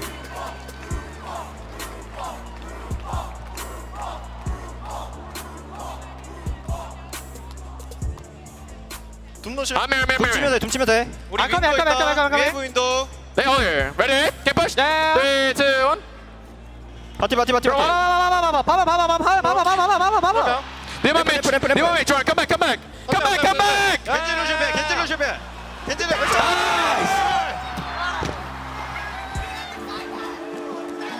And that's how they got it done. Florida Mayhem is going to join the Houston Outlaws in the Grand Finals of the Overwatch League 2023 season. And I'm now joined by Jake and Johnny to break down all the action we just got to saw. Danny already said it as he was on stage, that this was a lot closer of a match than the score would suggest. Let's talk about why it was such a close match. RuPaul in the interview talked about the compositions, calling the Houston Outlaws out for being a little copycat there. About Boston Uprising, they rocked up with the Junker Queen, and honestly, they played it close with that. Yeah, I think the Boston Uprising here, they came out with a lot of different ingredients here, Jake. And, as RuPaul mentioned, the Junker Queen was a big factor in that, something that could really drive Florida Mayhem to the edge when it came to the Sigma composition. It forced Florida Mayhem's hand quite a bit. But also, the May pick, Jake. I mean, the May pick was just brilliant from the Florida Mayhem to really stop Boston Uprising in their track. And so starting with that flashpoint win, going on to push, it felt like Mayhem just had Boston Uprising figured out. Yeah, I mean, you could say that, but for me, it's just like Boston are forcing their will on this match. I agree with RuPaul. I think they do have the better comp there, but how incredibly close Boston kept that series speaks to their individual potential. I mean, Smurf, so many insane plays. It's lucky, honestly, for the Florida Mayhem that they have a player like Chorong able to stop him from time to time, because they were constantly making fights work with this Queen comp, even though I think that's very difficult to do against what the Mayhem were fielding. So I'm very impressed with the Boston Uprising. I think they can be very proud of how close they came. But I think we've got the right Grand Final here. I think these are the two best teams in the tournament. Florida Mayhem, strategically unparalleled, and their individual playmaking was top-notch in this match. And it also has been an incredible story now for Florida Mayhem here in the playoffs and the opponents they've had to take down. So it, of course, started off with that Houston Outlaws match, right, that we're going to see now in the Grand Finals. So the Florida Mayhem, we talked about them, they're the rising stars of these tournaments, with a lot of younger players coming in that haven't had this long career, right? You take down the Houston Outlaws, Shu, Violet, Fearless is on that roster. You take down the reigning champions, Dallas Fuel, of course, Hanbin leading the charge of that team with Sparkle and Edison. And then now here, Boston Uprising, you take the Lee Jae-gon and Isayaki, the legendary duo from the Shanghai Dragons, Smurf, the two-time champion, and Florida Mayhem set themselves up for a fantastic grand final in a repeat match against the Houston Outlaws. This has been a Cinderella story from the Florida Mayhem. And this season, with someone winning MVP as well, can they finally claim that championship trophy for themselves? It's a fantastic performance, of course, from both of those teams. Boston Uprising, they now still have a shot at getting the third place at least, but they do have to take down the Hangzhou Spark. Not going to be an easy feat either, because that has been an explosive team throughout the playoffs thus far. It's been absolutely phenomenal to see both those teams popping up once more. Let's take a look at the bracket to see how we got here. Spark and Outlaws went to bats earlier on, and the Outlaws convincingly took that series and found themselves in the grand final, where they now will be facing off against the Florida Mayhem. It's going to be a rematch. The first time those two teams have fought against each other in this postseason. It's not looked too great for the Houston Outlaws. So the big question is, what have they learned from that first match? That is a big question, right? The Houston Outlaws, they struggled in that first match, but I feel like as every day has progressed here in the playoffs, we've learned more and more. It started off right, and we're like, oh, well, it's going to be a Saria meta. Turns out Dallas Fuel weren't so lucky after all. It wasn't a sorry meta. Florida Mayhem brought out the Sigma composition, Boston Uprising the way they've countered Reinhardt, we've seen Doomfist brought into the mix. It really does feel like every single day the meta has evolved to the point now where, yeah, we have two teams that might come out playing the Sigma, but will Florida Mayhem bring out the Reinhardt like they did against the Dallas Fuel? And how will possibly the Houston Outlaws respond to Florida Mayhem's Reinhardt and Sigma compositions, right? It really does feel like it's two different teams that will take the stage later today. It won't be the same ones that faced off in day one. Absolutely. And I love you steering the pot down there, you know, trying to stir up the emotions between Pelican and RuPaul. Merritt got dragged into it, like just catching some strays. So I love to see that. They are very confident, though. I think both teams are very confident. And yeah, sure, this is sort of a rematch because, I mean, last time we saw them was Florida Mayhem getting the win. But like Johnny said, I think Houston Outlaws, they figured out what they want to play. And I think skill-wise, they're very close as well. So I think it is going to be that confidence level. That's the deciding factor for who gets the win. Right, who wants it more? We'll find out very soon. For now, we are heading into a very quick break. And afterwards, we're going to have an exclusive deep dive into the newest control map, Samoa, and of course, the long-awaited show match. So stick around. Ooh.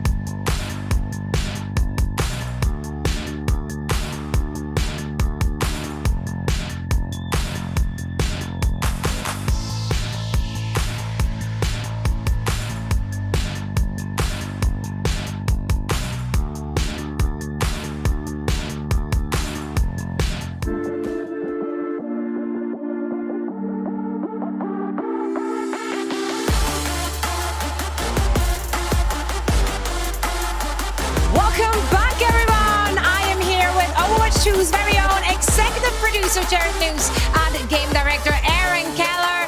Please give it up for those two gentlemen joining me here on the desk. Aaron, Jared, how have you been enjoying the playoffs so far? They have been incredible. I'm loving every bit of it. Love it. Love the city of Toronto too. It's amazing. Yeah, it's vibrant, and so are the people, and so are the games. We are treated here each and every day of the playoffs. We're in for some more treats because just a few days ago, we got a sneak peek at the newest control map, Samoa, and have the two of you here now today to chat a little bit about it and deep dive onto it. So let's start at the beginning. Where does the inspiration come from? How did this map come together? I can talk about that. Whenever we make a map for Overwatch, we always want to give players a fantasy of a different world location. We always want to take people on this journey across the globe. And so we realized we didn't really have a place that was a tropical paradise. So we wanted to make this lush island. And on top of that, with a place like Samoa, we really wanted to dive into a bit of the culture and the heritage of that location. And so we did a lot of research on what the patterns would be like and what the traditional housing would be like, but kind of flip that in an Overwatch direction. And then from before we ever even launched the original game, we have always wanted to make a map in a volcano, and Samoa was like the perfect opportunity for us to do something like that. Oh man, that llama looks dangerous. Every Lucio player in the audience just rejoiced there for a tiny little moment.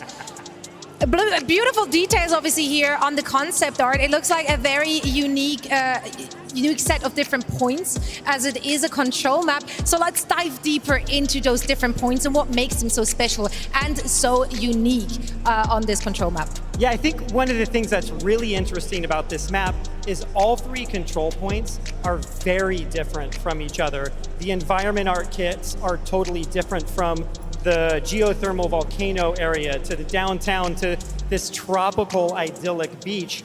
They have so much fantasy and flavor. And then at the same time, this is the first time on a control map that we've ever had 3 level designers work on the map at the same time. So we gave each point to a different designer on the team. I'm spinning away from you now. Here we go. we gave each point to a different level designer, so each one of them have their own distinct gameplay personality, and they all feel totally unique from each other. All right. Well, I'd say it's time to take a stroll through those different points. Let's start on a very scenic one. We're headed over to Beach. Beach is my favorite of the 3 that we're going to go through right now. Beach is all about this sort of like cozy island feel. Our associate art director, Peter Lee, who is the kindest person I've ever met, likes to say that this is a map that you want to hug and that will hug you back. It's so warm and fuzzy. So warm and nice. One of the great things about the way that it's designed is that immediately out of spawn, you know where you're at. It's very easy to orient yourself. On the one side, you have this beautiful beach with vibrant blue water. On the other side, you have the rocky hillside with this lush green forest. And then it all funnels down into what is arguably my favorite control point that we've made in Overwatch 2. Yeah, it's actually pretty crazy. So the control point is sunken down. When you come to it from the main route, you'll actually head down those main sets of stairs to get to it. And it can be really dangerous. You don't just want to rush ahead as the tank into the control point because you're just going to get kind of like eaten up by the enemy team. And so you really kind of have to focus on how you're going to control the point, how you're going to take different angles for it. There's high ground all around it. And the interesting thing is once you do get down there, there's a bunch of little outs. So you're able to back up under some of the overhangs. You're able to kind of like move around some of the side routes in order to either escape or to try to hold it and stall out on it. It leads to some really interesting team fights that are unlike anything else, and I cannot wait to see how players who are much better than us on the development team end up approaching it. It's going to be exciting to see, and honestly, just the level of details. Yes, this map is hugging me right now. I can feel the warmth looking at that. We just got to see some of those huts, and that leads us to the vibrant downtown. What can you tell us about this point? Yeah, downtown takes everything that you just saw on Beach and modernizes it in this really interesting way. And so it's a great example of the Overwatch style of taking something that is traditional and unique to a region and really bringing it into the future in this like hopeful, optimistic way. So you see these beautiful city streets. It all funnels down towards this familiar and yet somewhat unique control point. And the architecture is just the kind of thing that you could get lost in. There's so many little details. There's an aquarium in the middle of the street, and one of them, it is fantastic. Yeah, I love the architecture here. We took a similar approach to this map that we did to Numbani. So we took a lot of the traditional buildings, traditional architecture, traditional shapes that you just see in the culture, and kind of built a whole city out of it. One of the things I love about it is that central control point. It has a very circular flow to it. Reminds me a little bit of Oasis City Center or Lijiang Garden, where teams can kind of approach it from different angles. And the difference here is that there's a lot of high ground around it. So depending on what route you're going to take, a team can get up to the high ground. And at the same time, you don't always have to push mid. You can take one of the side routes and have a whole team come in a different direction and attack it from that point of view. Explosive gameplay we can expect from this part of the map. But things are gonna heat up as we're heading over to Volcano. Man, that just looks dangerous. There's danger written all over it. This is the spiciest meatball of the 3 control points that we have. Yeah, it really is fantastic how aggressive the play on the point is here. But to step back a second, this is a former Eco Point base that was then given over to the local government to be a geothermal power plant, providing sustainable energy for the region, and has very industrial architecture. And I mean, I can't just omit a bunch of words about this beautiful lava flow in the middle of it, which is not only awesome to look at, but also incredibly dangerous. I love that. I feel like I need some sort of heat lava pun in order to fit into this conversation. It's fire. It's lit. But at this point, it plays really different from the other 2 points. And out of all 3 points, this one has the most direct confrontation between the 2 teams. It's very even-handed. So there'll be a lot of moments where you're poking across the middle and kind of figuring out when that moment is that you're going to commit to try to take that point. The interesting thing here too is the point's a lot more open than some of the other points. So you're going to see Lucio come out, you're going to see Farah come out, especially with a lot of the boop areas off to the side. We think those 2 heroes ought to be really powerful on this map. Yep, it is the most frenetic of the 3 control points for sure. Yeah, I love it. And there's like, the control point too has this drop down like right in the middle of it. So if you need that moment where you're just gonna bail, you take it. And the cool thing is there's a jump pad at the bottom. Perfect. So you can pop right back up if you want. Man, those 3 points, so very different, and not just in the look, but also, of course, in the approach to playing them, which means we're going to see a lot of diversity in terms of compositions and play styles. So very, very exciting stuff on our new map, Samoa. Now, of course, as is, I don't know, just normal for every Blizzard map out there to have like tidbits, little hidden things, yeah. Easter eggs. I know you guys want people to explore them and don't usually share the very small details, but are there a few fun facts or little things you can share with us that we should be watching out for? I can give you one. On Volcano, you might find references to another Blizzard title that maybe some of you play, World of Warcraft, hidden amongst the lava. I don't know how much more I should say. A little bit of Molten Core vibe. Kind of a Molten Core vibe. It's a little bit, you might find an oval object that would resemble something you would find in a World of Warcraft raid. You know, my expectation now is that if a player drops into the lava, Ragnarok will just like appear out of nowhere. You guessed Not it. that Okay, so much. hey everybody, that's exactly what it is. Too subtle. I have a favorite on the beach point. So we have all sorts of palm trees there with coconuts on them. And we brought some of those coconuts into the spawn rooms, and we replaced the basketballs on the tables, and so now you'll spawn in coconuts and try to shoot baskets with those. Perfect. Another hoop I can't hit. I don't think it's going to be any easier with those coconuts than it is with the basketballs. Love that. Well, guys, it is now time for our show match, because we going to get a show match, an exclusive look on that map, and we have 2 teams put together. I'm not going to tell you anything more about the rosters. I'm just going to name the team captains, and then I need you guys to make a prediction based off of that. We have Team Jake going up against Team Reinforce. That's right. I'm going to start us off here. I think Okay, here's the thing. Johnny, I love you. We've been working with each other for such a long time, but Jake is a sweaty gamer. He's going to be serious about that. He's not going to lose on this stage. I have to give this one to Jake. What about you, Aaron? That's a good call, because I'm with Jake also. Perfect. You want to be right? I like that. Jake is he's a master tactician, and whatever's going to be needed over the course of the game, he'll be able to direct his team to do it. So, Team Jake. All right, look, if everybody's going to go Team Jake, then I have to be the contrarian, and I have to go for Reinforce. Okay, the pity pig. Oh, Do people love Reinforce here? Yeah, we all love him, but we still want him to lose. Look, a little less sweaty, a little more methodical. I think they're going to bring it over. It's going to be great. Right on. Well, I'm ready for this.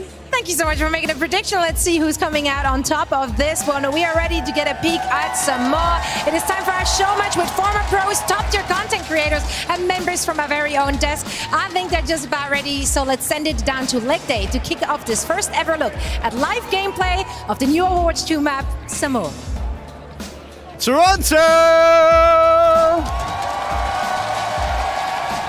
Who's ready to hit the beach? I could not be more happy to be sharing this moment with my big, passionate family of Overwatch enjoyers. I got some special guests backstage who need to be hearing your passion if they're going to come out here and play their hearts out. And I know you're going to love some of the names that I have got on this week cue card here. All right. Toronto, let me hear some volume as we welcome to the stage, Team Jake!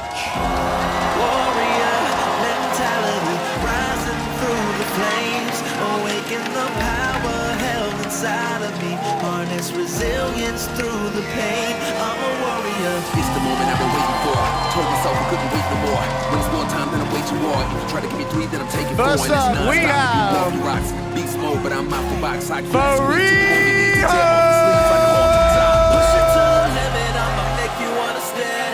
DPS, J3.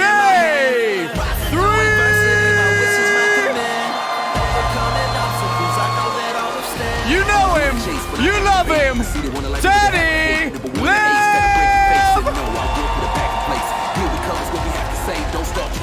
You know what you're feeling, Crimzo. Activate. And finally, Jake. Let me demonstrate my mentality. Now give it up for Team Reinforce!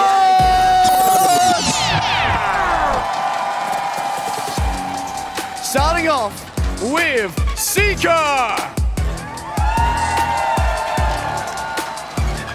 We've got the man himself, Dante. You know him, you love him, Reinforce.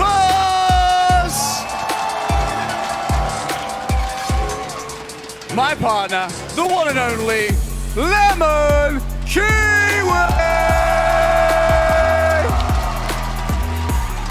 And of course, you know him, you've seen him, we've all seen the guides. Kakao!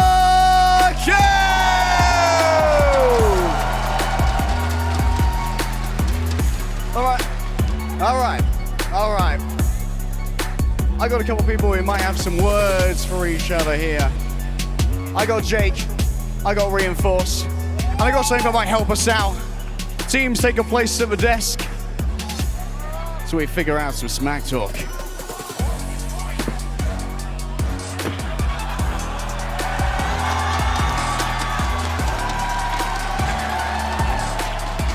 All right.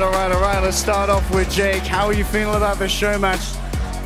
You know, I'm feeling good. I'm feeling real good. I'm feeling real good. Feeling real good, feeling real tall. What about you, Johnny? I'm really confident. You know, we got Team Canada representing our lineup. We got Seeker representing Canada, World Cup 2023. I'm stacked. We're stacked, buddy. You got nothing on us. We're stacked, we're nutty, we're gonna take you guys out. You got no shot. You got no shot. That's a fantastic answer. Fantastic answers. You two, get to your stations because we have a brand new map to play, seen for the first time ever. We're getting ready to go. Angie, thank you so much for the arts. You've been serving us so well all year. and you love to see this. Can I get some noise for Angie?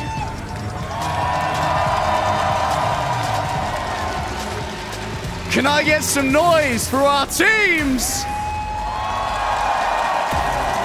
And can I get some noise for Samoa?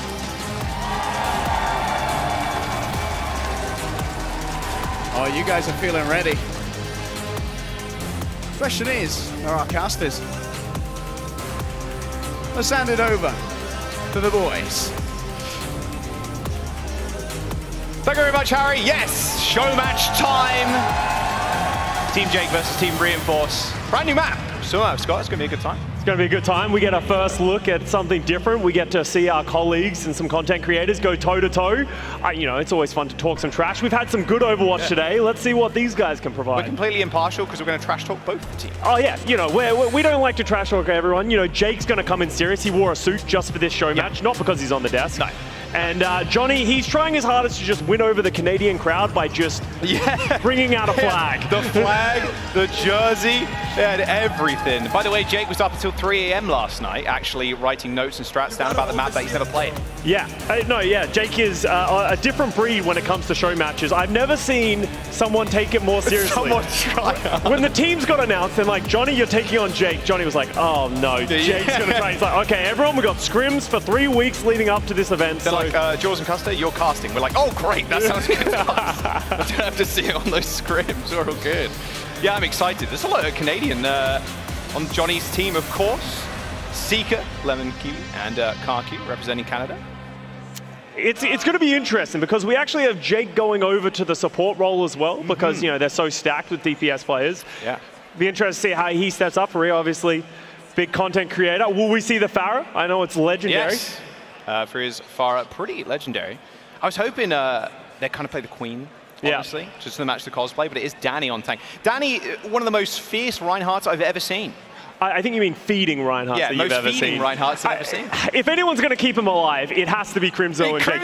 Crimzo and Jake in the backline. If Danny can't stay alive with a Crimzo and Jake backline, Danny has to be doing something wrong. No, it's the backline. Oh, the backline fault. Backline Jake doesn't play support ever. Well, I've seen some Juicio and I've seen some Jersey. We've seen it in the Overwatch League. It was there.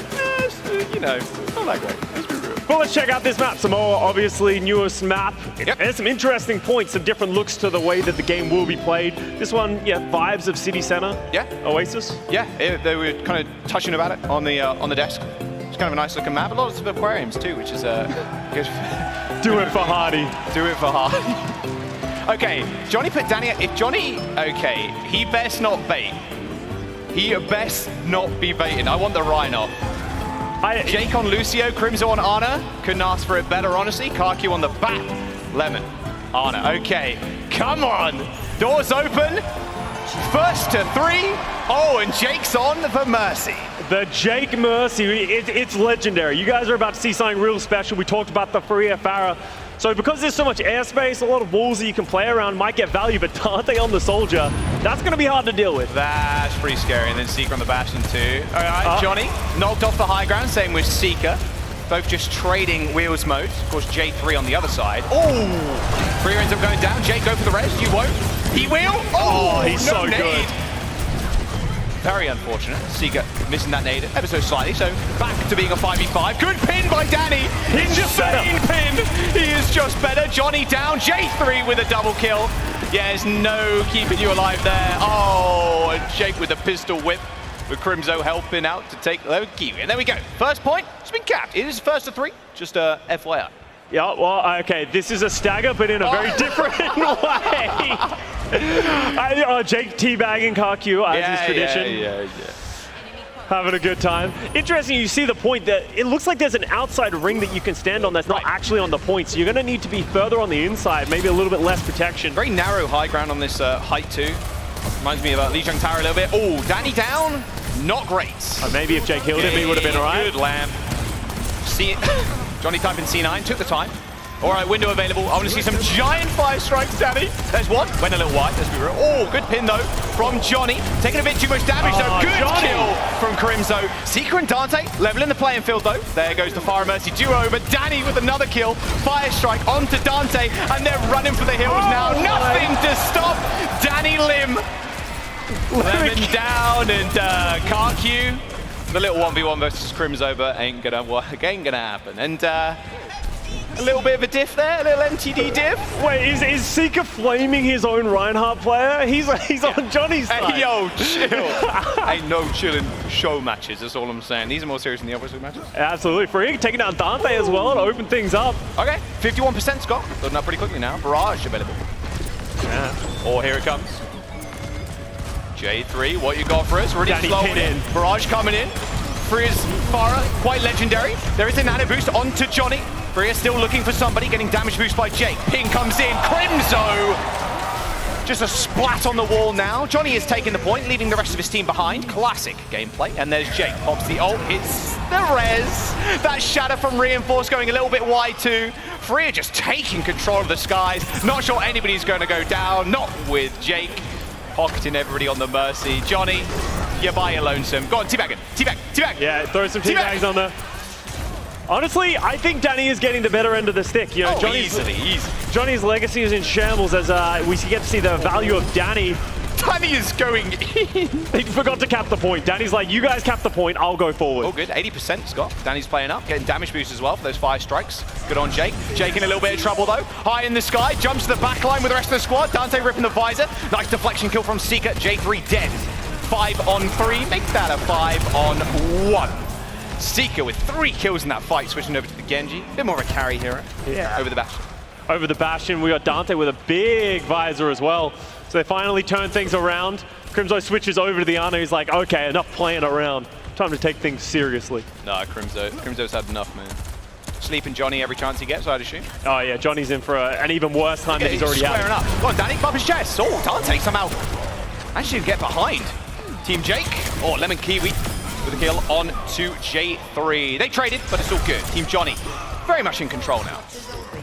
And 70% and counting. All of a sudden, we're getting into last fight territory. Johnny's coming up to an Earth Shadow. Danny Earth Shadow. We might get to see the legendary Shadow duel. It's Danny versus Johnny. There's Nano Boost as well from Lemon. We're getting close to Nano Blade as well. The Seeker Genji. Got a lot of tools. Where's Johnny going? You know what? Good question. He's getting kind of rolled. Needs a little bit of support. Almost took a 5 strike there from Danny. Seeker going pretty low. There's the Nano. 5% away from that blade. Does manage to dash through. Pops the blade. Johnny in trouble. Oh, what a sleep! Freya though does manage to take out Dante and Johnny. That sleep was ginormous, but KarQ with the wind. Oh, can he clean up? 3 kills for KarQ. 1v1. He's going to make a guide on that after the series. I almost guarantee it though for Freya with the rocket barrage into some direct hits. That's the cap. That might just be the round 2. Johnny's going to make it back. He's going to get back. Dante pretty low too. Got the Earth Shatter. He's waiting in the wings. Bobbing and weaving. Dante down. J3 with the cleanup on the Tracer too. Looks like Team Jake firmly in control. What a direct. Seeker sent back to the Shadow Realm as Lemon Kiwi and KarQ are going to fall last. Oh, some nice rockets from Faria. Oh my lord. Faria is dominating on the Farah. And that's a pretty good Farah map being shown off for us right now. See, as we move over onto the next round, what are we going to get? Volcano? Oh, it is going to be Volcano. This hole in the map, it has a jump pad, but it's going to be very troll. It is extremely troll. You can still contest the point if you just keep jumping up and down, up and down. Dante, you know, giving some nice compliments to his old teammate. Yo, thanks. I did hear, okay, some inside scoop. I did hear Jake was like, if we start to lose, I'm just going to perma pick Alari and that's it. Oh, Crimzo's taking over. Reminds me of your Mercy on the Houston Outlaws. Oh, weren't they teammates during that time? Ah, good times, good times. Jake goes over to the Moira. Moira. A dishonorable player. He's going to damage orb as well early. All right. What is the Jake Moira got in store for us? Perma-flank? I think so. Nice check in there by KarQ. Big name. Johnny goes up just to go back up. Yep. Back down, back you up. All right. What? Okay, Jake's in the back line. Oh, the flanking Moira. No, it's over, ladies and gentlemen. J3 dead. Oh, no. Please don't say you lose to the Jake Moira. Yeah, no, we don't want to add another thing to his belt. No. Oh, Johnny's down, he's down. Excellent stuff, Johnny. Keep it up. Jake dead. Dante in a little bit of trouble. So is Danny. Danny taking so much damage. Oh, the backline can't quite keep him alive. The point has been capped by Team Jake, but There's just too many Team Johnny people to really deal with at this point. Should be the flip coming through. Faria falls off the map. They found the lava. Hey, maybe they're looking for Ragnaros. Oh, yeah, maybe. That was nice. Ultimate there by Crimzo, but there's no follow-up, sadly. J3 with the torp. Go on, son. One hammer kill at least, please. Bit scared of Johnny Shatter. Little do they know he doesn't have it. He's not even close. There's the pin. Oh, gets Danny. He's in a whole lot of trouble, though. He's got to get out of there. 24 HP. The healing coming out from Team Johnny right now, just to sustain him. Application Matrix there. There's the Shatter. Oh, he's never landed a better Shatter in his life. Beautiful combo from Lemon and Johnny. Danny said tank gap, and Johnny took that personally. You don't poke the Swedish beast. There's no way. That's a pro strats right there, taking damage from Molten Core. Oh. The Johnny chance. I never thought I'd hear the thing. He was getting booed on day one in this stadium. He was getting booed on day one, yeah. Crazy, actually. All right, Dante, Visor. I gotta be honest. Where's the coalescence from Jake? Okay, he shifted into your backline. Yeah. Please kill Jake. Get him, Dante. Get him. Oh, finally shut down. You're not getting away with the fade into the backline, Jake. I'm sorry. Not against Dante with a Visor. Faria gets two with the Hanzo. Again, yeah. Dante pretty low. Terra Surge, I gotta say, not the best use. Big sleep by Lemon Kiwi onto Crimzo as well, but Crimzo's coming back with a vengeance, and now it's only Johnny remaining on the point with no help. Yeah, he's pretty low. J3 cleans up. J3 should go back to Torp, I think. A little bit of Torp gameplay would be great. Bit of Torp bias here on the yeah, absolutely. I want to see at least one hammer kill. And Jake's given up. He's decided maybe Moira isn't the pick for him. It's because Crimzo took the Alari. Yeah. So he can't play Alari. That's very unfortunate. Base from Crimzo though. Oh, another great sleep by Lemon. Oh, the bag! Oh no! It's the recall. Oh no!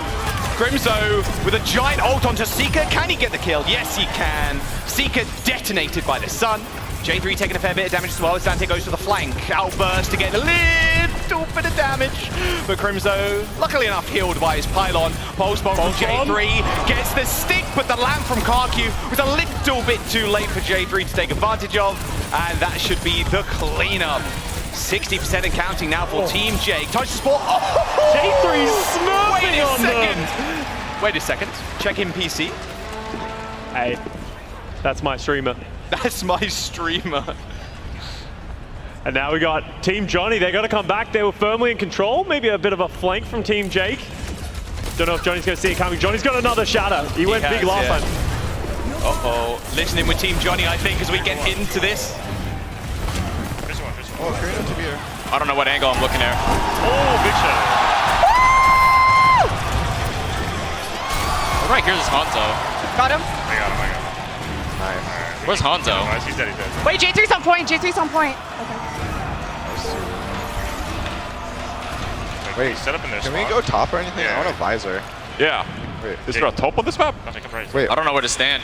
Maybe I can do it up here. There's a mega down here by the lava too. Oh no, I can't go on those. Arky's looking at the lava. They're coming here, right side, right Very side. nice. Okay. Top right, top right, top right. Top right. Okay, okay.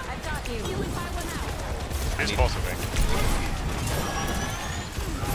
All right, Kitsune Rush from Jake. Final fight on your screens. Karki already dead, but the visor from Dante shuts down Crimzo. But J3, my streamer, hits the pulse bomb. Dante down. Lemon Kiwi with a swift punch to the jaw, though. Takes down the Tracer. It's all Danny now, trying to get onto the point. Might be able to get there. Faria again with a huge kill. Headshotting Seeker. Danny has been anti, but another beautiful pin. Oh, Johnny asserting the main tank dominance. Team Johnny should be able to close out this round. J3 with the triple blink and recall on the point. Someone's got to get there. Danny's got the ult. Crimzo on Lucio. Jake could get back as well, but it's looking a little bit too late now for Team Jake. Crimzo try as he must. He does not succeed. And Team Johnny claim the second round. Johnny's making a lot of fans right now. His Reinhardt play, glimpses of 2016 and Johnny's prime. 2016. But honestly, just some great plays from Lemon Kiwi on the Ana, hitting some big sleeps. Faria, we saw it on the Farad, now seeing it on the Hanzo. But we're moving over to Beach, and this is going to be an interesting point. You're stuck on the low ground, but everything around it is a high ground. There's some sneaky tunnels that you can take as well on the point, so worth keeping that in mind. Could see some sneaky play. All right, what are we rocking with? Honestly, Freya, stick on the Hanzo. Honestly, it was working. Dominating right now, absolutely. Seeker on the Genji, Dante on the Soldier again. Love to see it. Looks like, yeah, we're just gonna listen to Team Jake. Report on him. See what they're saying. Report. Not good. J3? Oh, Wait, no, what? you're a SimTP. Okay, never mind. I was about to blame you. What? What? I didn't even do anything. Oh, no. Oh, God. It's the Oh, my gosh. Can we fight? Can we fight? Run, fight. Yeah, I'm Tremont. Pressure, pressure. I got drone. I got keep going, keep going, keep going. Jump forward, keep going, keep going. In the back line, in the back line. Soldier one right side. Jump low. Oh my God. Jake, I was about to flame you. You WM1'd and I didn't tell you to, so please get back in line. Hey, it wouldn't be Team Jake if someone wasn't getting flamed on the team. Someone wasn't getting flamed. But Jake goes over to the Baptiste. You can see his healing, giving his team that confidence to continue, keep going. Oh, yeah. Crimzo, good sleep from Crimzo. Good anti too. World-class Ana. Who is that? Seeker on the junk? Yeah, no. And you know Jake's taking it seriously when the Baptiste comes back out from Jake. Oh, yeah. Seeker with the tire. All right, okay. I want to see a big tire from Seeker, at least a 4K. Oh yeah, it's he's learned everything from Jake. So let's see if he can implement this tire, get some value. But Jake should know how to counter it. He does have the lamp as well. JD ripping the ultimate. Dante is just hitting a little sneaky little back cap right now. Does anybody know? Oh, good lamp by Jake, but J3 picks up 2 kills. Karku and Seeker dead from the ult. I think he caught Seeker while Seeker was ulting. He caught him with the Bastion ultimate. The flanking Bastion, very slow, very slow. Yeah, 3 kills for J3, and that will be the flip. Team Johnny in a little bit of trouble right now. Yeah, Team Jake with the Crimzo on the Ana and Jake on the Baptiste is proving to be a little bit too much, just enabling Daddy to just do whatever he wants. And now Seeker on the Genji. Oh, that's so much damage. Too much damage. Up. That's too much. Nano Bastion from J3. Got Team Jake. They've been scrimming for 9 weeks. They've been boot camping in different countries all across the world to make sure they're in prime shape. Oh. Okay, all right. J3 not respecting the Karku. Kiriko just walking into a trap. Flip comes back. Crimzo's had enough of this guy. What is this? Oh, great counter pin by Danny. Good counter pin by Danny, yes. And the shadow blocked by Johnny, though. Those years of main tank dominance really helping him now. Oh, Danny dodging out the way of that pin from Johnny, but Johnny still holding on to that shadow. Danny's shield pretty low, and so is his health bar. Oh, Danny goes down. I'm weeping many tears right now. You know, honestly, team diff, healer diff. I don't think it was Danny's fault. No way. Not at all. No, nothing is ever Danny's fault. And we got the reinforce. Now he's got the shadow, the hiding shadow. Oh, no, he's going to think better of it. Backs up. He's too large, I think. Ryan's motto is too large to stand in those buildings. Oh, Jake gets Dante. I don't even know how that happens. All right, okay. I'm waiting for the BM. Oh, he's going all the way around. Oh, they see him, Yeah. What now, Johnny? What now? Shadow. You got Johnny. Are you going to shadow? No. Oh, they do end up trading, though. Can't you kind of taking names right now? Blade from Seeker. Where's it going? Nowhere. Almost nowhere, he's running. Sadly. That's where he's going. Lemon. Oh, Lemon almost killed Seeker there with that grenade. Crimzo ends up following up with a nice little anti-nade. Dante from across the map somehow lands a visor kill of all things, and then Seeker, all right. It's a little team deathmatch right now. Yeah, it's getting a little chaotic. Danny trying his hardest to get to the point. Yeah, reset angle. Johnny's still holding on to this Earth Shatter. Some say he's still flanking to this day. Yeah, he's somewhere, man. I mean, it's all supports right now. Karku and Jake have been kind of dominating on the supports. Yeah, well, you get Jake on Baptiste, Crimzo on Ana. You always know it's going to be dominant. Freya now goes over to the Pharah. All right, okay. J3 on the Tracer. Turn around. Is he still He's still flanking. Johnny, stop. It's over. Look at how far they are away. Look at how far. Is he just going to solo shadow Crimzo? No, he's not going to. No, Crimzo knows. He knows. He's too smart. Wait, where's he going? Where's he? No, where's he going? Johnny, where are you going? The rest of your team's dead. Freya got 3 kills with a nano boost. Oh, no. It's all falling apart. It's all falling apart. And honestly, I think we can, obviously Freya's popping off, but we're going to blame Johnny for that one. Honestly. Oh, yeah, 100%. I think sometimes the captain needs to be blamed. What was Blood do? Oh, what is this? Yeah, the coconuts blow up after the round. That's fun. Okay, that's pretty sick. All right, there you go. 2-1. It is first to 3. Team Jake, yeah, there's a comeback potential here. You never know. Maybe if Team Johnny, or Johnny just in particular, gets focuses up a little bit, maybe a few less flanks. Try and flank one more time, please. Yeah. Also, this cosplay by Faria is sick. Yeah. The Junker Queen one. Legendary mythic JQ cosplay. The Danny Doomfist. Oh, stuff of legends, I've heard. Well, yeah, that's only from Danny have we heard things. Yes. No one else has said it's a thing of legends. No. Oh, Johnny, okay. So they're both, oh, J3's on Torb. My comp, my team, Team Jake. Zen Torb, let's go. And honestly, Dante on the Junkrat. I would like an honorable duel between Dante and Jake, both on Junkrat. Oh, well, they didn't let Jake play Junkrat. He'd be too powerful. He's too powerful, man. All right, Danny, what you got on the Doom, huh? What do you got for us, son? Oh, good punch. Coming out of nowhere. Dante didn't know what hit him. Quite literally. So we go back to this round. Jake's team taking the high ground. Well, Jake plays a little bit of a flank with the Kiriko, but both teams just taking different sides. But Dante on the Junkrat falling. Oh, he needed the heals. That turret is kind of dominating, but yeah, I mean, should just be able to take it out. There it is. Little Helix rockets. Points not captured yet. Both teams unwilling. I killed Dante. Yes. Whether or not, if Danny loses this series, he doesn't care. He got his kill onto Dante. That's what he needed to get. He killed the pro. All right, point has been capped by Team Jake. Johnny unable to do much on the monkey right now, and Crimzo on the flank. I mean, why not? Just a little duo support flank. No one is getting healed on their team. It's just Jake and Crimzo healing each other. This is signs of us, but well, our team dies and we lose. And we blame them. And we blame them, and then Hunter reports us. That's crazy how that works. Lemon Kiwi double kill.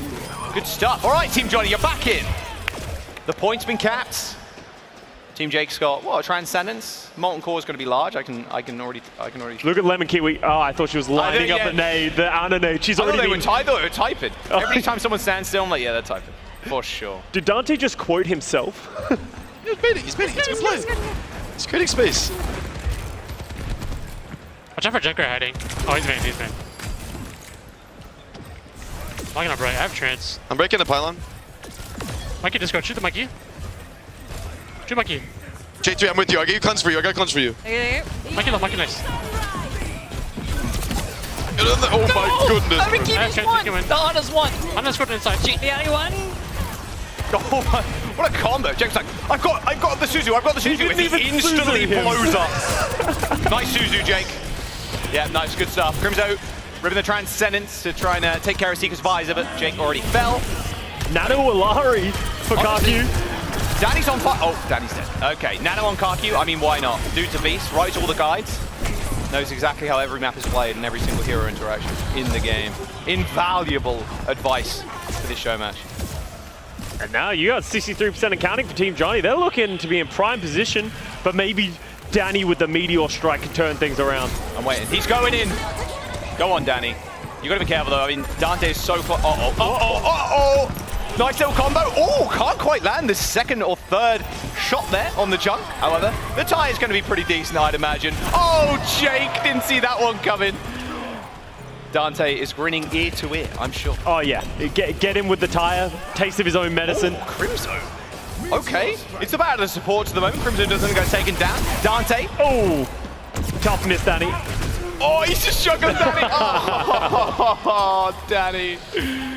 J3 just got, Dante just styled him on him in a little bit there. And there you go. Team There's Johnny. The next round. We're all tied up. This is it. I think we found our bread and butter. Florida should play this. True. They might. Heard if it goes map 7, this is the map. Florida should play this. Look, listen Found the bread and butter. You know, they found the comp. We found the comp. Wait, where's Rag? Oh! Where's Rag? Yeah, you can't. Little Ragnaros action? Where is he? Bit of a... I see it. I see it. I like that. Anyone want Molten Core later? Yeah. I'm sure Johnny's in. I'm sure Johnny's like... Johnny should feel at home on this map. He gets a buff because he's a classic WoW Raider. That would be wicked. We get the Reinhardt versus Reinhardt to end it all. Oh, Karku on the Weaver. Yeah. You love to see it. Pull Johnny back. Pull Johnny back. Please pull Johnny back. Troll him. Why? What's the point of playing Life Weaver if you're not going to troll? Oh, he's going to troll the hell out of Johnny, that's for sure. Legend has it. I saw on the rules earlier that this match is actually for $2 billion. Really? Okay. Prize money of $2 billion, correct. Oh, Seeker. Jake's in Who serious is in mode. the air? Jake is permanently in the air. What is happening? He's just getting bombed around by Dante. Dante kills Crimzo on the way out. I don't even know how that happened. I have no idea. I also think Johnny pinned Danny off the map. Well, off screen, but... You take this. Hey, you got his one. I got mine. That's what I talked to chat. I got mine. Really? I got mine. Don't worry. All right, first point capture goes over to Team Jake. Danny on the point, standing stalwart. And Faria on the Pharaoh as well has been pretty dominant every time he moved over. Honestly, to the best player on the server right now. Yeah. For sure. All right, Danny, I'm going to need some ultimate charge out of you, son. 30% to Johnny 72. Well, that'll help. That is for sure. Danny diff? Danny diff. Nothing more needs to be said. There we go. Danny with 3 kills in that fight. Feeling pretty good. Play of the game. Oh, Dante with a stagger too. Dante's on May. Yeah, that's not okay. That's like playing Sombra in a show match as well. It's just not okay. Yeah. Danny, comes Danny. Yo, there's no shadow for him, sadly. Imagine if you got extra damage if you charged through and pinned somebody. Oh, that'd be so good. Projectile. Jake dead. Danny. Oh, good counter. Good counter pin by Johnny. Oh, Danny permanently on his back.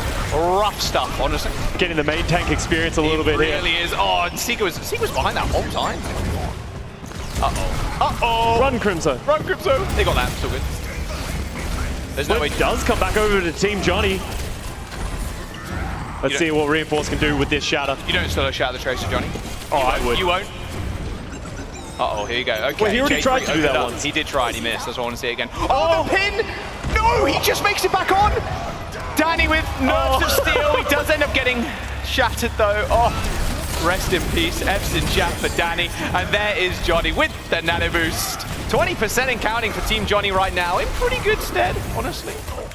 A lot of ultimates though from Team Johnny. Now it's Danny's turn with the shatter. Maybe he can turn everything around. He's got this. No. Dante hasn't got wall. Probably has ice block, but Johnny won't. He won't block this. Captive Sun. With a really early Captive Sun. Gotta hold that shield, Danny. It did hit somebody. Actually forced a lamp, but there you go. Crimzo down.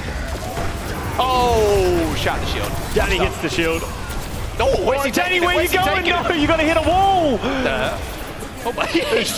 He just ran. He's back. Hello. I don't even know what I'm watching with these two Reinhardts, honestly. It's actually 2016 Ryan. This is actually just gold Reinhardt play with like GM supports that are actually killing just people. Healing each other, yeah. Last time I saw Johnny play tanky was gold. Yeah, rough stuff actually. Rough. It's rough out there. All right, now 66%. Everything's looking good for Team Johnny. Dante takes down Faria as well with a pretty good riot. Oh dear. Oh, counterpin. No. Still good. I mean, Danny's kind of dominating the counterpin war right now, but Seeker's Bastion. Yeah, this is rough. Team Canada right here. Oh no, Crimzo, no. Okay, this has got to be pretty dishonorable running May in a show match, right? Like, yeah. I'm not the only one. We'll let Dante know on social media how you feel about the May play. Oh, come on. Just let them get out of spawn, please. Oh, the blizzard. Dante WM1 into the backline. And someone needs to touch, by the way. Someone needs to touch. Good sleep. Working up pretty quick, but it might not matter. Team Johnny claims the show match. Canada wins. Canada wins.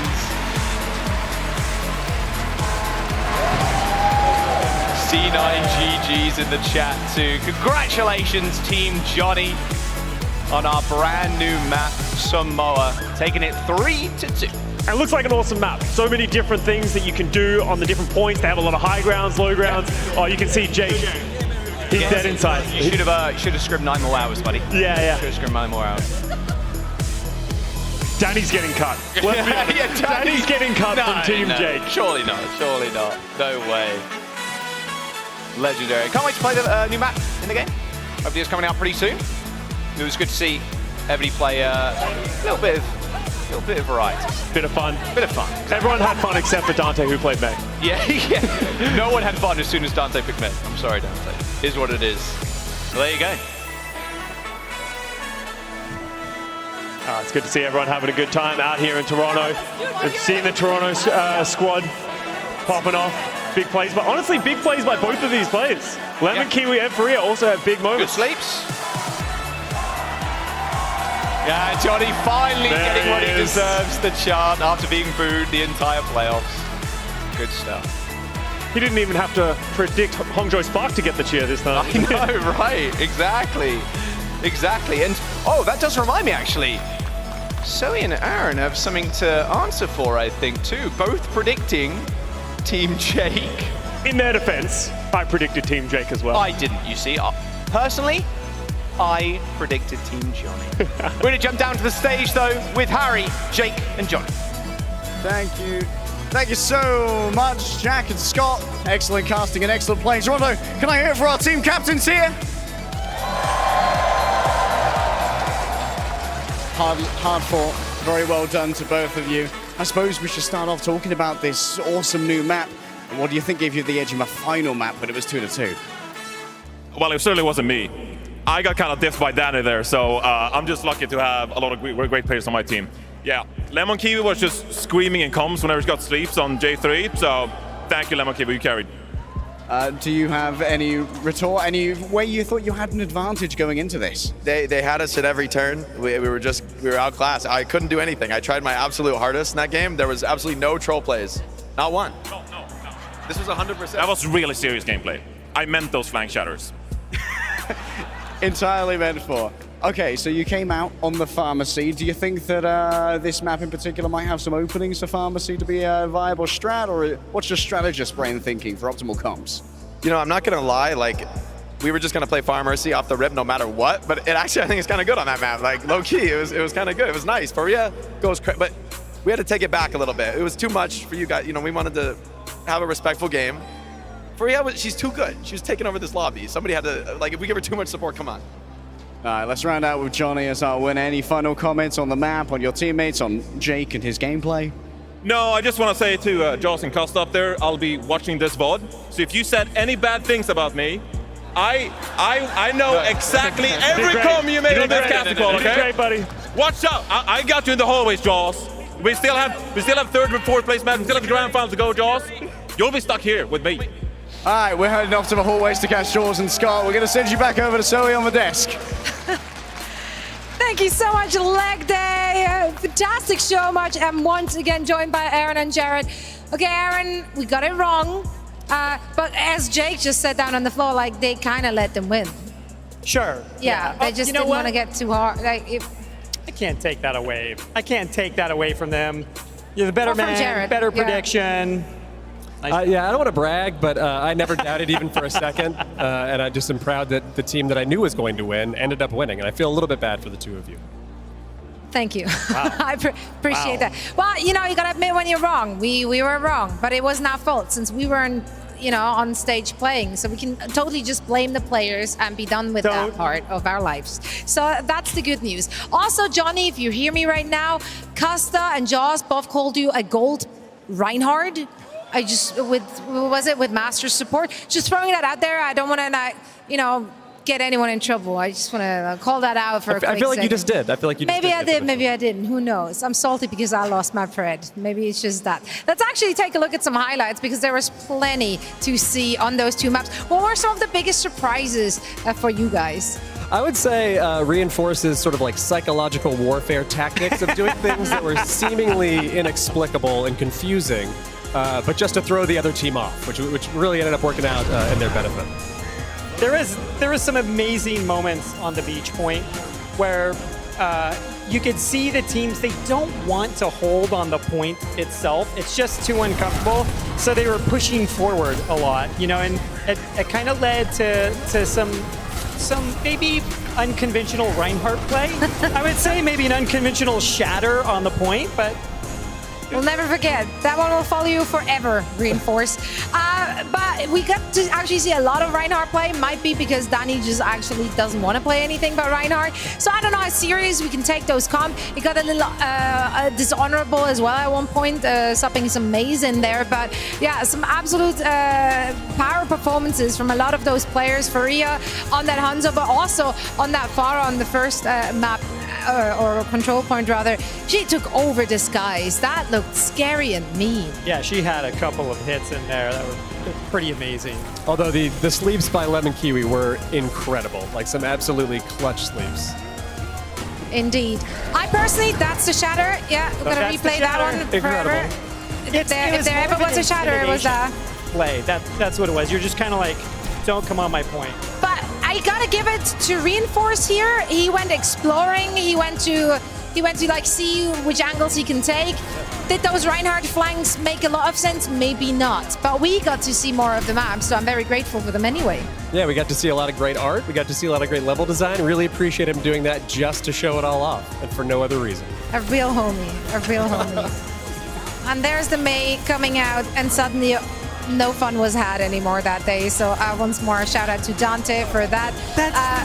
Fantastic performances from both teams. That was so much fun to watch. It was so much fun to see their different approaches, of course, to each of those points. So, Crimzo got the player of the game. On Zen, just make Jack happy there, really, for a hot minute. Oh. Feels good hitting those shots. Well, that was our fantastic show match here, Aaron Jarrett. It's been such a pleasure having you here for a quick chat and a deep dive into Samoa. Is there anything you want to say to the fans who will be able to play this map very soon? Yeah, we're just really excited for people to jump into this. Hopefully we see a more elevated level of play than what we saw here today. So yeah, and this is coming Season 7 on October 10th. Right on. You heard it here. If you in the crowd or at home are wondering when you can get your hands on this map, October 10th? Yeah, October 10th. There you have it. I can't wait to play it, and I can't wait to see more of our players get a hand on that map as well. Once more, of course, thank you guys so much for joining. We're now heading into a quick break, and then afterwards, we will be back with the third place decider match here in the playoffs. So stick around. With the 6th season of the Overwatch League coming to an end, we thought it would be really nice to get together on a day off, sorry about that guys, and talk about everything that transpired on the server, off the server, our personal highlights, if you will, of this past year. But I feel like even though we weren't in person this season, there were still a lot of like very precious moments and interactions we get to have. Like we have the players on the big screen, we get to interact. Yeah. We have proper like back and forth with the casters as well. Which interview with the players this season do you think just was like the best one? Was it Shu calling you out? But for me, it was like, yeah, Shu calling me out. That was hilarious. That was like, so good. We're so used to Danny doing interviews with the Korean players, and we're sitting there watching, you know. But then for Shu to like call me out was just hilarious, like total unexpected. But also like for a player like that, you know, he's got so much confidence and swagger. It's like nothing to him. My favorite match that I've casted of the season so far is O2 Blast versus Soul Infernal in the spring stage knockout bracket. A very important game, high stakes. We had O2 Blast in their first ever matchup versus an Overwatch League team, and they were on a 31 match win streak. So 31 games that O2 Blast had held for over a year. They had not lost to any team, and it was a 5-map gigabanger going the full distance. All 3 rounds played of the final map as well on Control, and one of the most incredible games that personally I saw this season. But which of the OG players are you like rooting for this season? Oh, I'm rooting for Birdring because he goes back like way back. I'm talking like early, he's one of the true OGs. Early Kongdu teams in Apex, and like we had a great amount of respect for the Rascal and Birdring. His last year was really good before he went into content creation, and now with Boston this year, they're still really competitive. Just the consistency across like 7 years. I think that's pretty absurd. So I'm rooting for Birdring in this one. If he was able to like get close to winning the championship this year, that would just be an unbelievable kind of like legacy in Overwatch. My favorite player to cast this season, Birdring on Widowmaker.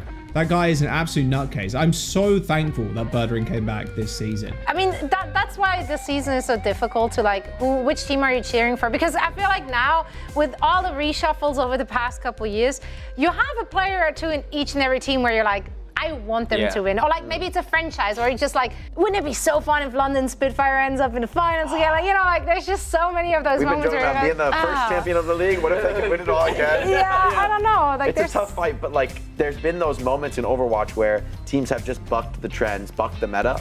And to your point earlier, Zoe, I think this season we feel like we've seen more of that. I feel like that's one of the bright spots for Overwatch 2 is that it feels like that's more doable. Teams have found their style, their footing, and in the right meta, that matters more than some sort of like theoretical optimum meta. It's like, no, this is what we're great at. And I feel like that's kind of the dream that Overwatch has been chasing this whole time. Okay, the worst C9 for me happened during the qualifiers of APAC. It was Seoul Dynasty versus O2 Blast, a contenders team. The worst C9 of the season has to go to O2 Blast versus Panthera, where Nice as Sombra had the world's longest C9. Casted a lot of C9s this season, but if they have to think about the most painful, it would be the one that was during the Vancouver Titans and the Houston Outlaws match in the spring qualifiers. What? They got off the bot? I feel like when it comes to rooting for teams, I'm rooting a little bit for Florida Mayhem, because it would be funny if in the inaugural 2018 season, some of the worst teams in the league, Shanghai Dragons, Florida Mayhem, Dallas Fuel, San Francisco Shock, if all 4 of those franchises would have won championships, because 3 of them have already done it. But Florida Mayhem, they haven't really found that success as a franchise yet, and they have a real shot at winning the title, depending on how they play. A really good chance of winning. So Florida Mayhem, it would be pretty rewarding for me to see them go from funny walkouts to actual like championship winner. I feel like this season we've really seen a lot of player emotion and how much it means for some of these people, right? OG, when he cried when he was part of the New York Excelsior after moving teams from Toronto to Defiant, right? New York Excelsior get a win and OG starts crying happy tears because he's winning. That's really what makes it for me. That's why I love this game so much and I love this league so much. You can tell how much it means to the players. Those are the kind of moments that really stand out to me. What's your personal highlight of this season? Like work-wise, when did you peak in season 6? I don't think I've ever peaked. Honestly, He's still going up, baby. Still going up. Still going That's up. good. Grand Finals, baby, I'll peak right there. That's the right place to peak. Did you guys peak already? I'm peaking at Grand Finals too. I feel like there is just so many like personal highlights somewhere intertwined in the past 6 years. Like we went through a pandemic together, guys. That's crazy. I thought it was pretty funny how Danny came in during the pandemic and welcome to the desk. Like, and I don't know how you felt at the time, Danny, but you know, lightning in a bottle, really, just like what you add to the show. I remember because I joined at the end of 2020 season for Grand Finals, just to the interviews, and in 2021 was when I joined as part of the desk. I don't remember that season because I was so nervous. Every time I was on camera, I was like, because like, you know, I'm like talking with you and also with Johnny and Costa, who are they were pro players and they are analysts, and like I'm like what do I have to bring to this desk, and like what do I do? And that was like the big question for me in 2021. I tell you what you bring to the desk. You're bringing yourself to the desk, and I think that just having the different angles, having different personalities, that makes a great desk. Like I love you, Johnny, but I don't need 4 Johnnies on the desk. We don't need 4 Johnnies or 4 Exactly, that's a lot, you know? Like a half. Can we have a half? Half of me? one and a half. One is the right amount, Johnny. One Johnny is enough, Johnny. Of course, through the ups and downs of the last couple of years, it's not just been the players, the teams, the casters, and us on the desk. It's also been the fans. They stood by the teams and by our sides through all the ups and downs that happened on broadcast. Is there anything you want to say to them as we're wrapping up the 6th season? I mean, I don't know how you felt as a player, Jake, but as someone who's worked on the broadcast, I'm just really grateful for all the passion and effort they put into this as fans. It really makes the whole league feel alive. It makes it all come together. And it feels so rewarding to see so many people take delight in your work and really enjoy your work like that. So I'm really just grateful for all the passion that they share every season in and out. These last 6 years have been some of the best of my professional life. It has truly been the honor of a lifetime. The motivating factor was you at home, the fans, for sticking with us for so long. We felt it was the least we could do to give back every ounce of energy you gave to us as you followed along with the league. And my only hope is that you stick with us, as we hope to stick with you no matter what the future may hold. I've seen the fans from all sorts of different perspectives, right? From being a player to a coach to talent. Like, I don't think of the fans as a different group than me in a way. Like, I feel like I'm part of that group. On a personal level, it's been awesome just to be able to share what's been the main passion of my whole life. My whole focus in my career has been Overwatch, and to be able to share that with a group of people who's just as passionate as me, I mean, I just feel very lucky, I guess, to have that. I'd just like to extend my heartfelt thanks and gratitude to all our fans here at the Overwatch League for your continued support.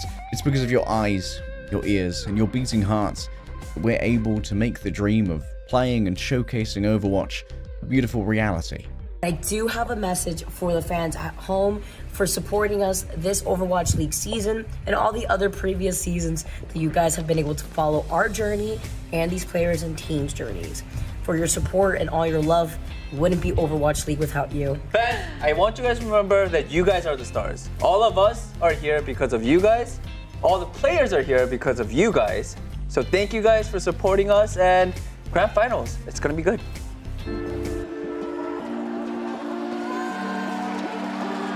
Diving into the next match, Zoe Schwind here, joined by my analysts Danny, Jake, and Johnny. But as you can see, we got Toronto Defiance, Varian, Hydron joining us. So please put your hands together.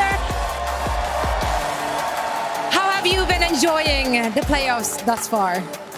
You know, it's not bad. As a spectator, it's pretty fun to watch. So, granted, I could be playing, but you know. Well, we're happy to have you here, whether it's as a player playing or just as a big brain, big wrinkly brain here on the analyst desk, as you will help us break down all the action that we can expect from the upcoming two teams, Boston Uprising and Hangzhou Spark. Both, of course, absolute gigantic household names. We're going to start talking about Boston Uprising here. Those are veteran players. They had to be very scary to go up against throughout the season. Yeah, they were really annoying to play against. No, they're all really good players, and it's any man's game. Like, anybody can win, but I got Boston. All right. I mean, rightfully so. It's so hard to bet against veteran players they've seen it all, they've played it all, they can play it all. So for them to be able to adapt, they've shown us that that is a possibility for them. Hangzhou Spark, they've been relying heavily on the dive, so they might be in trouble here. Look, Boston got the ego checked. You know, they thought they could take the mirror, they couldn't handle it. But they've got other comps, right? That was the overconfidence, right? That was all right, let's just style on these guys, take them down in their own house. Now, Boston, I think they're going to bring this to a comp matchup that's much less favorable for the Spark. I think Houston showed that blueprint. No. Bring it back to the Winston. We want to see the Winston gameplay, all right? Honest Overwatch, isn't that what we're all about here? Winston gameplay? Come on, bring out the Tracer and the Sojourn. Sure, Leave has been on fire so far this tournament, combining with Shy. We do have to mention Monk, though. You know, we gotta appreciate some Ana gameplay. Monk has been spectacular for this Hangzhou Spark lineup, hitting the biotic grenades, the sleep darts for his team, just like Lemon Kiwi just earlier. So the Hangzhou Spark going into this one, yeah, they are kind of locked to this composition. I mean, do they have any chance if Boston Uprising brings out the Sigma compositions, brings out those kind of like Orisa comps? Like, can you still pop off Hydron playing Sojourn? Not quite, but you could try. I mean, hold on. Sometimes Shy, though, sometimes there's just those moments, you know? So I think there is always that chance, but to do something like that, I think would be maybe the greatest accomplishment that Spark has had so far, to beat such a difficult matchup. And they've done 2 reverse sweeps against some of the best teams in the West. So honestly, I think this is a very tough match for the Spark, given the way the meta has evolved in these last few matches. I have a question for Hydron. I mean, you guys played against Boston Uprising a couple times throughout the season. Like, knowing Boston Uprising, do you think they're gonna go with Winston Mirror again, like dive mirror again against the Hangzhou Spark today? In your opinion, what do you think? I think they should win the mirror, so I think they should take it. I would argue they have better players on the roll. Good, honest Overwatch. Yeah. You take Birdring over Shy? No. Okay, all right. But maybe elsewhere, Yeah, elsewhere. All right. That's fair. But you got to put some respect on Birdring's name, though. I mean, come on. You got a little bit. All right. Whoa. What if you were? I mean, I'm not surprised at that. What was that? In with the new, out with the old. That was our Hydron quote very early on in the season. Bird ring, bird poop. Yeah, right. Almost forgot about that one. That did happen. Bring that one back. Generally, what were your expectations or other impressions of those Eastern teams? I think a lot of us here on the desk, at least, we've very much underestimated it. I don't think any of us would have even expected Spark to make it through, but they've been lights out based on the performances from the likes of Shire, Gushui. How have you been enjoying watching them play? It's always fun seeing the APAC teams play because they play a completely different game. Like NA and APAC, 2 different games. But out of all the teams, I expected Spark to make it the farthest. I think they have the best players in that region, and this meta suits them. So I think it'll work.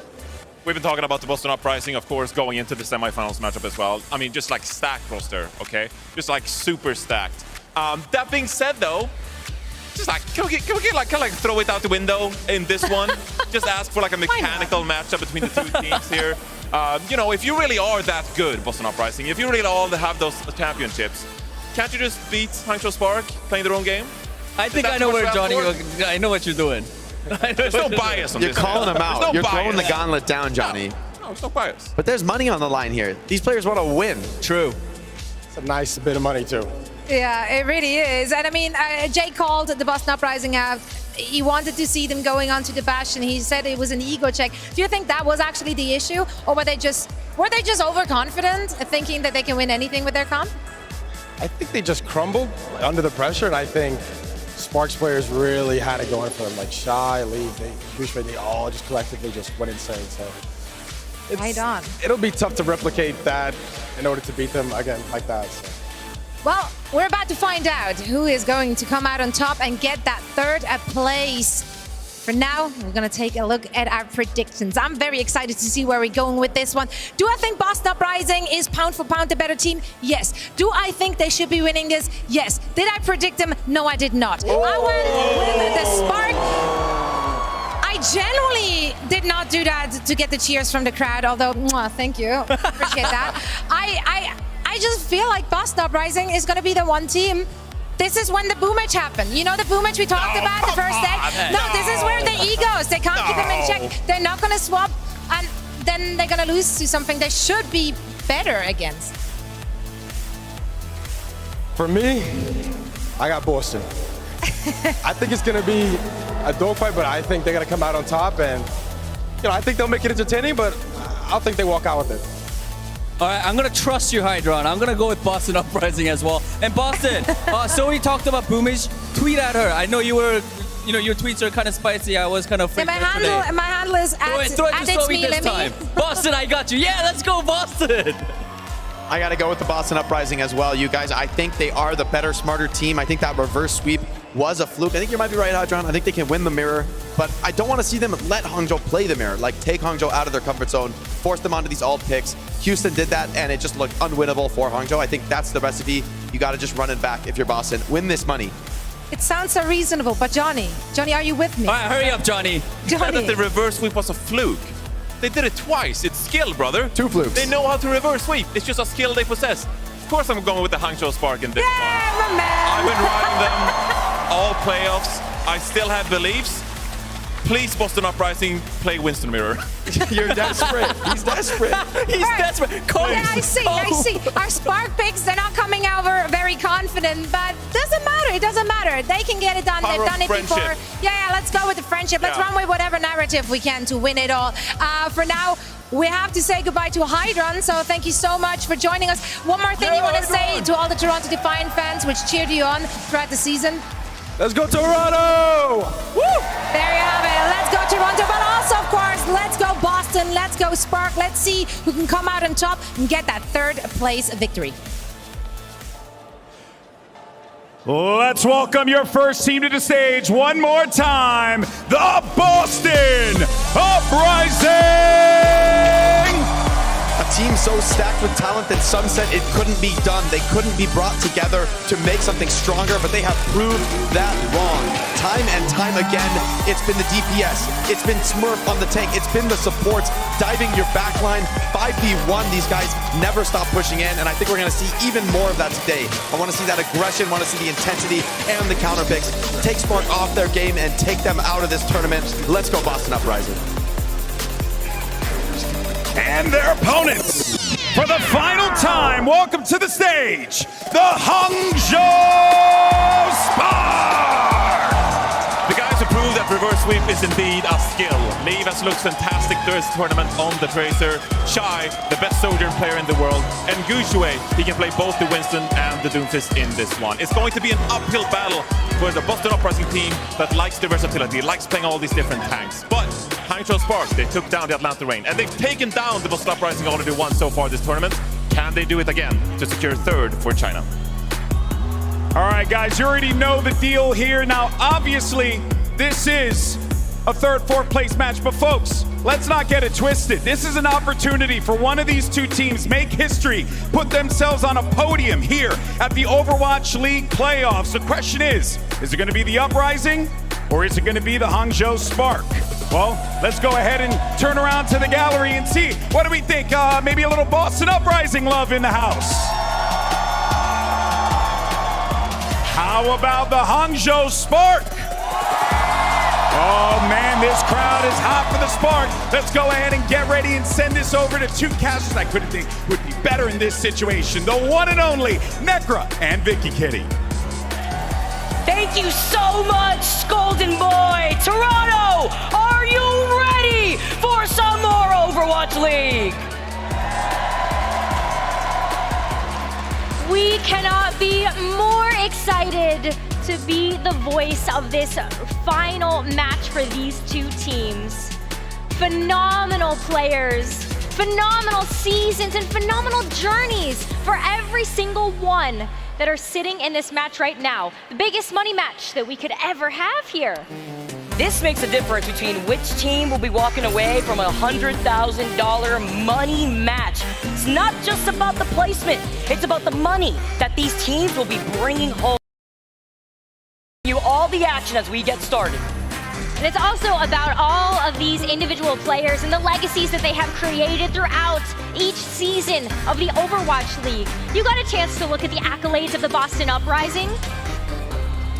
There's 6 title rings on that team right now. And I know that they both wanted to have that prize and that shot at the Grand Finals, but they both get to lay it all out on the line here to see which team will be able to take home that 3rd place and all of that money. Also the run back opportunity for Boston out here. Let's not forget the comeback masters themselves, the Hangzhou Spark. You heard it on the desk earlier. You're gonna hear it now. And is this gonna consist in this next series if Boston had learned their lesson against the Spark? How many teams can say that? That in a playoffs match, they were able to get a reverse sweep not once, but twice.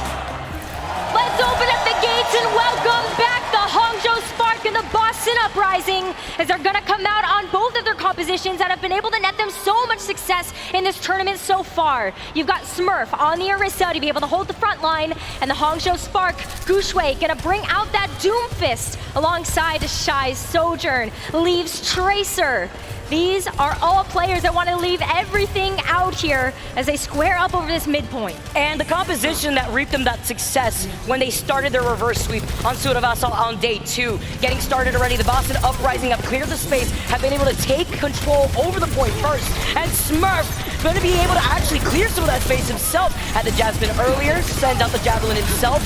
Going to be able to control where Guxue is going to be right behind them. That's an Atlanti though! And it's a 3! Cost burn ring decay, and he's Yaki, and the patience wears off for Monk, Guxue, and Leave to completely wipe out the Uprising in this first team fight. You're already going to see an adjustment come through from the Boston Uprising. They're going to throw their composition out the window, and they're going to go over to a bit more of aggressive comp with that Junker Queen as well as that Bastion. Birdring's Bastion has been such a nuisance to every single tank that they have faced up against. And Hangzhou Spark, they're just going to try to play it smart, go around that damage. Success here from Smurf had made the swap over to the Junker Queen like we had seen the action from the very beginning in map number 1 against these two teams earlier on now. Are able to get that first pick onto Lee, who had such a performance on the trace of the window coming up from Izayaki. Having to be careful though, rotating around Guxue. He's lost out on Monk already, and Lex is going to be in right back in the spawn. With them getting the reverse, Birdwing coming in, and Boston Uprising going in back and forth like a seesaw, taking control over the point. Izayaki did such a good job of staying alive there as well. You could see him just teetering on that brink of death, but long enough to be able to play patient with those skills and be able to get that immortality field out to just get Boston Uprising more and more percentage. Gonna get taxied back into the fight by Lee Jae-gon, able to go back and make sure that that Baptiste is back in action. But Hangzhou Spark are coming back with a vengeance. They've got 3 ultimates to their name, make it 4 as Monk's gonna have that nano boost up too. Which means that survivability for the Spark are gonna be beautiful. The Meteor Strike, oh, but Liv with the Pulse Bomb! Watch your back! Izayaki is out of the fight. Monk sends out the nano boost on the Guxue, and he's just gonna be able to hold forward, although Decay and Smurf don't go down without a fight. But the number advantage still favors Spark just for right now, but Guxue lost on Monk and Lexa, but he doesn't even need it. He's found Lee Jae-gon, still keeping himself alive, managing to navigate around the point, but Smurf still being here with some sustainability. Sends Smurf to the Shadow Realm just over to the right side, and he's gonna be able to back up, still stall while maintaining control over the point to surpass that of the Uprising.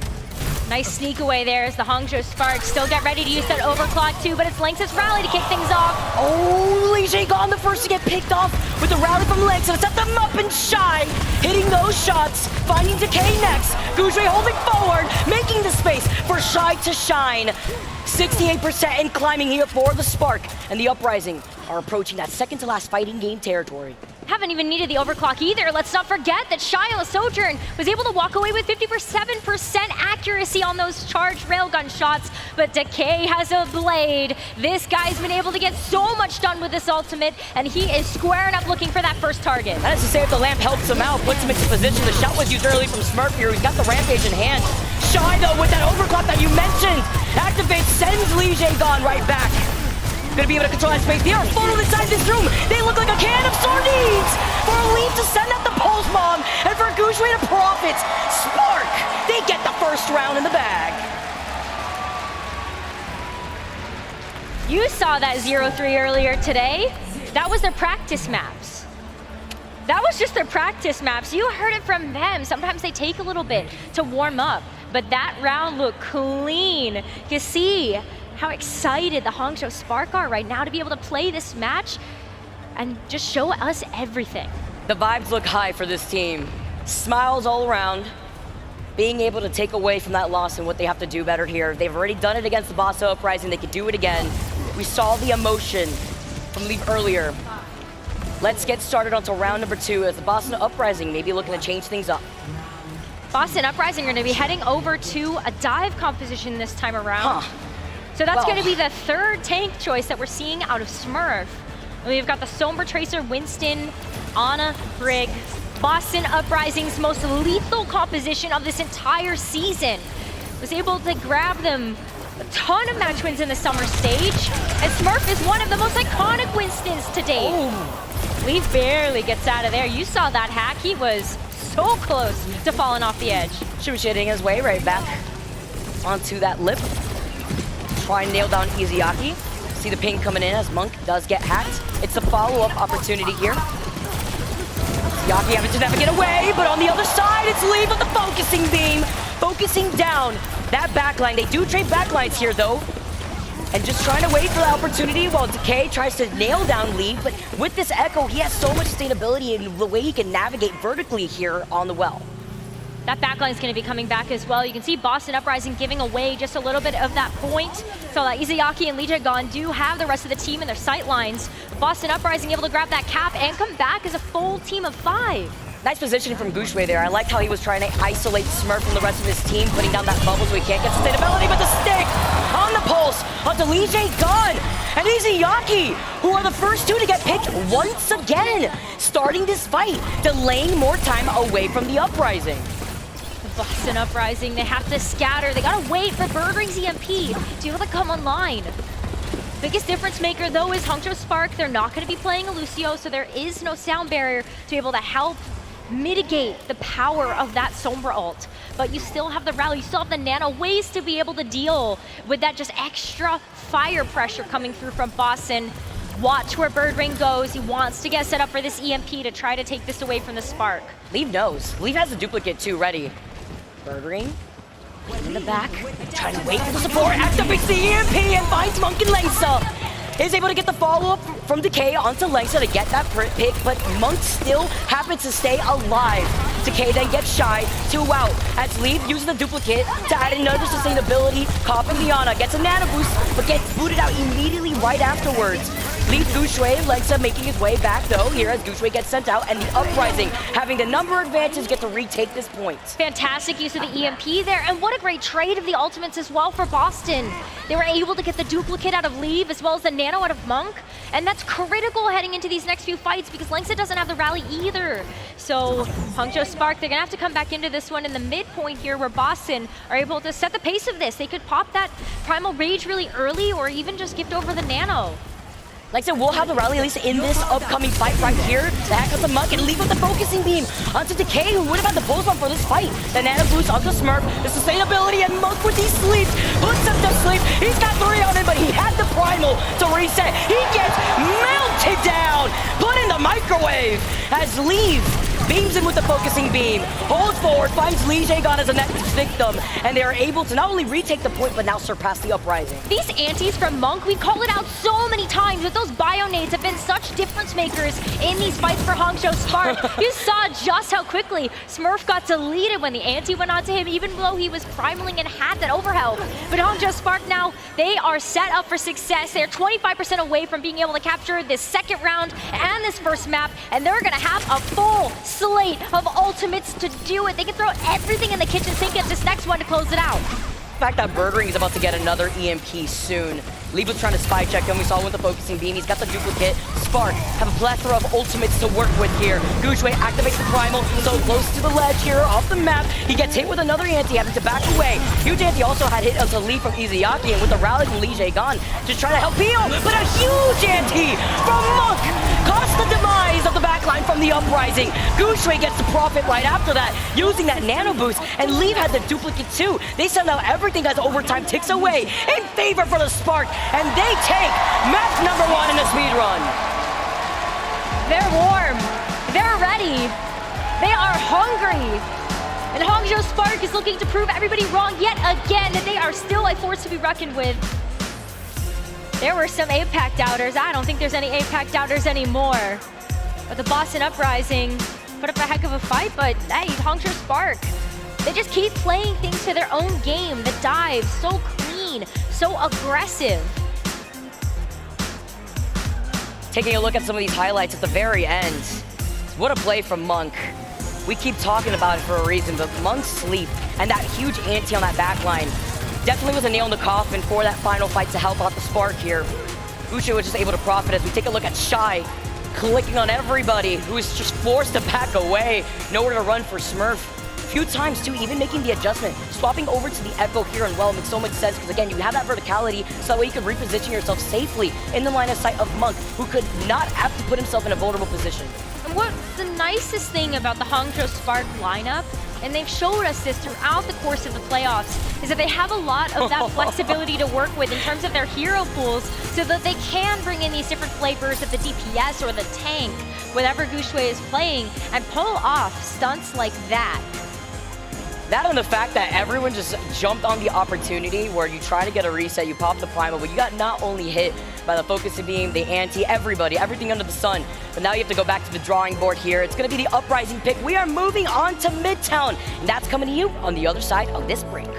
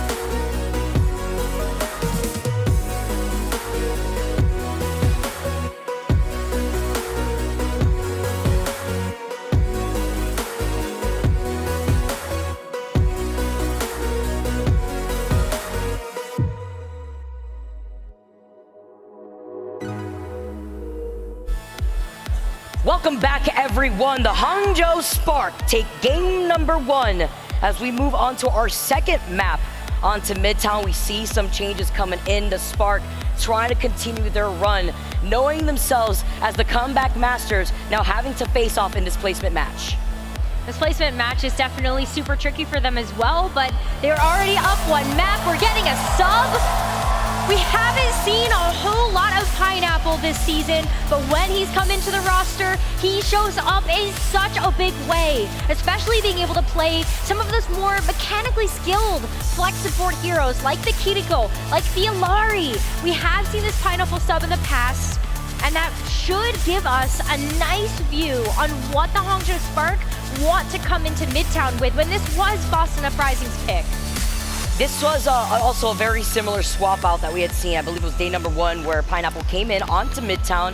He was able to play the Iliadi out here too. So having that verticality that he could also work with to see how this could benefit the Spark. Again, this is going to be the Uprising counter pick. So this is something that the Spark have been trying to figure out as they do bring in Pineapple. Pineapple started out as a DPS player. Now he gets to come in to be able to show off a lot of those skills that well translate over to those types of roles. But Midtown coming up next. Boston Uprising have been able to put on a heck of a performance on this map in particular, especially when they want to run something like the Smurf Orisa. What a great way to be able to hold the high ground and also be able to just make sure they can contest in some of those smaller chokes, those smaller doorways. Also finding that space that you need by that second checkpoint too, where we see a lot of teams struggling to get through that car wash. Taking a look at what the Uprising are going to be bringing, maybe something similar to what we had seen in the Atlanta Rain. By the way, that's what my brain still looks like right now. Getting set up for this match.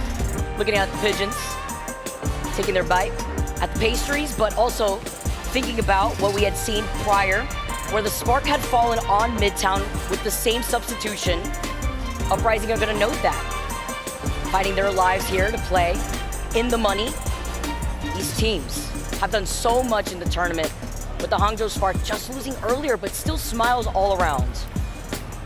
Both of these teams just want to showcase the best of the best. They've already been able to have great runs throughout the playoffs. They can continue here for that money as we open up the doors and Boston Uprising leave the attacking spawn. They're gonna come back with the tried and true. The composition that was able to take down the likes of the London Spitfire, and Hangzhou Spark bringing something else really special to the board. We've got Guxue on the Orisa. You know how impactful that Alari from Pineapple can really be too, but the healing pylon is already down, but there's great places to be able to set that up on Midtown. Flexibility that both Smurf and Guxue provide is beautiful here. The patience from the Boston Uprising.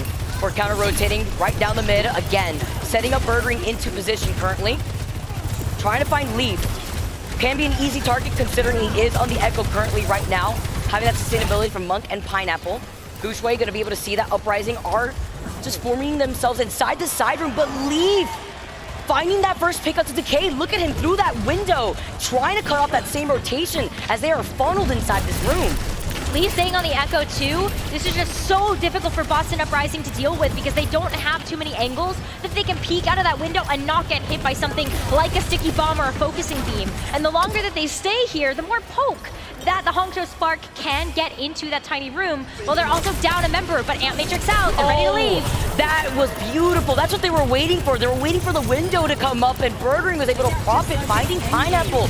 No pylon on the board here right after that. Leaf had the duplicate, trying to get the copy. Was able to get the Orisa here. The Immortality Field was already used up from Monk, and he's incredibly low with no other sustain after Pineapple was the first to go down. Now the Hangzhou Spark having to resort to navigating around the port, playing patiently. Decay though, with the Javelin. Guxue is going to be able to walk all over his body. Shy had activated the visor earlier on, but Uprising were also able to build into the sound barrier, keeping this fight going for as long as possible. Guxue with the Terror Stars as Pineapple with the mark coming in with the Captain's Son is able to find a backline from the Uprising. That fight on went so long. Boston Uprising were able to capture a third of the point, but now they have invested so many ultimates. The sound barrier came out from Legit Gone just to try to be able to help salvage that attack push, but Guxue hitting them with the Terror Surge shut that down immediately. So now, Boston Uprising, they do still have the overclock and the Terror Surge of their own, and Smurf has been able to get a lot done with that, but Birdring is gonna have to weave this overclock through this window. Having to poke away there too, looking through that window and managing to go over to the side. Leave comes in with the focusing beam, finding Smurf, who goes down with the Terror Surge in hand. Izayaki continuing on this fight before he gets taken out and sniped by Gushue with the Javelin. He had used the window earlier on an Uprising. Have Decay and Smurf with their ults, but they are falling like flies here. They keep up this fight. It's being elongated, but it's just allowing Spark to profit, wasting even more time away from the Uprising in less than a minute. I mean, based on the pacing of these fights, this is Boston Uprising's last chance. You've got 50 seconds left on the clock. Every single fight has gone the distance, and Decay needs to be able to get this Dragon Blade down. He's getting so low already. The Hangzhou Spark know that he has this blade in his pocket, and they do not want to let him get away with that ult conversion. Pineapple does have that Captain's Son. Leap is nearing that duplicate. Sends out the Javelin, walks forward. Oh, he wants it. He wants it. They know. Oh, Shy gets teleported to his arms, and Decay follows up with a combo, but with the Immortality field out, he only finds Pineapple in this. Shy is able to shut him down immediately afterwards, and Gushue, he's the insurance that the Spark need. Gushue with the 4K coming in to get the follow-up. Beautiful. Less than 10 seconds, and Uprising are nowhere in sight. All of Decay, desperate to try to touch the points. They can't get there. They can't get there. Trigger the overtime. Hangzhou Spark just full held Boston on their map pick of Midtown. What are in those hand warmers? The Spark are looking like they are on another level. Or is this part of the script? Will we see a reverse sweep on them? Oh no, don't you speak that into existence. I'm not gonna jinx it. They're playing way too good right now. You know how many Spark fans are in this audience right now? They've played so well.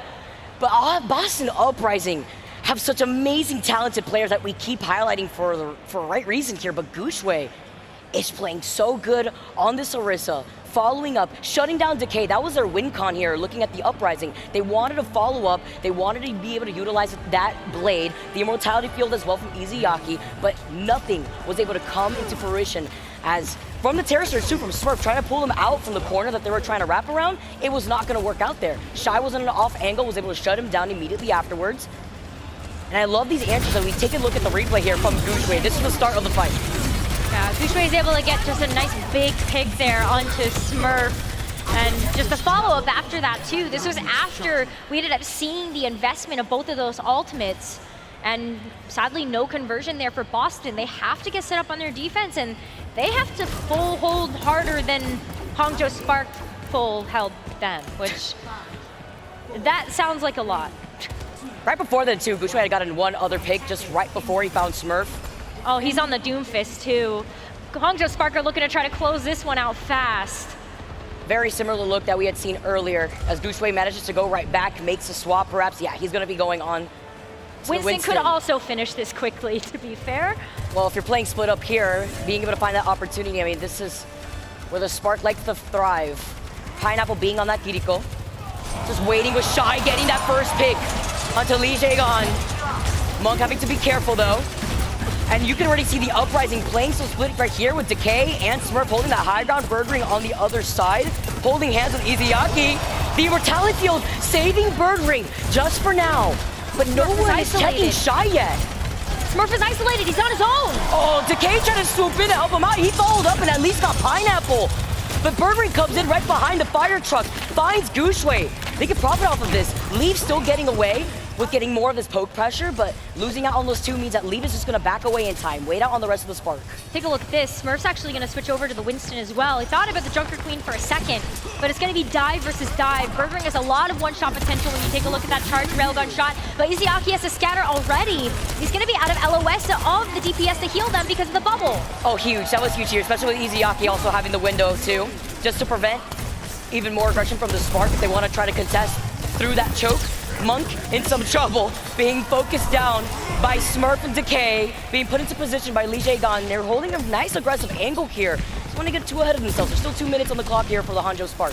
They have to play aggressive though, because that amount of percentage that Boston Uprising captured is just not a lot of wiggle room to work with. So if you can find a pick, you can get some poke, try to win out in the ultimate economy, then Boston Uprising have a win condition on the board to be able to actually get this full hold. But what's going to be tough is we do have a Dragon Blade coming online. LeeJaeGon does not have a sound barrier yet. Nano Blade at least here too. That's going to be a nice open opportunity depending how Shy utilizes his visor, clearing some extra space. The back line is going to be Monk alongside Guxue. Smurf has a primal. Here comes a K with his own blade, utilizing the sound barrier. Gets put to sleep by Monk, who's been the problem. Sends out the nano boost onto Guxue as Guxue can't protect him. Fortunately, Monk can't get away from Smurf. That was the priority target there. And the Boston Uprising had managed to shut down Monk before he became that problem, and he still used that nano boost without Lee being able to utilize that blade too in that fight. So they used 2 ultimates previous. Yeah, Boston Uprising have done a fantastic job so far of picking their targets and executing. They have to do this 2 more times. Hangzhou Spark can come into this with ultimates, and it's also going to be hyper-paced because Pineapple has that Kiriko Kitsune rush ready to go as well. Oh, there's the rush coming in right now. Gonna be able to try to rush up to that point. Bartering though, with the shots, finds Lee, shuts him down, and he tried to use the blade, and then Pineapple retaliates. Being able to sidestep all the way over to the other side. Smurf tries to find Shy, but Guxue with the primal is losing the rest of the spark. He gets a retaliation onto Decay, goes for the health pack, denies the healing from Smurf. He's forced to pop the primal. Try to body block him by the window. There's another exit point. No, you can't go anywhere. Get over here. As Smurf claims Guxue's head, wasting more time. Less than 30 seconds on the clock. Guxue kept so occupied there. But Hangzhou Spark have one more chance. You can see some desperate swaps coming through. Leave is off the Genji, gonna go over to the Tracer now, and Pineapple over to the Brig just to help provide some extra sustain to the flankers that are on Hangzhou Spark. But Boston Uprising, they might be doing it. 10 seconds left, and Boston are looking in a position now to try to get to K this blade, as well as just get a quick pick to stop the Spark in their tracks. Ooh, that's how you do it. That's how you do it. Finding Burgering and LeeJaeGon first. LeeJaeGon so close to that sound barrier. Look at that progress. The blade in the side room. He dashes in. He finds Shy to get shut down immediately afterwards. Look at Smurf's positioning, playing around the pylon, having to jump away. Unfortunately, sacrificing Izayaki, who would have had the rush there too, but just holding on to point as long as they can. But with nobody's left to defend, the Hangzhou Spark put themselves at match point.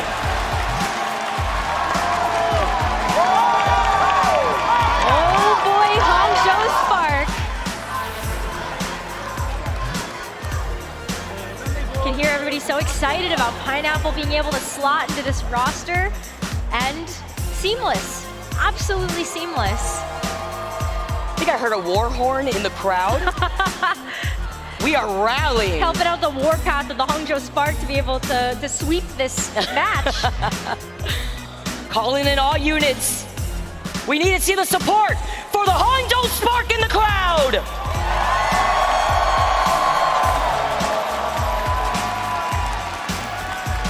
Or they're gonna get a taste of their own medicine. Is the Boston Uprising gonna take down the Spark?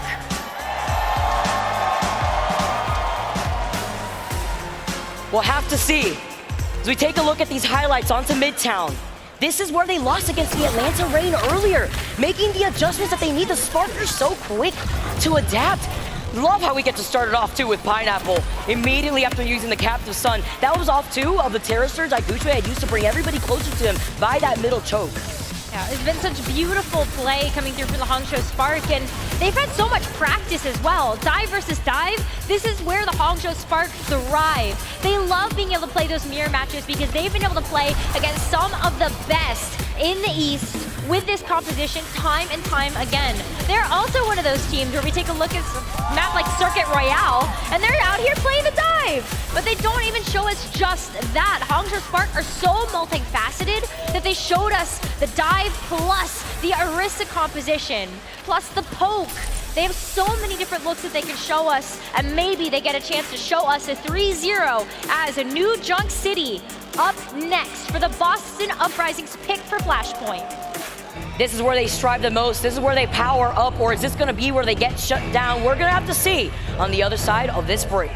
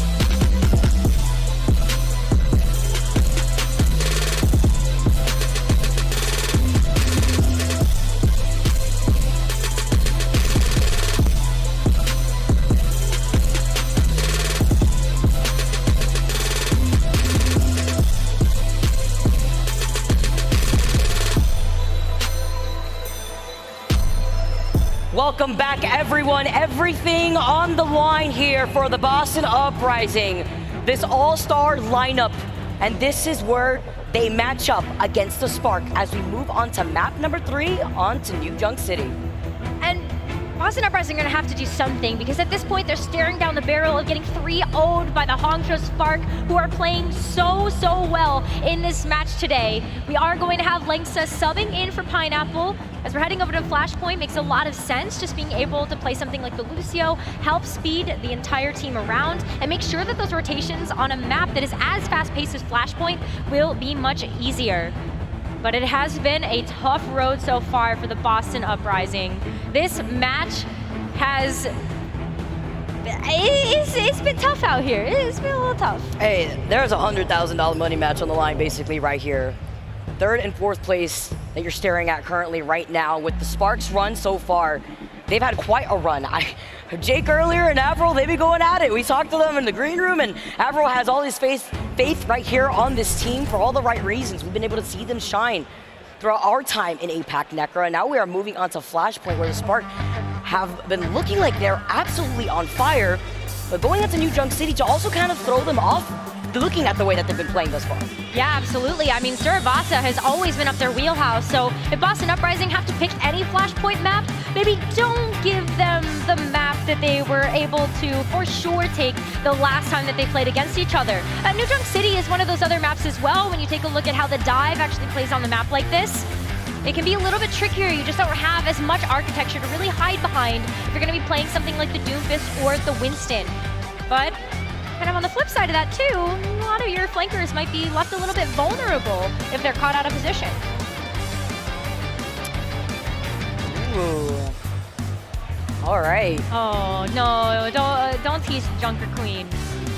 I'm all for it. I want it. No, I want it. Don't change. Don't change off of the Junker Queen. I don't know. I will wait. I'm waiting to get baited, but I don't think it's gonna happen. Okay. Leave going Let's over do to it. the Tracer. No, we got the Junker Queen. We got the Smurf Junker Queen. This is great too, because then we get to see Birdring being on that Bastion where he's been able to profit out here. Leave has had so many amazing games being on this Tracer. Let's get started already off the rip as the Uprising already taking an aggressive position around the middle point. Boston Uprising are trying to bully the Spark away into this corridor. They're actually pushing them so far off the point. Monk is stuck in a corner right now, but look at Gushue. Gushue finding Birdring. Easy Yaki going down right after that. They had slammed a little earlier and Lee gone. Managing to navigate away just briefly before Gushue tries to swap him, and Smurf going in to help him out, and Lee's gonna be able to finally finish him off. It's playing Ring Around the Rosie by this token. It's just all a Smurf game, as he's been able to not only build in that space, but find these necessary picks before making their way down to the point. One of the things that I really love about the Junker Queen pick, and I'm so glad that Smurf walked out of the gates with this one, is that those knives can really help to pull a member of the Hangzhou Spark out of position and to make it easier for the rest of the Boston Uprising to dislodge them and take them down. And you're already seeing that come into full force, especially if Gushue is going to jump in with all of those movement skills. He can't get out. Like we saw right there, you just talked about it, pulling him right back in, and then Zakay just gets to follow up with the combo onto the dash. Beautiful damage output that we're seeing right now from the Boston Uprising.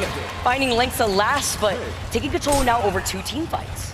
It's going to be a great start for the Boston Uprising, and they're going to continue to play this aggressively. Now, Siaki's going to have that amplification matrix up, and that is a great way to be able to zone the Hangzhou Spark away from this central point on New Junk City. Preparing up for it right now. Just pop Birdring down behind that window and shoot as the Hangzhou Spark starts to make their way in, but give him a little bit of space. Maybe take a mile here. Wait for it with the window now coming in, and the tank mode coming in from Birdring. All the damage output, nailing down so much damage to eliminate that shield, to eliminate the back line, with Lensa going down while trying to use the rally. Oh, that rally came out and just wasn't enough to be able to sustain through all that firepower that Birdring is bringing to the table. And with that, I mean, Boston, they just had to use those two support ultimates. Feels a little bit bad to have to use the sound barrier there a little aggressively, but that is enough invested to be able to secure this first flashpoint, and we get a chance to move on to the next one. Boston Uprising off to a blazing start here, Vicky, as we head over to the refinery now. Does give the advantage over to the Spark, as you already see Gushue managing to try to contest them by that choke point. You see Leave also trying to circle around them to sandwich them. Decay does have that blade. He'll be able to have a ball game here if they try to funnel inside. He dashes right through to try to isolate Monk. The follow-up from Smurf. Love the communication as he slices and dices through Shy. Having to back away literally one. He gets shut down by Leave. That's two still out. Monk wasn't able to use a nano boost. Doesn't even seem like he needed it because the lengths of being right there could give that sustainability to Gushue with the fly swatter whipping right back. Lige gone. Smurf stuck right there by the doorway. He had the rampage but was going to hold on to it. Lengths shuts him down. And now the Hangzhou Spark gets control over the second flashpoint. Did you see Smurf just like giggling while all that is happening? He was having just the classic tank experience in Overwatch, getting CC'd to absolute oblivion. But Boston Uprising get a chance to come back into this one with Smurf's ultimate available, so let's see how that Rampage is able to make quick work of the Hangzhou Spark. Monk has a great answer to this. You have the Nano to be able to give that over to someone and keep them alive. But here they come, Boston's coming in. Nano boost coming in, Smurf coming in with the Rampage right through the doorway. Decay follows up, finds shots, he was caught from that Rampage, and Gushue answers right back. Love the skirmish that we're seeing in this side room right here. Birdring fighting for his life, looking right back at Gushue, so that's none of my business. Managing to navigate away because he's got no sustainability. His backline gets taken out. Leave is able to find Li Jaegon, who will have the sound barrier going into this next fight, but just navigating away through the next entrance. Hangzhou Spark are able to keep control of this as well. Gushue does go down before getting that Meteor Strike online, but that means that you can get into that with the Meteor Strike or even just use it as an escape mechanism for this next engagement. So play a little bit more aggressively as Birdring's gonna just pop the ultimate here. All right. Keep him at bay a little bit. Not gonna actually net any kills, but Shy is set up behind them. Oh! I say that, but where was Monk? He was waiting to delay. He found Monk, and in this, he just holds forward. Decay gets the profit right afterwards. That finds 3. That's also going to waste even more time. After the Spark had taken that point first, they're at 82%. That artillery strike is sneaky.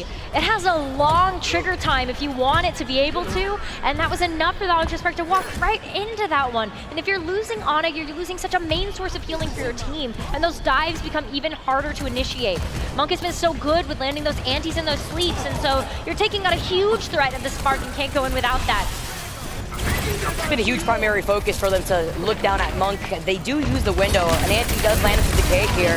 No follow potential. The Immortality Field was used. Nice sound barrier just in time for Izayaki, but the sleep at the Birdring, the pulse bomb stick.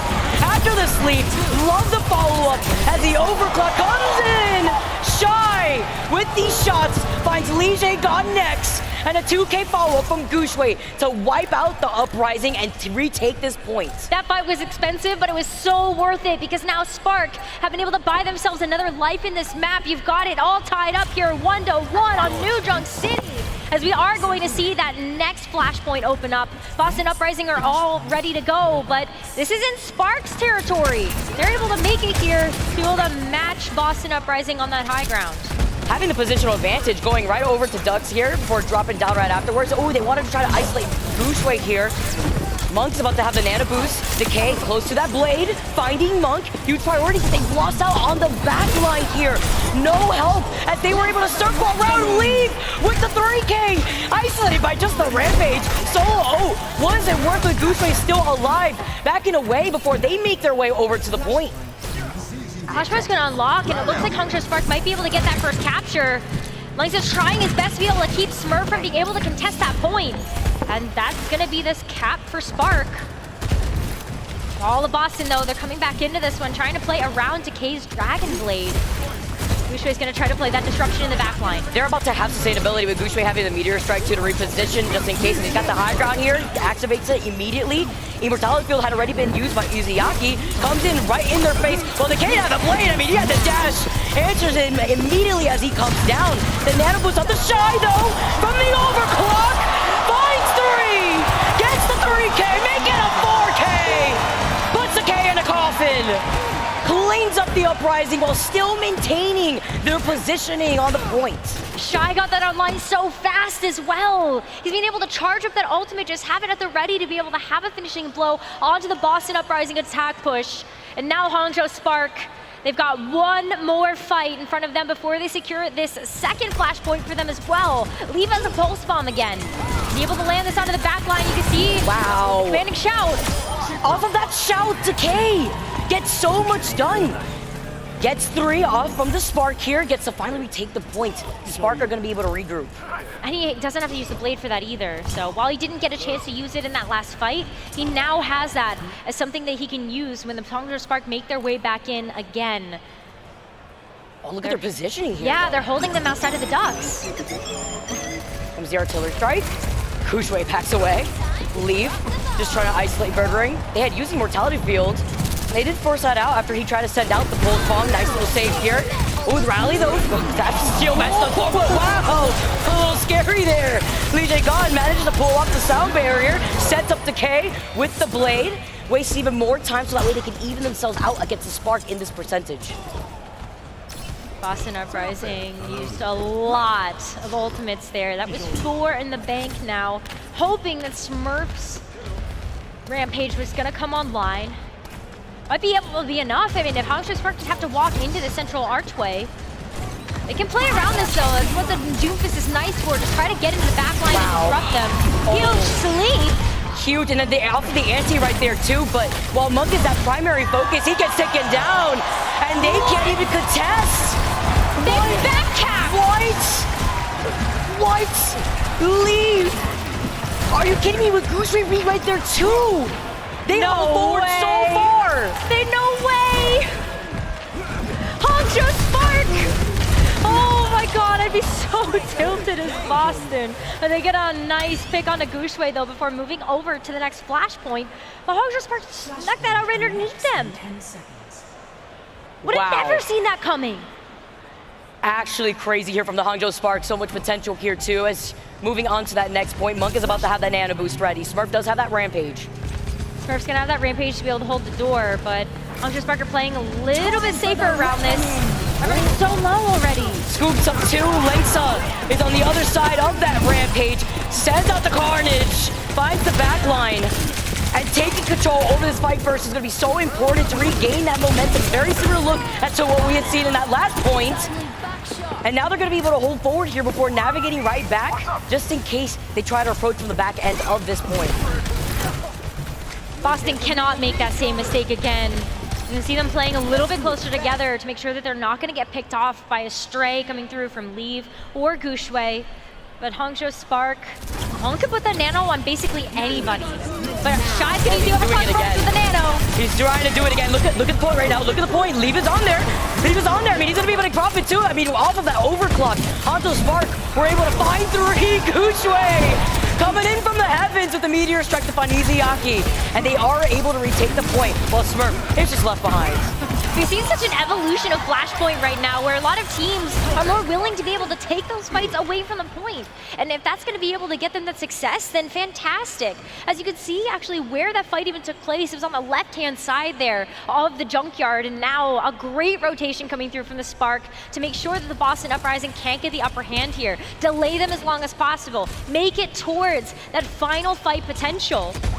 Just backing up, kite away. Don't need to take that damage or that poke. Leave is waiting, they don't see him. He's got the pulse bomb ready, sends it off, he gets the stick! Ooh, scary situation, so scary, especially since they don't have the Baptiste anymore, but the sound barrier comes in. Decay is still the first to get taken out. Smurf is taking a nap. Shield back finding 3, the follow-up to find Bergring. What navigation from Lengsa, but they lose out on Monk. Monk going down is a huge issue, especially when Lengsa is just trapped, but it's enough of a distraction where Gooseberry can go into the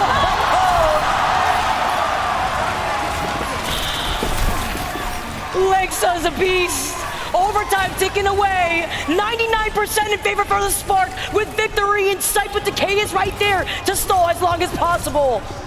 I don't know if anyone can get there. No! Boston Uprising can't he can't touch! The Hangzhou Spark take 3rd place against the Boston Uprising!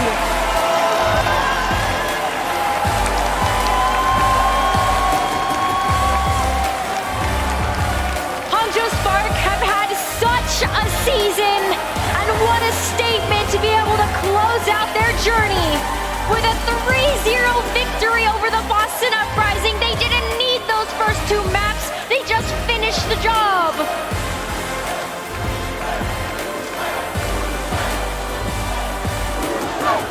The chance for Gooseberry. As we pan over the crowd, the Spark fans get to rejoice.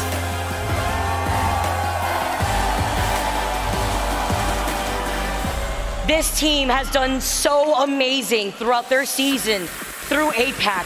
When they landed in Toronto, I was told that they were only able to scrim like 1-18 before having an insane comeback day number 1. Day number 2, they did it again, and they proved that it was no fluke. And they had to end their season run with a nice, clean 3-0 against the Titans of the Boston Uprising. Yeah, he is. That's our all-star lineup. That is our all-star lineup right there. No, fantastic stuff from both of our teams. They were able to put on such a great show. The Spark going off to celebrate, though, especially after Monk is your player of the match. What more is there to say about this incredible player after all of his performances on Ana this season, the sleeps, the antes, just such a playmaker. And you can feel every single moment, every single frame that he's been able to turn the tides of the team. Oh my God. I mean, what an insane sleep. You saw, at least throughout the course of this match, so many members of the Uprising purposely focused on Monk because he's been the problem. He is the situation.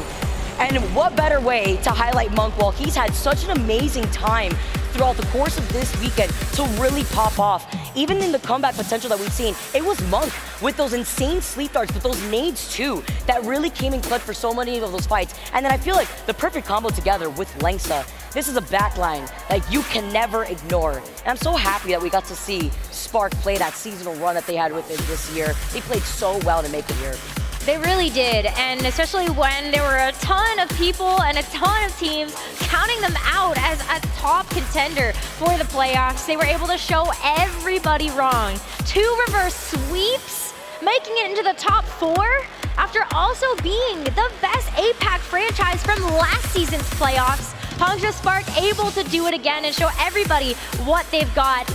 And we're gonna close out their season and their story with an interview on stage with Monk. Thank you so much for that. Yes, the Hangzhou Spark alongside Monk, an incredible game, dominating performance. Monk, congratulations firstly. And of course, we have Jesse here for the translations as well. Your coach said that you stepped up as the emotional leader of the team. What did you tell your squad after the loss to Houston that really motivated you guys to play so well today? 对，就是在昨天的教练采访的时候，你的教练说你是你们队当中的心态领袖。今天你们输给休斯顿之后呢，你是怎么跟你的队，就是你跟他们说了些什么话来鼓励他们，让他们这场比赛表现这么好？我也没有说什么嘛，我就跟大家说，大家伙都走到这里了，那我们就完成每一步嘛，就。Yeah, so I actually didn't really say much, but I was telling them, you know, we've already made it this far, so let's bring it to the end. And that is exactly what they did, a podium finish for the Hangzhou Spark. Now, lastly, I think, you know, one thing that we've learned here, so many incredible Chinese Overwatch fans that came out to support the Hangzhou Spark. So how does it feel to have represented Chinese Overwatch with an incredible team? And most importantly, how does it feel to be able to play in front of this amazing crowd who has been supporting you all weekend long? 你在这么大的场面，就是代表中国守望先锋，而且在这么多全国各地的粉丝面前表现得这么好，带领了一个这么强的队，你有什么感觉？是个什么样的感觉？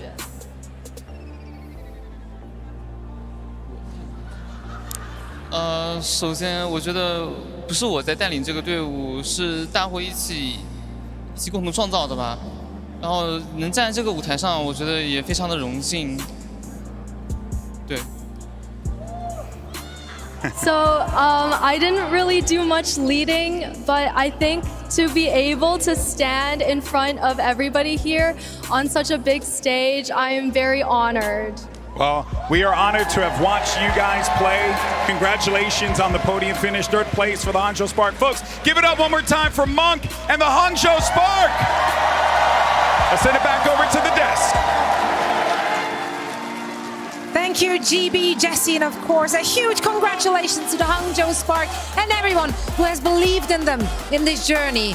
At least 2 people here on the desk did. not to call them out, but you know, I'm just saying. Hey, it's Boston Uprising, though, I mean, honestly, those are two phenomenal teams who duked it out. Yes, it was a 3-0. Yes, Boston unfortunately faltered, but they were a dominant team. They were in the top all season long. You cannot take anything away from that performance. Yeah, even giving Florida a run for their money, I think Boston can be proud of their finish here. But honestly, the Spark today were electric. This last match, they played so incredibly well. I mean, Shai's Sojourn has been captivating this crowd all day long, and for good reason. He had such an incredible performance this series. Pretty much every series. It's almost normal for Shai at this point. I mean, the Hangzhou Spark just wanted this more, right? It was pretty evident from the get-go that this Hangzhou Spark team has been electric so far this playoffs, and they really wanted to achieve something for their home country, of course, and come out here against the Boston Uprising, playing their game. I mean, Lead, again, another fantastic performance of him. Shai, just like the multi-kills we saw on Flashpoint, there were some, like, ridiculous highlights going on there.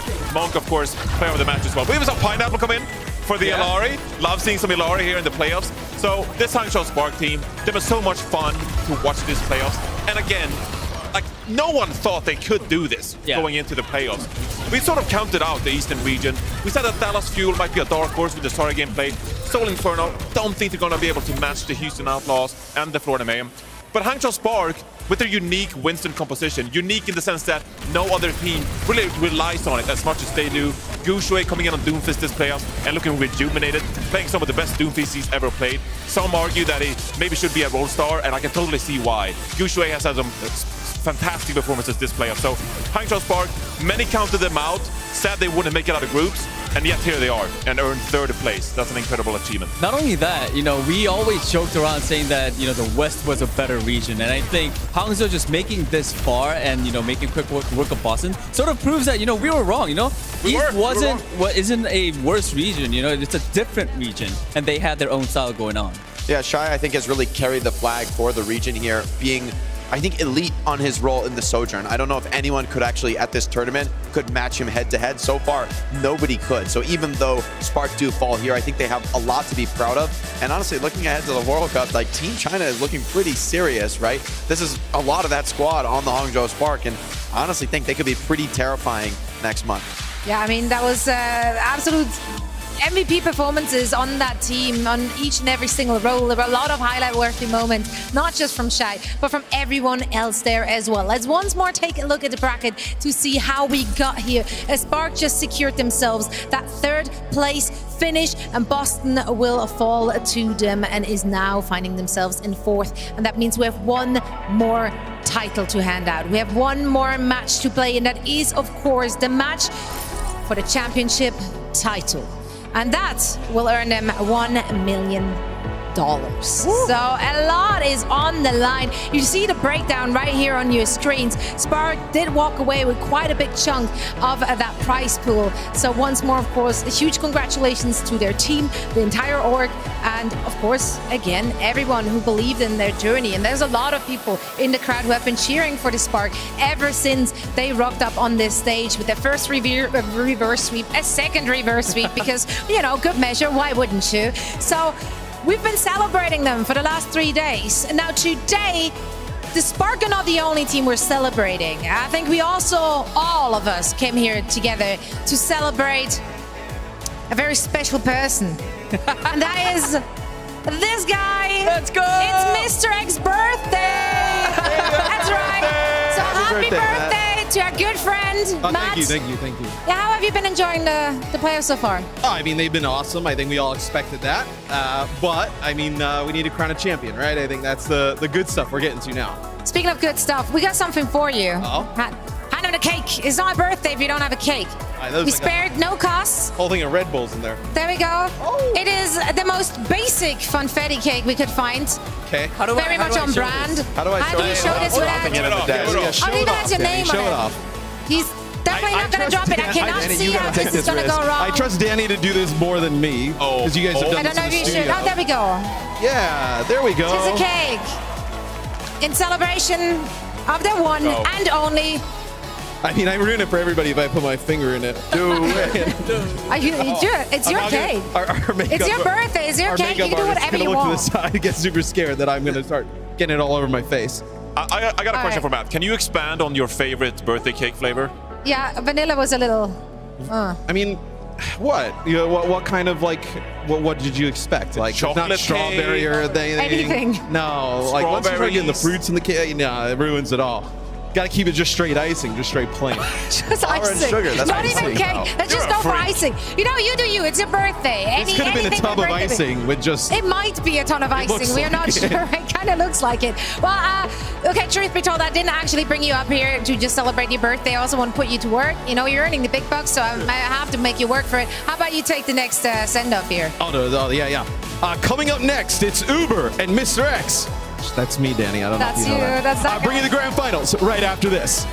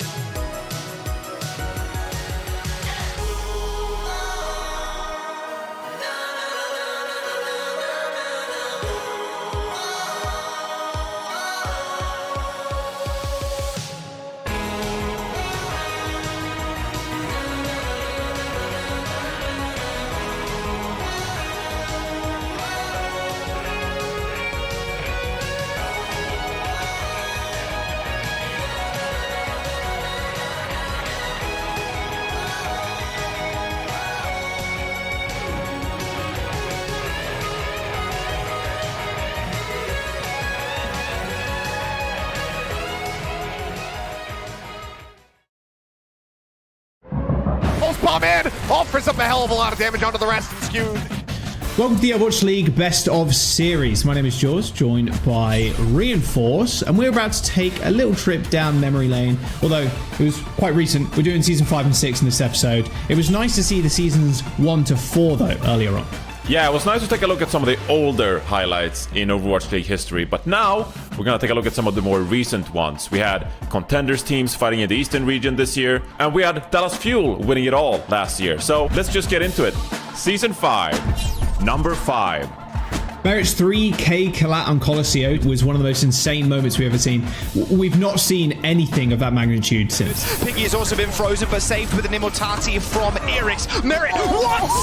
Wait, was that a triple collat? Where did that come from? And let me tell you, Joss, I don't think we're ever seeing a 3K collateral ever again. The statistically unlikelihood of this moment, and it happened with Sojourn almost right off the bat. Hey, add that one to the replay package. Oh, yeah. Number 4, Padapan winning the May Melee stage after just years of wanting to play in the Overwatch League, finally turned 18 and managed to take the trophy. He won our hearts in the World Cup, playing for Team Thailand, and finally seeing him win a stage with the LA Gladiators when he came of age and entered the Overwatch League.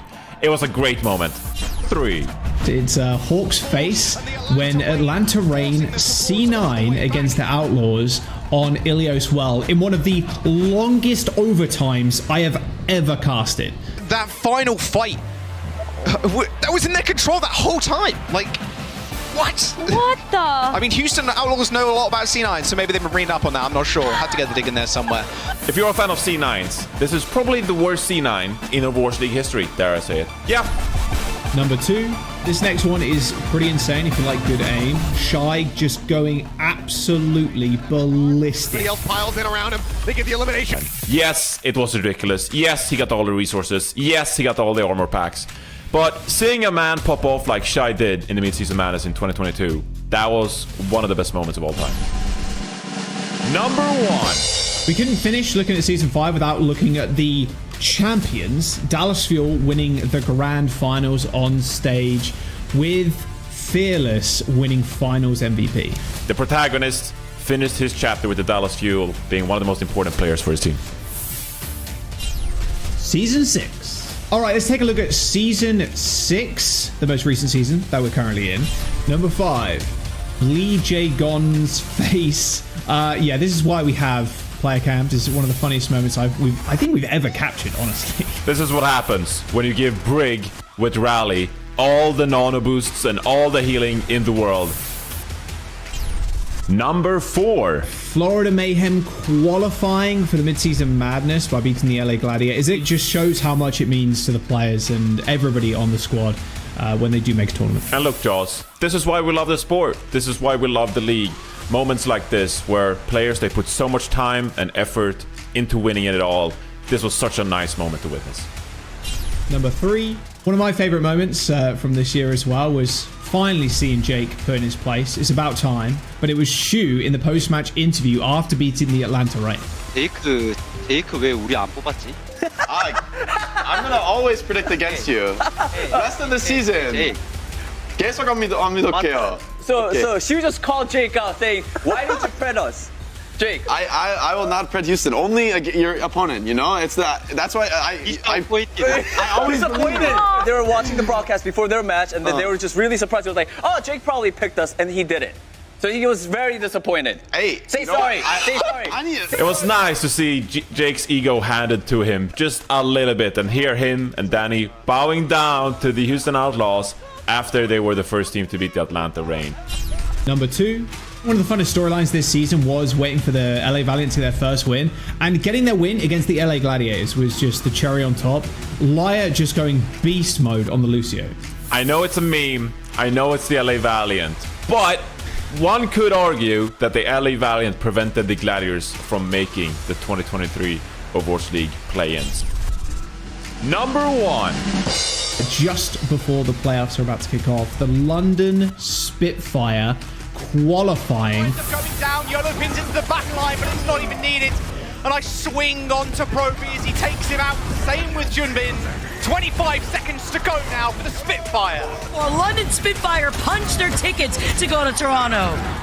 London Spitfire with the absolute lower bracket run, Vicky. Yeah, that's right. The 2 Europeans making this video. Yeah, we're taking over with the London Spitfire. Don't sleep on the Europeans. London Spitfire, they're back. Thank you for joining us on the Overwatch League Best of Series, Season 5 and 6. It's been a good time reviewing some memories over the last couple of years, but make sure you let us know your favourite competitive moments in the comments down below, and join us on the road to the Grand Finals.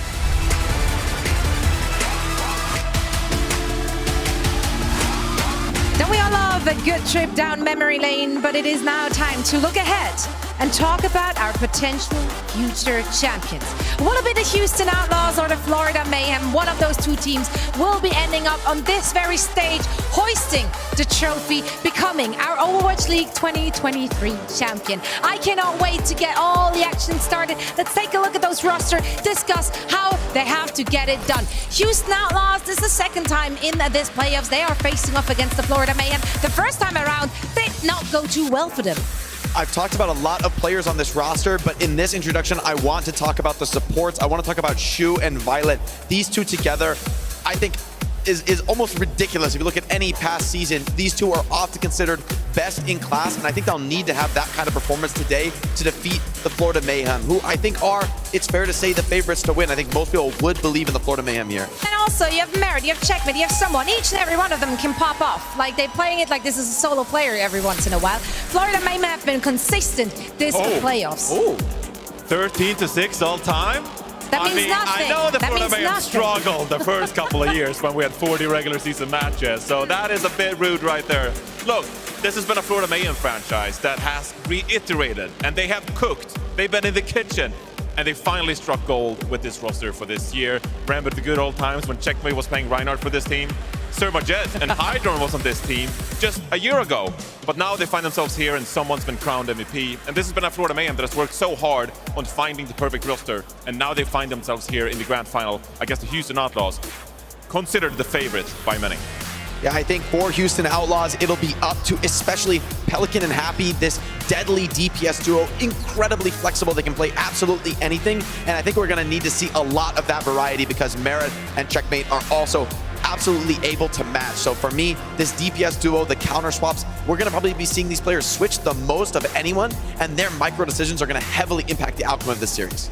But when it comes to the tank role, this has been arguably the most important role in the playoffs because of the sheer flexibility we have seen from all of these different teams. It started out seeing a lot of Winston coming in from Fearless, of course, the best Winston player of all time. But also, as the playoffs have progressed, we've seen Doomfist, we saw Bernard being fielded for the Houston Outlaws, playing this Sigma composition against some of these teams, like the Florida Mayhem, bringing out the Sigma by themselves. Well, Florida Mayhem, they got the versatility in their hand. They can play someone on the Sigma like we're seeing right here. But when this happens, they like to bring out the Reinhardt. The question is, how are the Houston Outlaws going to counter all of Florida Mayhem's flexibility?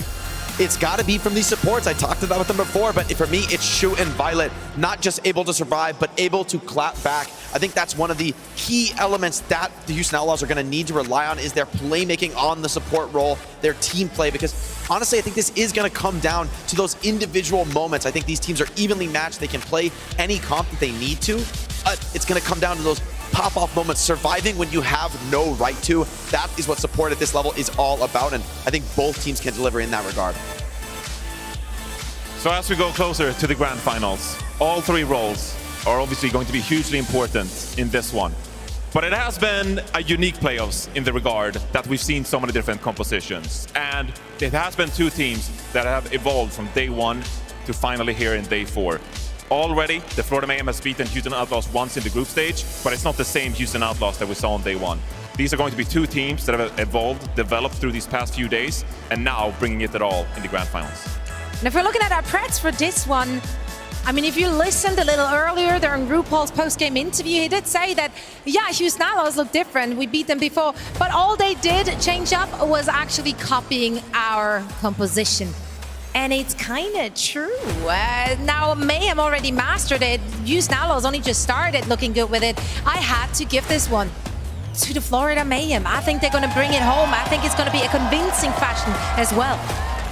I agree. I also went with the Florida Mayhem. Listen, I think they have all the answers to every comp that we've been seeing throughout the playoffs, and they also got the season MVP. I think it's an easy guess to go with the Florida Mayhem. You know, you guys make great points. I think the Florida Mayhem are a great team, but come on, guys. H-Town, hold it down. Houston, 4-0. It's not even going to be close. This is the year. Let's go. You're on your own, Jay. You're on your own with this one, Jay. Of course, he's going to bring the Houston Outlaws, but that makes me feel better about going with the Florida Mayhem as well. Someone's already got the MVP trophy. It's time for the Florida Mayhem to bring home that championship trophy. Well, this is it. This is our grand finals, and it is now time to meet our teams. Toronto! Oh, come on, guys. It's the grand finals. Let me hear you. Toronto! You know, way back when, long time ago, back in 2018, I had the honor of going out in front of my home crowd and welcoming everyone here to the Overwatch League Grand Finals. And I am so glad that 6 years later, I still get to do the same thing with you wonderful people each and every time. So, just like we did back then, and just like we did this morning, I have a question. Are you ready? No.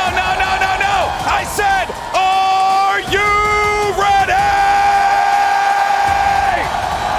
Let's welcome out your first team, the Houston Outlaws. You have Happy, Pelican, Burner, Shu, Violet, and Coach Neko.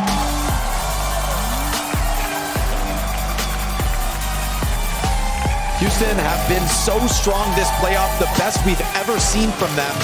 I think that they're ready. Yes, they lost to the Florida Mayhem before, but they are stronger. They have learned, they have developed. This coaching staff has won championships before, and I think they're poised to do it again. They've made the adaptations. They've added Bernard in at the last second, and I think it's exactly the ticket to take out the Florida Mayhem.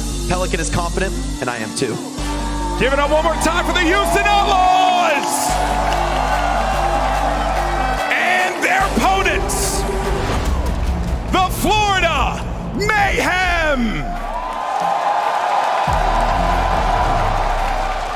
RuPaul, Choron, Someone, Checkmate, Merit, and Coach Gumba.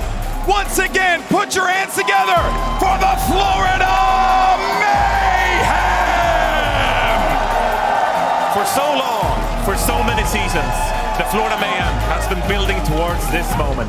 This is the roster that was supposed to bring them home the championship trophy.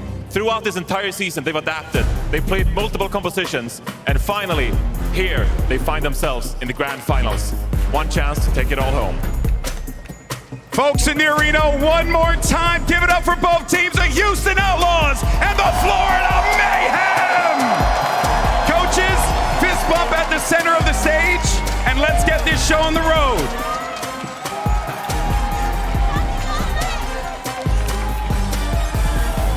And your casters for this game. They've done it once, they've done it again, and they're doing it one more time. Give it up for the legendary Uber and Mr. X. Oh, man. All right, yeah, that money's on the way to your PayPal, GB. Thanks for that one, mate. This is a rivalry that has played out multiple times over the course of this year. Two of the most electrifying teams in the West, 2 wins apiece. Now it's time to settle this once and for all. So Florida comes in and they seem like they're the clear favorite really throughout this event, right? Someone, our MVP, feels like he can play like every tank. You're looking across the different lineups, like Smurf, I think, can kind of do all that. But the Outlaws, you pick up Bernard for moments like this, right? He can come in, play Sigma, play Diva, play all these different types of tanks, where adding him into the mix definitely changes things up. The impact is instant. Yes. Just to add water, Bernard's like a gigantic sea monkey with gravitational abilities. He comes into the server, and all of a sudden there's a different facet to this Houston Outlaws team with these Sigma, and at times Diva play as well. It's because you're not asking him to come in and do too much, right? You're not asking him to come in, play all these different tanks, come in, specialize in the stuff that we know you're good at. It just so happens a lot of that stuff is the things that teams are playing here. The narrative around this Houston team was coming into the playoffs, they were lost. They don't know what to go for. Yeah. The dive meta's not working out. Fearless has been coming out on Doomfist. It's looked mid, it's looked average, it's looked wishy-washy. But they've shown us now after challenge, they've earned the right to renew this rivalry one more time against this Florida Mayhem team who is nothing short of terrifying, Matt. This backline, RuPaul and Chorong, man, it is ferocious. Someone is a well-deserved MVP, and we've just seen what this front line can do. We could not have asked for a better finals here at our playoffs. So everybody, let's get ready.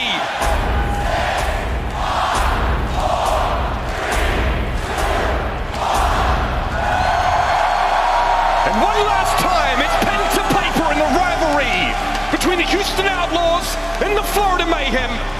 It all kicks off on Antarctic Peninsula. And what I think people liked about the Florida Mayhem all season long, as they never had these like peaks and valleys like some other teams, right? always consistent. It seemed from the beginning of the season, you knew this team was going to contend all the way to the end. You knew whatever meta was going to crop up, they had the answers to it. Which I think when you have a playoff patch and things start to get a little bit dicey, that's what you want to see. Make some noise, Toronto! It's on!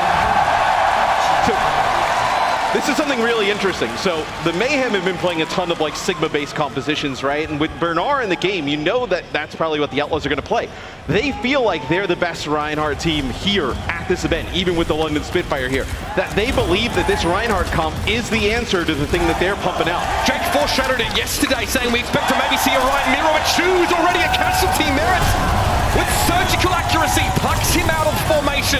Now without the Yana, your options are limited, but Happy fires back. It's a attack grenade straight at Merit's dome. Now the Reinhardt shield gets a little bit low and someone needs to give some space.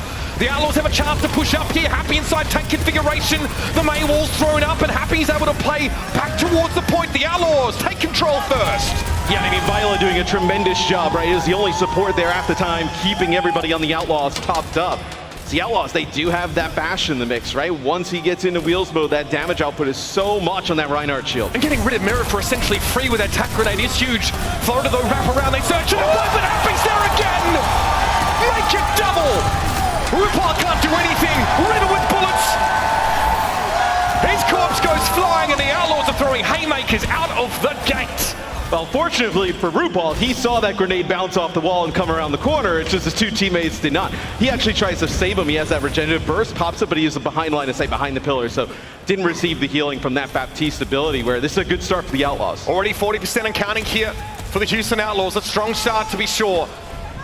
Amp matrices available for both Baptistes here. And Violet's anticipating a wrap around, but the Mayhem actually make a quick double back here. Amp matrix is going to come up either way, and here comes the tank damage through it. Happy burns someone down. I mean, there's no way to live through that, right?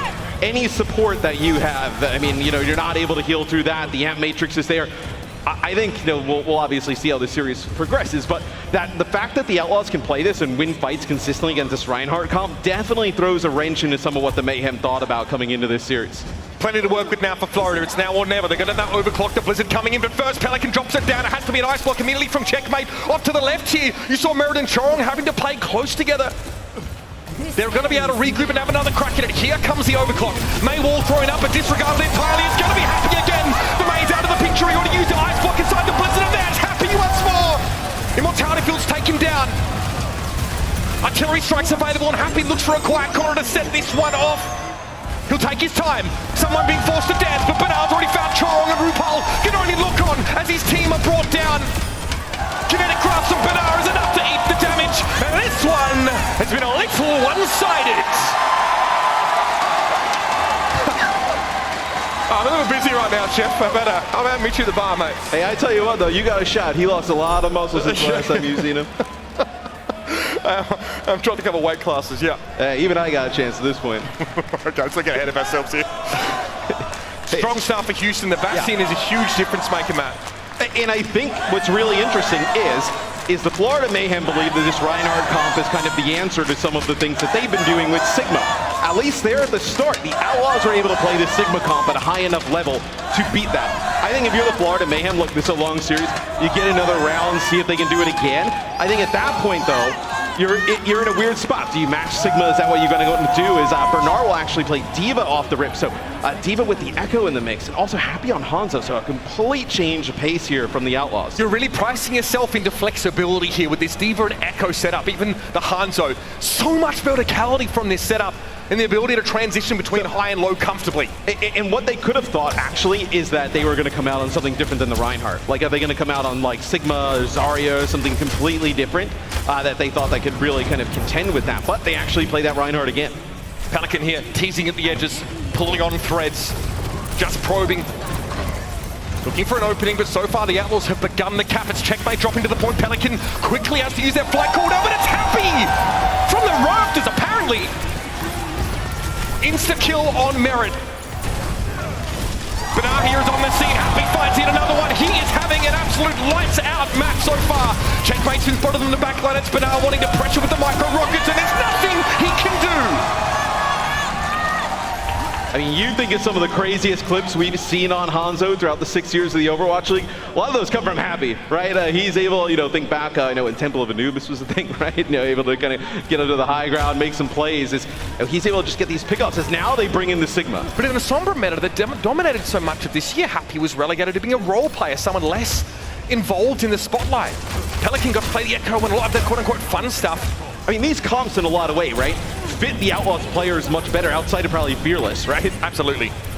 Pelican as a duplicate here. You saw a biode landed onto someone that really slows the Mayhem on that high ground as they want to approach. That's a sticky surprise for Merit. He's low. He's able to get a health back, but Pelican thought about pushing a little harder. He'll take a sidebar here, but he'll be locked in this 1v1 for a moment now. Meanwhile, Immortality Field deployed and taken down. Oh, it's a dupe of the Sojourn. Pelican wants a bit of arty-party. And he comes out on top. Checkmate again, flattened.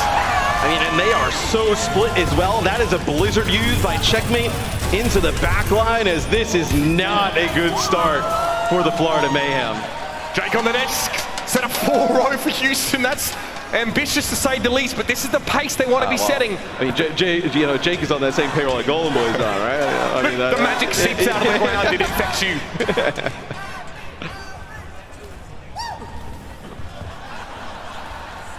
Pelican here. Yeah, I mean, Nano, do you give this to Pelican, right? As Bernard actually switches off this Diva, they're going to match that Sigma. You're going to get a real poke-on from both these sides. Pelican with the Nano. Sound barrier comes out from Chorong here. A little premature, perhaps. The Outlaws going to try and get some ground back away from this. Wait it out, but Merit's already found Shu. Pelican can't quite get the focusing beam connection, and the kill goes begging. It's someone who says, get fluxed. It's a really nice answer from the Florida Mayhem, right? That Nano goes on the Pelican. Echo is so devastating with the Nano, right? You can get that focusing beam. Any of those targets are just out of the way with ease. Chorong uses Sound Barrier. They also get the boop of Bernard down to the low ground, and he's not able to stay inside that Immortality Field. It's an easy kill, and everything falls apart after that. And Matrix here for Rupal. A lot was spent by the Mayhem in the previous fight, but someone always surging forward. Welcome to Geology class, Shu. Desperately trying to shelter into the Immortality Field, but he is absolutely overrun. And the Houston Outlaws get smoked. Bernard will get staggered out here.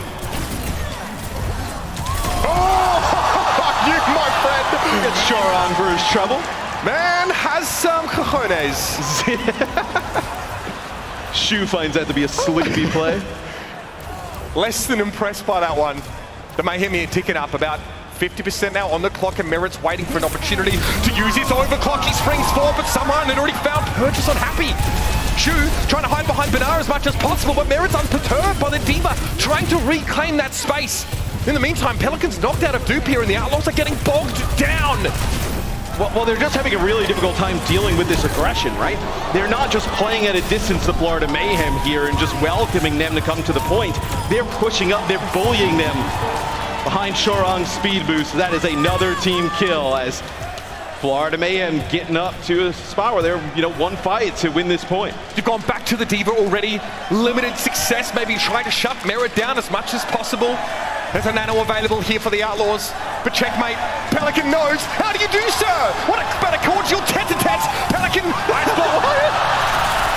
now staring each other down. Here comes the cavalry, though, as Chorong says, I'm going to interrupt this gentleman's duel for just a moment, but we're at 97% for the Florida Mayhem. Accounting, Benar has to go and touch. He gets the Nano from Shu. No idea where he's going to be looking, but look at that. Checkmate laconically flips a Blizzard in the direction of the Outlaws. Immortality Field used, but it's far from enough. Pelican locked inside of his own design, apparently, and Checkmate's happy just to hold everyone else back. A self-destruct to limited effect. Pelican going to be slowed up in the Mayhem arenas. It's one apiece.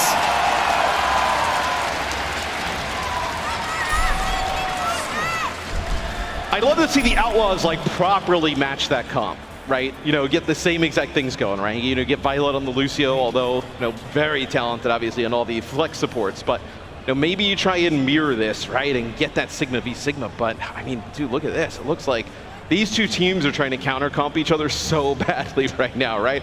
You can see the swaps in between rounds, and you kind of see where both teams are thinking. Where the Florida is probably expecting Bernard to come out on Sigma, right? After getting rolled on Diva the entire time, right now come out on Sigma. They're counter-comping that with their Reinhardt. So let's see how this one goes. Back to the Bastion for Happy. I think just like if you see these comps here coming out the start, I think you got to like the Outlaws with how they played early on in that first round of Control. Merit is the wild card here, I feel. Yeah. Being able to May wall someone out of position and sort of drag him down. It's a very powerful way to deal with the front line of the Mayhem. But can he enough to be aware of this? They still want to push forward though. Happy working down that Ryan shield. Checkmate coming out of Ice Block here. Fire Strike thrown in. Accretion as well. Someone under a lot of pressure. Also hit with a Biotic Grenade. But a wall's thrown up on the point to allow the Outlaws to assemble behind it. Oh, hang on. Someone's getting in there. Checkmate really low as well. They got to use the Immortality Field to keep him up. Someone burnt down. No Violet able to find the damage. The Outlaws, regardless, pushed off the point. It's a Florida Mayhem cap to start with, but lacking the Reinhardt. It's a matter of time before the Grim Reaper comes calling. I mean, Checkmate gets really low again. Same with Merit. They just got to make their way onto the point. Someone's got to be on his way here. Merit finds the pick. Someone is back. And Matrix getting thrown up here, but Happy has his own demons to battle on the right side. In comes someone. That Danny Lim. Like a bat out of hell. Merit here can hold the choke. This is a great spot for the Mayhem to be in. Assault configuration for Happy, but Merit is a hop, skip, and jump over his head, and he outplays the man. And when the Outlaws get that advantage on the point early on, Checkmate on the May here for the Florida Mayhem is able to just play around that central pillar. Even though he gets low, they are able to still heal him up. RuPaul gets an Amp Matrix. They have that Immortality Field. They never push up. They don't get aggressive enough. They don't have that Lucio speed to close that gap. Here's the overclock from Merit, though, hit with a nasty Biotic Grenade. He steps into that Immortality Field. The wall thrown up. This is how you try and punish someone, but he's going to be able to clamber away. Checkmate also just getting out of there. Oh, here comes the artillery strike. Chorong very low, holding the sound barrier, though. Nerves of steel. Checkmate's in trouble, going to throw the Blizzard in, and they've got to go for it. Sound barrier comes out, but someone's hit with a Bionade. Violet's frozen stiff, though. Both supports down for Houston. Bernard cannot rely on a gravitic flux here. It has to be a reset. And one more chance for Houston.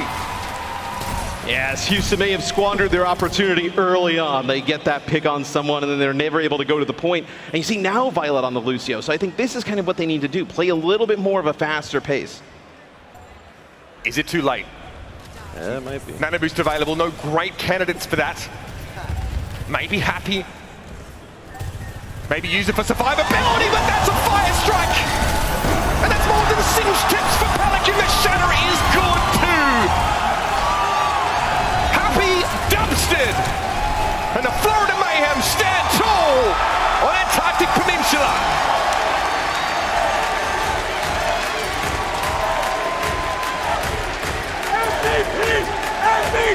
It is not a one-sided map. That map is very close down to the wire. I'm curious what the Outlaws decide to do, right? After a loss, the map selection, you have the two tanks to kind of go through. It almost feels like you kind of have to play Bernard because you need the Sigma look to force them off the Sigma, or else you're going to be playing like, you know, what, the Fearless Doomfist or Winston into that Sigma the entire time. So I expect to see Bernard here for a good stretch of this series today. Curious what they decide to do moving forward. The Diva option felt fine as well. We understood why they wanted to take that to labs and have the ability to go up and down. The Hanzo was really effective for Happy, but eventually they got ground down by the Sigma composition of the Mayhem. Although it starts very much as an Outlaws map. Yeah, really good start for the Outlaws, right? The Florida Mayhem come out with this Reinhardt-based composition, knowing the Outlaws are going to run something, whether it be in the, you know, Diva Sigma realm. Even if they ran Zarya, right? You still like that Reinhardt there in that matchup. But then here, as we move to the second point, right? I mean, this is when Florida Mayhem really started to assert their dominance, and it's when they play Sigma, they play fast, right? They still have that Lucio in the mix. This Ryan comp, Florida Mayhem are just circumventing Bernard's shielding, walking past him with speed, knowing they have sound barrier in a fight like this. They just go, go, go. The Outlaws have to respect this, have to find a way to play around it. And I want to call back to what Jake said. He says he feels that a Rhine Mirror might be the way to go. Whether the Outlaws have the wherewithal to make that sort of switch, we're going to have to find out. First, though, they get to make their map selection, Matt. Yeah, and we'll get a chance. It'll be Blizzard World here for map number 2. So feels like you would leave Bernard, and we have seen them go to Fearless, though, on this map to play Winston, right? Control that high ground.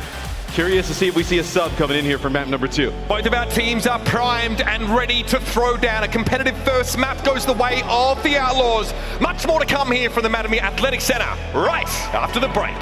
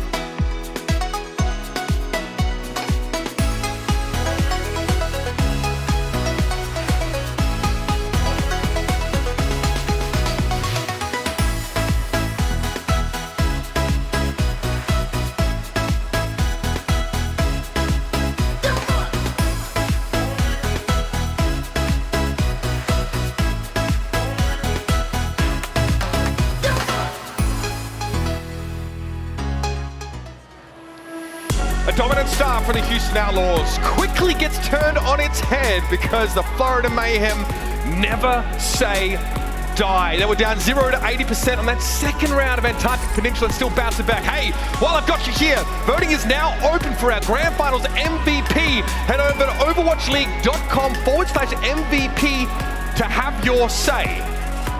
Who do you reckon? While I've got you here, who's your MVP? Hey, let's not overreact, crowd. We got one game in us. I know last year, you remember how long that finals went? People's votes were changing left and right, depending on which way the wind blew. But so it looks like at least here coming into Blizzard World, we won't have a sub. So this tells you that they want to play Diva Sigma type compositions, right? Force them maybe onto that Reinhardt. Maybe they force a Sigma head-to-head. I think that's what they're trying to do here with this. Yeah, one thing's for certain, we definitely don't see a dive composition out of the Houston Outlaws. There's been a lot of conversation about the Orisa, the Sigma, how they match up against each other. We've seen Junker Queen also brought in to answer these Sigma comps, but it seems like the theory is the same. Get past Sigma's barrier, run him down, and lay waste to everybody sheltering behind it. So I'm curious to see if we end up getting that mirror, because the Mayhem seem more than happy to buck the trend and go for a more aggressive push. Yeah, I mean, look, you have Chorong on that Lucio, right? 24/7. RuPaul can just kind of like move around all the different supports, right? You have a lot of flexibility with someone as tank. There's just you can really play just about everything, and you can change things out on the fly pretty fast. Where for the Outlaws, we really didn't see Violet play Lucio until the very end there when it really didn't matter. So we'll see if they maybe kind of opt for something like this coming in here.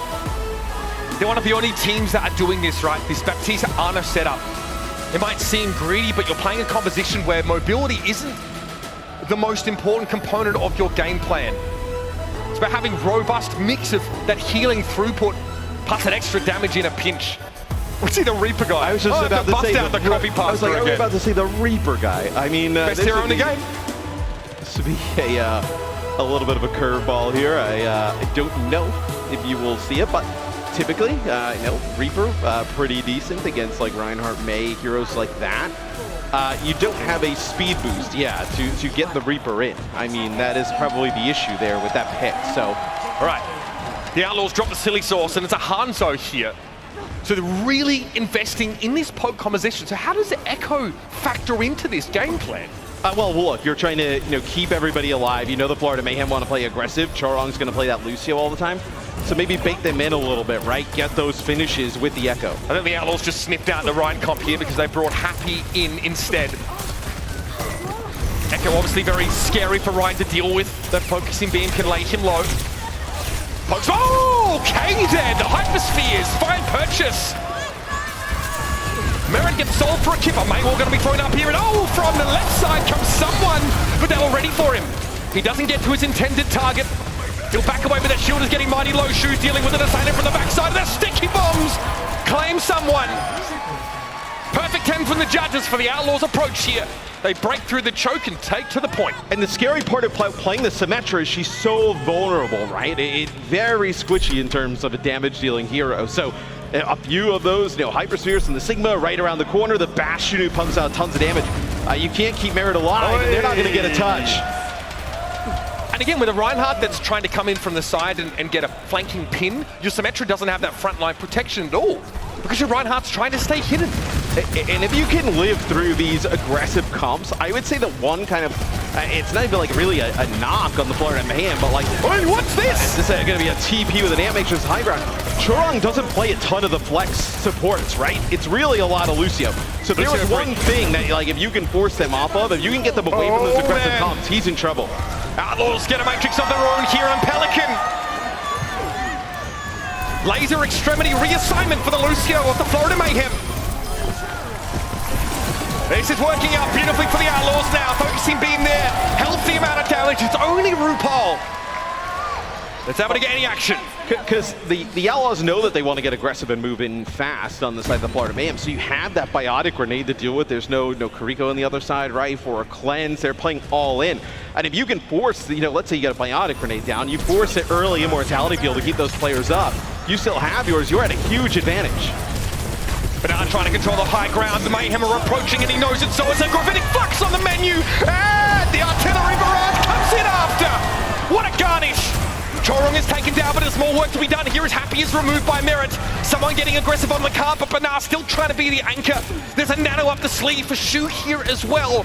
Will a big Pelican sent forward? What? Merit decapitates him from the high ground. I mean, we got to see what angle he was looking at. I mean, that is a nasty shot because you'll see everybody else here fall for the Outlaws, but I mean, dude, you get that nano boost on the Pelican right there, you're getting close to taking that second checkpoint. That was looking tight there. The Outlaws find that first pick and look like they were home and hosed. That wombo combo only goes for 1 kill in the end. Merit coming alive just when needed. Pelican still holds a duplicate. Shu never had a chance to part with that nano boost. That's what's on the menu here. But what is this for, right? Are you going to duplicate and then get the, nano after? I mean, what is he cooking? Everybody's just hiding in corners. What is he cooking? The shatter comes in and catching just the one, and the crease to slow someone down, but he'll still charge Bernard. Meanwhile, Merit rips through them. That'll be 3. You wouldn't know it, but that was the nano boost there, as the nano goes on to Happy when he gets hit with the shatter. But I mean, that is what? The overclock, that is sound barrier there, and shatter used by the Florida Mayhem to get another fight win. Happy now goes over to the Hanzo here. So you're on that Bastion, it's really difficult to kind of challenge this high ground. Maybe with that long-range sniper, a little bit able to just kind of get up to that high ground rather easy and find an early pick would be a huge advantage. Wall thrown up in Happy's face, but he breaks through it easily enough. They're aware of a flanking presence here. Regardless, Happy looks to surge forward, gets clipped by the fire strike, but instantly topped back up, and Pelican is going to work. A lot of damage for someone shielded with it. That's 3 players hit by a big auto grenade. They're going to have the immortality field. Pressure's on Merit. He slips and slides away. Now Pelican controls the high ground and looks to put pressure on someone. Charging up to the next rail as Checkmate's decided to be the anchor on the card, and RuPaul strikes. It's Violet down. The Air Matrix catches the Outlaws by surprise, and Pelican is shooting shields. Yeah, I mean, just trying to build up, maybe charge. We used that 100 for a while, as feel like could have got a rail shot off. As you had an opportunity 2 different times. They had 3 players bioed and not able to follow up. 1 minute 35 to play. It's going to be a blizzard here straight away. Happy's got nowhere to go. Trying to jump away, but caught in midair. Shu though, sleep doesn't quite connect, and Happy was a key component of the Outlaws' plan there. This fight's already over in time. Here's a ticking. And you don't have that big wombo combo, right? You don't have that Bastion artillery plus that gravitic flux here coming up. Do you have another nano? So probably nano on a Pelican with that gravitic flux. You try and follow it up with the focusing beam. That could be something you can try and set up. Another nano here for Shu. No beat on the other side, so. He's making sure Bernard can get a full channel of the gravitic flux out, but someone already turns up here. It's going to be Pelican get the nano. He slept. Pelican trying to wrap around the shield, but it's going to be someone slinking away. What's Bernard looking for here? Anything, something, someone?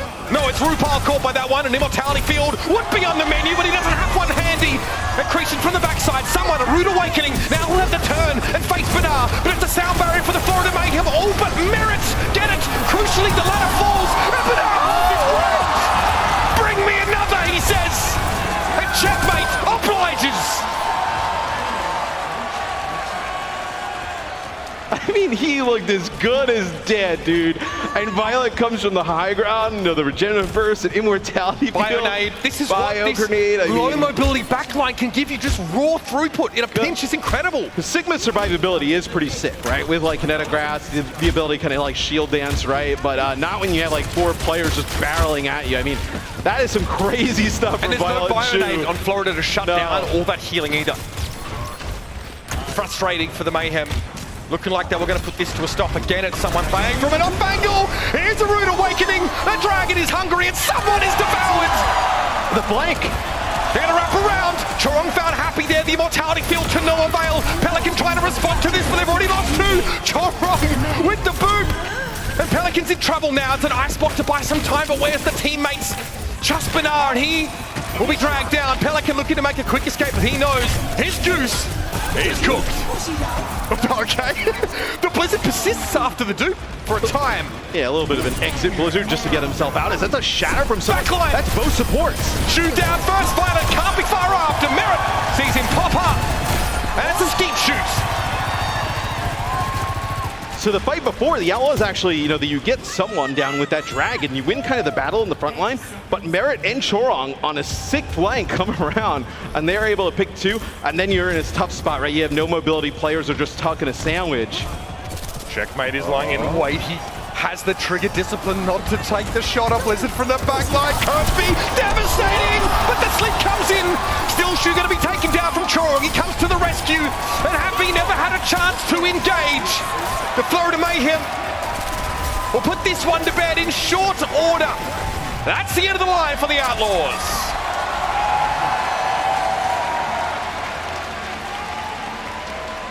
And they're just so sneaky. It's like shades of London Spitfire, right? But instead of kind of using the TP and sending in like Backbone and, another player in to try and like assassinate one, it's really just Chorong, kind of escorting like Merit and Checkmate into these like weird positions and being able to come around and flank. And that time Checkmate on the high ground comes down with that Blizzard. Nothing you could do about that. Just the one kill would have been enough, but what we didn't see initially on the screen was that Happy was frozen solid in the corner. So switching over to him, scooping him up was an easy task for the Mayhem. And we've seen a lot of this from Florida. They're trying to rewrite the script. They're trying to be as bombastic and as unpredictable as possible with these flanking shatters and, of course, these ninja blizzards. Well, the thing with Florida, I mean, we've talked about it, the desk has mentioned it, like they don't really care what you play. They don't have to make any changes in terms of personnel to feel like they can counter it. They feel like they have figured this out. Playing really around those Sigma comps, and if you're okay with that, then they feel like the Reinhardt's that answer. So we'll see what they decide to do here on offense. I think, the Reinhardt, right? Do you just lose all mobility here? I don't think that's something that you would look at and say, yeah, let's go for it, but you never know.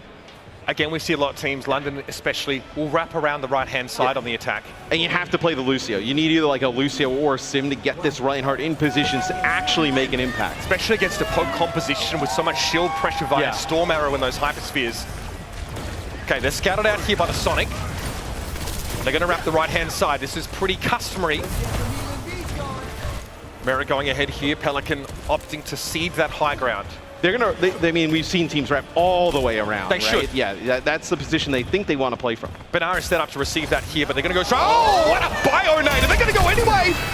What a harebrained play from the Mayhem. Will it work? Answer is yes. It's Merit finding Vita right at the beginning, and Pelican dangles in midair. A tasty morsel for Merit to snack upon. Happy, not going to fare much better here. It's going to be him and Shu stuck together, and eventually knocked on out. I mean, look, they all pretty much get hit with a biotic grenade, but I think they know that if you just stand in like no man's land with that Reinhardt comp, you are as good as dead. You may as well push on in, right? Play inside the immortality field that RuPaul's about to throw down, well, it's going to be okay. Yeah, you're going to be fine, right? So push through and get past and make a play. You're able to take out Violet right off the rip. This is really interesting from the Outlaws. So I believe we actually saw the Dallas Fuel even play something like this with the Genji and the Bastion, with the Baptiste and Lucio. Pelican there, getting up close and personal. Chorong getting a little bit too close to lethal range there. Not only the composition, but also just how close the Outlaws are playing. They know they need to get value out of this Sigma durability. Well, the thing is now they have the Lucio, right? So you have the ability to disengage, you have the ability to close the gap. It doesn't allow, right before they were just kind of standing there like pretty stationary targets, allowing them to just get ran down. You don't have that now. They don't expect to see Merit from the backside there. Pelican needs to be wary. Goes for the deflect. Merit wants to charge up a proper rail here, but his angles are terrible. Forced back inside the small room, but the Outlaws want to chase him down this time. Someone sheepishly trying to back away. Grenade thrown in there as well. He's calling for a regroup, but the Outlaws are waiting for them. Here's the charge. He's going for it. Accretion comes in. Knocked off course. Merit with the overclock now. Has just a keyhole to fire through. And get through the immortality field, and someone is in there. Merit gets involved. And that's curtains for the Outlaws. You will see Bernard fall here at the end as comp swaps from the Outlaws. That's a Gravitic Flux and Amp Matrix used there to no avail. Nice sound barrier there by Chorong, able to keep everybody on the Mayhem up as you're going to get close to capping this second point with over 3 minutes. I mean, the Outlaws need a fight win bad. The pressure is on big time. But now making the switch over to the Orisa. This does mean that the Outlaws are a little more susceptible to an Earth Shatter. And that's just what someone's cooking. Forced off the stairwell though, awkward position to be in. Pelican regains the high ground, but the blade doesn't find any value. I mean, they just can't go in and chase, right? I mean, he's the only one. They know there's a Blizzard on the other side. The Blizzard has got to be the scariest part of this. If you all in the mayhem, you're going to end up with egg on your face. Pelican wants to probe, but he's in a little bit of danger here. Someone very low on the approach. They're going for him. They want him. They break the shield, but someone holds his ground. He'll have to try and find a way to get back up, otherwise all the mayhem will need to drop with him, and so they do. And the Orisa's an interesting choice, right? Can play really frontline with that Reinhardt and also get in the mix really fast. I'm scared of the Shadow. I mean, someone knows how to bring the house down. Immortality field already here for the Mayhem. Pelican here just deflecting in this corner, relying on Shu to drop down and give him that healing from the off angle is Benar. Sound barrier for the Outlaws. That's a big part of the plan for their next fight. The Blizzard is still such a problem, but the Mayhem can't pin them down. I think they're trying to bait them into like using the Shatter of the Blizzard onto, you know, Bernard, right? But he'd have Fortify, be able to get out of that. They don't want to go for that right away. They're just trying to manufacture something. What wall? Happy, gonna burn that one down awful quick. Florida Mayhem. You burnt a minute off the clock here, if you're the Outlaws. They need much more than that, Matt. So much more. Here come the Mayhem once more, out of their hidey hole. Pelican caught at mid-range, and there's the charge. It will be interrupted as someone expected. Maywall thrown up. Shatter. It's Happy. He tries to get down the stairs, but not just in time. Checkmate on the card to push it forward. A sound barrier here for the Outlaws. Charong popped his as well. Bernard gets there. It's going to be an overclock from Merritt in the backline, and Maywall's thrown up, and here comes a blade. It's shut down. Merritt ends the Cyber Ninja's life. Bernard tries to turn things around with a Terror Surge, but it's all Merritt all the time. Always was. That's another checkpoint for the Mayhem. A hair's breadth from victory. There's probably a lot of MVPs going in on Merritt right now as he has been on fire on the Sojourn, especially during those overclocks. It feels like every time it's 2-3 kills. So he will now go over and play the... Okay, so they're going to play Bastion with Sigma against this Orisa. This is just a chess match. Florida switched a heck of a lot in their semi as well.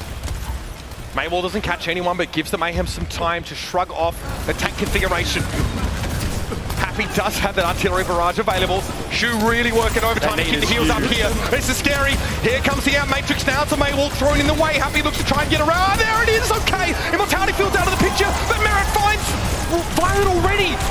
Merritt forced back. Pelican trying to challenge him, but how can you? The rest of the Mayhem group up, and Shu is the last soldier standing. The Houston Outlaws booted out of Blizzard World.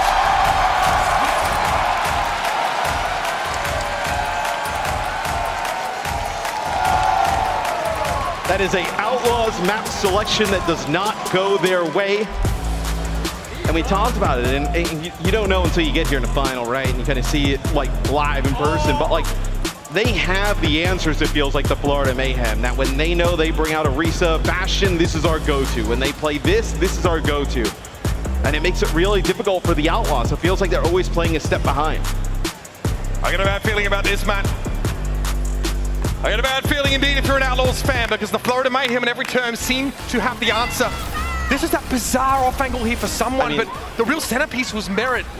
Just hammering them as they came through. Look, even if you feel like you have the answers, if Merritt, every time he gets overclock, is going to kill 3 people, it does not matter, right? Even if you feel like you got the right comp. I mean, if he's playing this well, you know, on the Sojourn, I mean, it is going to be difficult to take down the Mayhem.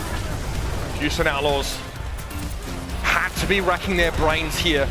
Heading to a flashpoint map in the third. They need to find a way to right their course as soon as possible. The Florida Mayhem switch it up. They play a lot of Reinhardt here, and the Outlaws are looking for answers. The Sigma makes way for the Orisa. The Mayhem switch into a Sigma of their own. They're more than happy to play musical tank. I mean, that's the shot of the map right there. Oh, yeah. I mean, you have that immortality field down there for like a brief moment in time. It gets destroyed, and then Pelican's going for the blade, and you just take a headshot from an overclocking Sojourn. I mean, that is a... You know, if Pelican gets that blade off, who knows, right? That'll be Siravasa. Yeah. Siravasa, the map pick for the Houston Outlaws now, who are struggling to stay in step with the Florida Mayhem, who refuses to bow. That's 2 maps done in this first of 4 series. Stick around, of course, much more to come, especially if you're hoping for a Houston Outlaws comeback.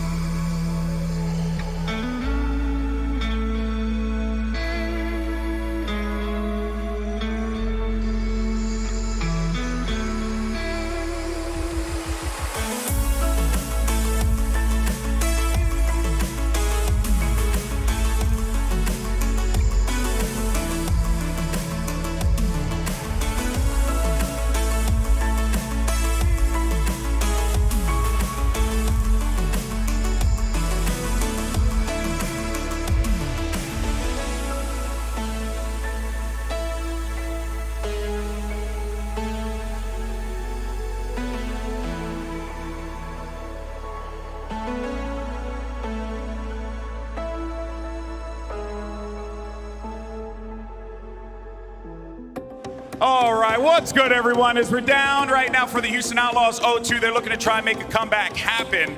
The question, though, on everyone's mind is who you think is going to be the MVP. Real fast. Go ahead and say a name out loud. Who do you think is going to be the MVP of this final? It's a lot of information. I'm only one man. I can only do so much. Venga aquí, papi. Come over here. All right. I got myself a Houston Outlaws fan over here. Go ahead and show that off to everyone. Mike, that's really nice. What's your name? Where are you from? Flash Mob. I'm from Puerto Rico. Puerto Rico in the house. I won't lie, I kind of did this purposefully so that I could go ahead and yell Puerto Rico in Canada. Now, who do you think should be the MVP of the finals here today if Houston Outlaws manage to make a comeback? Or you can pick Florida, either one. Meredith's making this really hard for us, but I'm not losing faith, so I'm going to go with Pelican. All right, Pelican, all right. All right, we need a Florida fan. Come over here. Thank you so much, brother. Appreciate you. All right, what is up? What's your name? Where are you from? Brian from Tampa, Florida. All right, we got a true Floridian in the house. Okay, so I know you're going to pick the Mayhem. Who do you think's the MVP for you so far?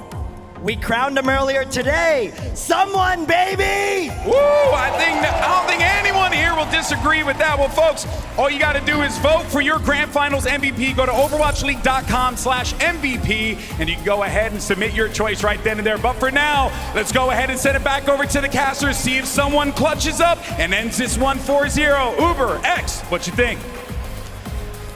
There's a gap emerging in this matchup.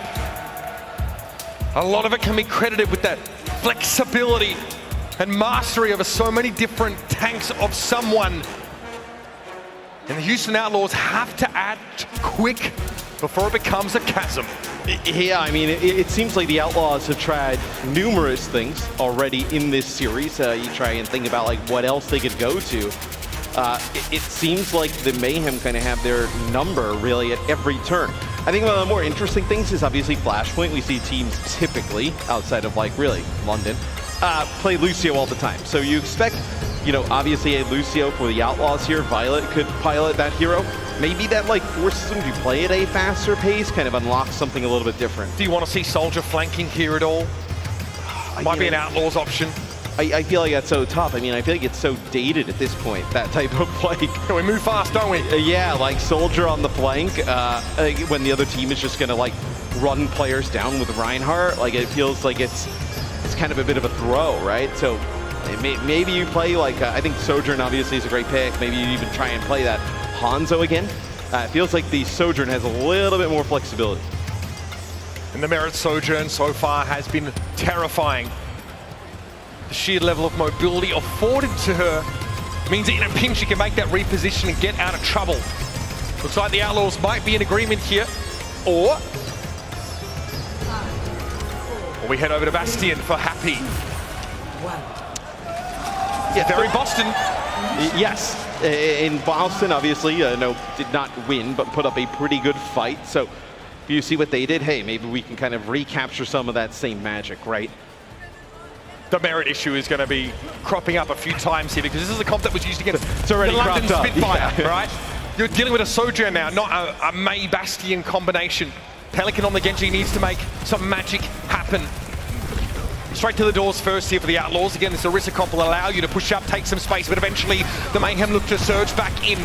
Accretion there, shrugged off for the most part. It's a split for the Florida Mayhem. Checkmate going to play the left-hand side. But wants to try and cut off the backline here and spots the May. Knocks Checkmate to the point. It's a dangerous spot from DeB. He's got to use that ice spot pretty much straight away. And someone is corralled, surrounded, and brought down. Just so much survivability on Orisa, right? The spear spin, the fortify. Feels like you can live forever if you manage your cooldowns correctly, and that's exactly what Bernard did there. I thought Violet did a nice job displacing players on the way in. Someone just like playing in a corner on the point, just like trying to like 1v1 somebody. That's not what you want to see if you're the Mayhem. Yeah, they threw up like a May wall laterally and tried to run in past it, but then they split someone away from the rest of the DPS. Well, they don't want to take all that damage from Happy coming through the choke, right? Gonna have to face it one way or another. It's a shield already thrown up by someone. It takes significant... Oh my goodness! Was it Igneous Metamorphic? He won't know. He's staggering. Someone wants to push a bit further up here. Air Matrix, he seems unperturbed by it. Javelin spin to knock someone down to the lower level, but he's found happy with the hyperspheres in Bana. Eats one on the way out too. I mean, the Ant Matrix, right, you're not doing a ton of damage to it, but it forces them into a terrible spot. You either run back towards that point where you know they're not going to make it all the way back to, you know, avoid line of sight, and then you're going to be able to come around that corner and shoot through that Ant Matrix, or they have to all push into you at about half health, right? So that's kind of the situation the Outlaws are in there. They chose the option of moving forward. Maybe with the spear spin, you're able to live, get everybody topped up. Did not happen, and the Mayhem get a flip. They lost Pelican awfully early in the fight. A Gravitic Flux is on the cards here. There's a Blizzard as well. The Mayhem have so much to work with right now. It's about deploying them adequately.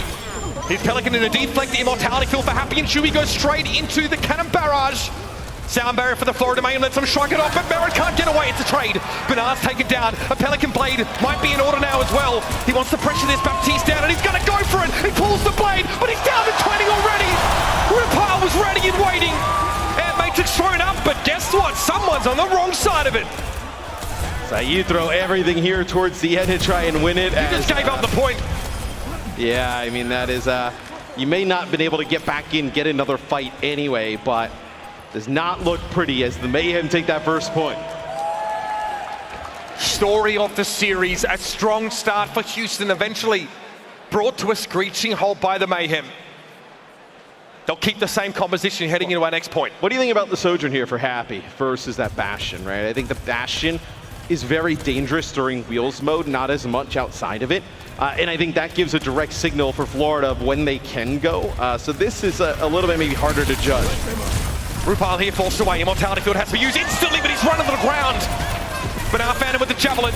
Pelican goes down. Now Checkmate buys some time with the Ice Block, but they all look at the May. As soon as she emerges from cryostasis, it's to a hellscape. Shu has gone down in the meantime. Chorong bounds back into his own backline.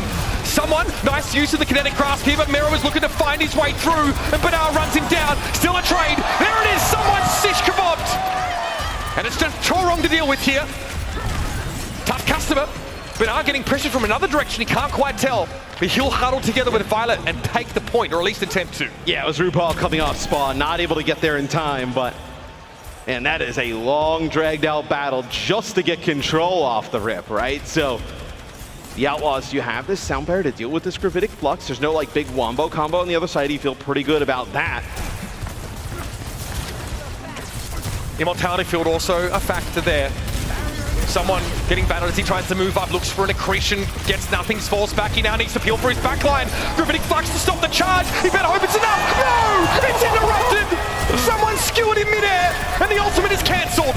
But now wants to surge forward. He knows he's close to a Terror Surge, but it's superfluous at this point. The Outlaws are putting it together.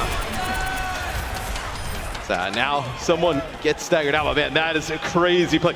They run right past someone. That's the thing with the Orisa, right? You even get like a little bit of the Lucio speed in the mix. You get right past that Sigma shield that you don't even have to try. We've been talking about it. Circumvent, ignore, disrespect the Sigma. Okay, Immortality Field's got to come down early because Shu has that Ant Matrix. Dangerous game being played by the Mayhem here. The Blizzard going to be mostly shrugged off except for Violet, but the body blocking from Banana's been good. It's an Ant Matrix in the way, and here's the Terror Surge. Happy finds two, and now we're seeing it. They flip it. The Outlaws come back in with a player advantage, though. Yeah. Should be flipped back over pretty comfortably. Yeah, they're going to get it back. Now we're seeing proof of concept for the Happy Sojourn, too. Yes, this is starting to look good here for the Houston Outlaws. It's really that aggression, right? Now you get right past that Sigma shield. Once they get past it, even if they're throwing blizzards or, you know, Gravitic Flux, you have Fortify. You know, the Terror Surge also gives you like a little bit of a, you know, damage reduction with another Fortify. So like you can start cycling those together. Becomes really difficult to get rid of some of these players. Dragon Blade with no sound barrier for the Mayhem. So Pelican, if he's judicious with his timing here, can really cripple the Mayhem and start on the right foot again. Florida have the strong positioning they're going to be pushed into here. Oh, what a rude wall. Pelican, he will climb over. Okay, here's a Gravitic Flux from someone. Do you act now? Who's going to be caught in there? Oh, jackpot! Who's not going to be caught in there? It's probably the better question. 4 players in the Flux, and they get dematerialized. Where are you going, Shu? Nowhere. Bounding like Bambi all the way to his demise. Yep. Good night, sweet prince. You know, that gets like 20% though, right? I know right off the rip is, man, that is a monster gravitic flux from someone. Oh, man. So you kind of saw where he was going around that corner. Everybody started to pile up. This lets Chorong build that sound barrier back up. He's at 30% of the start of that Outlaws, fight. you end up didn't really kind of spending anything in that fight, right? So you get this point back. Maybe it's not a heavy investment. You still feel all right. Again, dealing with support ultimates here means there's no guarantee that this works. Great wall. What a wall. They can't get to the point. Chorong's having to deal with Happy at the start of the fight. It'll still be a sound barrier for Violet for 4. But for what? For what? Shoes down. Yeah, you've lost ults. I mean, are you playing? You're playing for like next point at this time, right? I mean, you know, both teams exchange out their support ultimates. Pelican still holding on to this blade. Maybe you feel like, hey, let's give that one up this next go around, right? We know no support ults on the other side of things. Pelican can get a blade, get us point first. The pressure starts to mount here for your Houston Outlaws. They have to win this flashpoint to stay in it. Terra Surge up in a moment. Very quickly making their way into the side hall. They know they need to fight. It's going to be a blade pretty much instantly, and Pelican is looking, has to back away. The Blizzard here gives him pause for thought, but Violet wasn't quick enough. Now they're operating with only 4 players. Still, the Terra Surge coming in from Banara, and Checkmate is taken down. Now we're even. Mirror with an overclock, but he's holding on to it as Pelican dives in for another fight. It's a gravitic flux. Pelican's caught in it. Merritt's safe enough, but Banara's starting to bear down upon him. With that fortify, Merritt has to back away. Cops around from across the map, and someone is down. The Houston Outlaws are coming back. A nightmare start to the fight. Dude, but they break through. Shu is nuts. I mean, up on that high ground, he's so difficult to get out of that position. And it just allows Bernard to just stay on that point. You know, the shield spin, the fortify, gets there's some nice fortify with the Terra Surge on the high ground to keep himself a little bit of alive through all of that. And even with the Pelican Blade not being this massive pop-off moment, they're still able to get the point. Happy cordoned off by the May wall. But it wasn't exploited by the Mayhem here. It's just to shut down the Ant Matrix. Some extra percent for Houston, but nothing more. Here come the Mayhem again. That was a big accretion here. Happy wants a bit. He heads into the back line. What is this? He's unhinged! He's unhinged! And now he's unlifed. Well, that was quite aggressive from the Outlaws.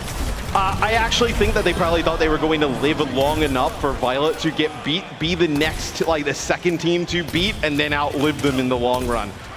He does not get sound barrier, and it does not go that way at all. The upshot is that the Mayhem have expended both of their support ultimates here. If you're quick about it. Oh, that's the perfect pick! Can't ask for much more than that. Now that mobility severely compromised for the Mayhem as they try and regroup a player down. Pelican wants to get started pretty quickly, but he takes a ton of damage on the approach. The Outlaws will settle for a cap here. How do they transition into a fight? Well, there's some players up on the high ground for the Florida Mayhem. They're starting to wrap back out through this choke here. As now it looks like they're all getting sped up towards the high ground. The Outlaws on the chase. Terra Surge up here. I think Banal wants to try and herd them into the small room, but they will disperse upon the point. Happy a little bit low, but it's the sound barrier now. Merritt has to go to work on this overshield. Happy takes 2 rails in midair. Barrett's looking for more, but it's too late. Happy's caught in the Blizzard though. Here's the Terra Surge as Merritt dives head first into it. Punished for his hubris now with just someone remaining. And the Outlaws are going to take this flashpoint map all the way. And this feels like the Outlaws' best chance to get a map so far in this series as we go the distance.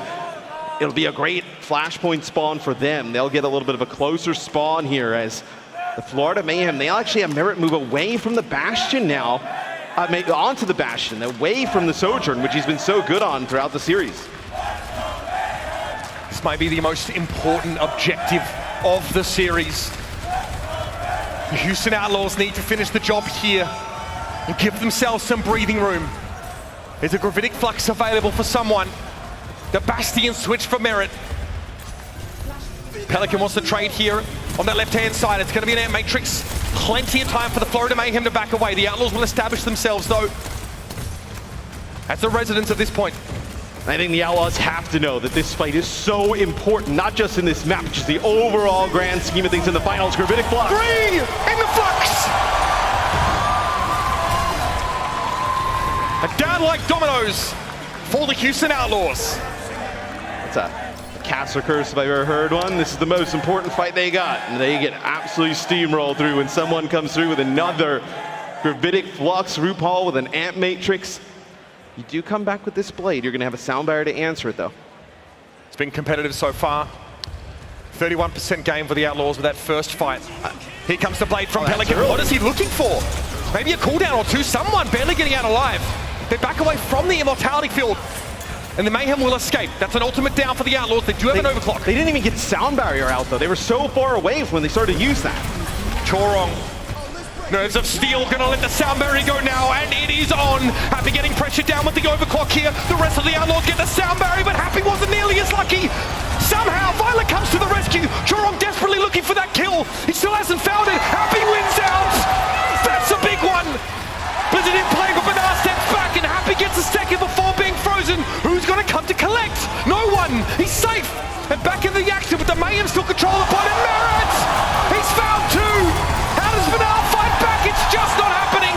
Now it's Pelican all alone. Violet will attempt, but it's just not enough. Oh my, this is getting dicey. So Florida takes a 3-0 lead. And you know what it is? We've talked about it, I feel like, all weekend. Like that Bastion damage through the Amp Matrix, right? At the end there, RuPaul's got an Amp Matrix around the corner. They have Merit in position, and the Orisa is not sturdy enough. Doesn't have enough cooldowns to live through some of that, right? Sigma's got the shield, the kinetic grasp can get like in the face a little bit. The Orisa, you got the Spear Spin and Fortify. You can't even take that damage to the face, you know, using Fortify. You got a Lucio as a support, you know, with probably the Baptiste back there, right? You can't kind of blow through all those cooldowns straight away. And once they brought that Bastion, it was really tough to keep playing that Orisa. Good pace out of the gates for the Houston Outlaws here in Survivor. They start with that 80%. But eventually it's the Florida Mayhem come back in. A botched blade here from Pelican, giving away that first point. Yeah, I mean, take a look at some of the highlights here. Things were going good for the Outlaws, right? I really liked the Orisa composition. I mean, this is a huge flux here. I mean, it looks like Pelican even dashes into it there, gets pushed into it. But I really like the Orisa comp. It's just when they went to that Bastion, you just can't really run it. Maybe you can run it if you're running a Bash of your own, really putting pressure on their Sigma, but to run it with just that Sojourn, it feels like you're at a disadvantage. This is the Outlaws' last chance to choose a map in this series. They must win out from here. An almost insurmountable task faces them, and that push will begin on Esperanza.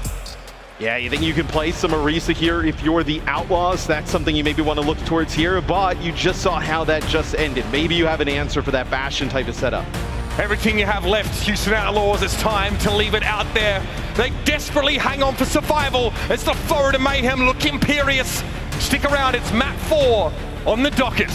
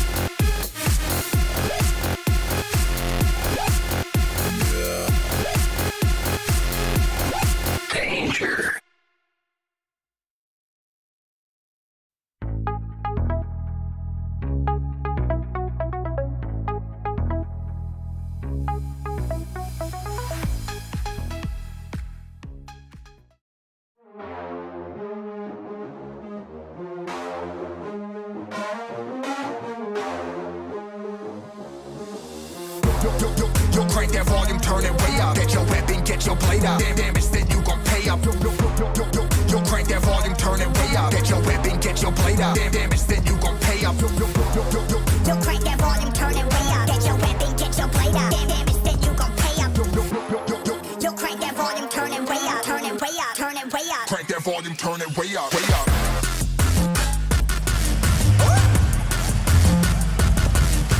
3 maps in a row. The Florida Mayhem refuse to slow down. They refuse to take it easy on this Houston Outlaws team who looks beleaguered. Fight as they have and fight as they will, they have struggled.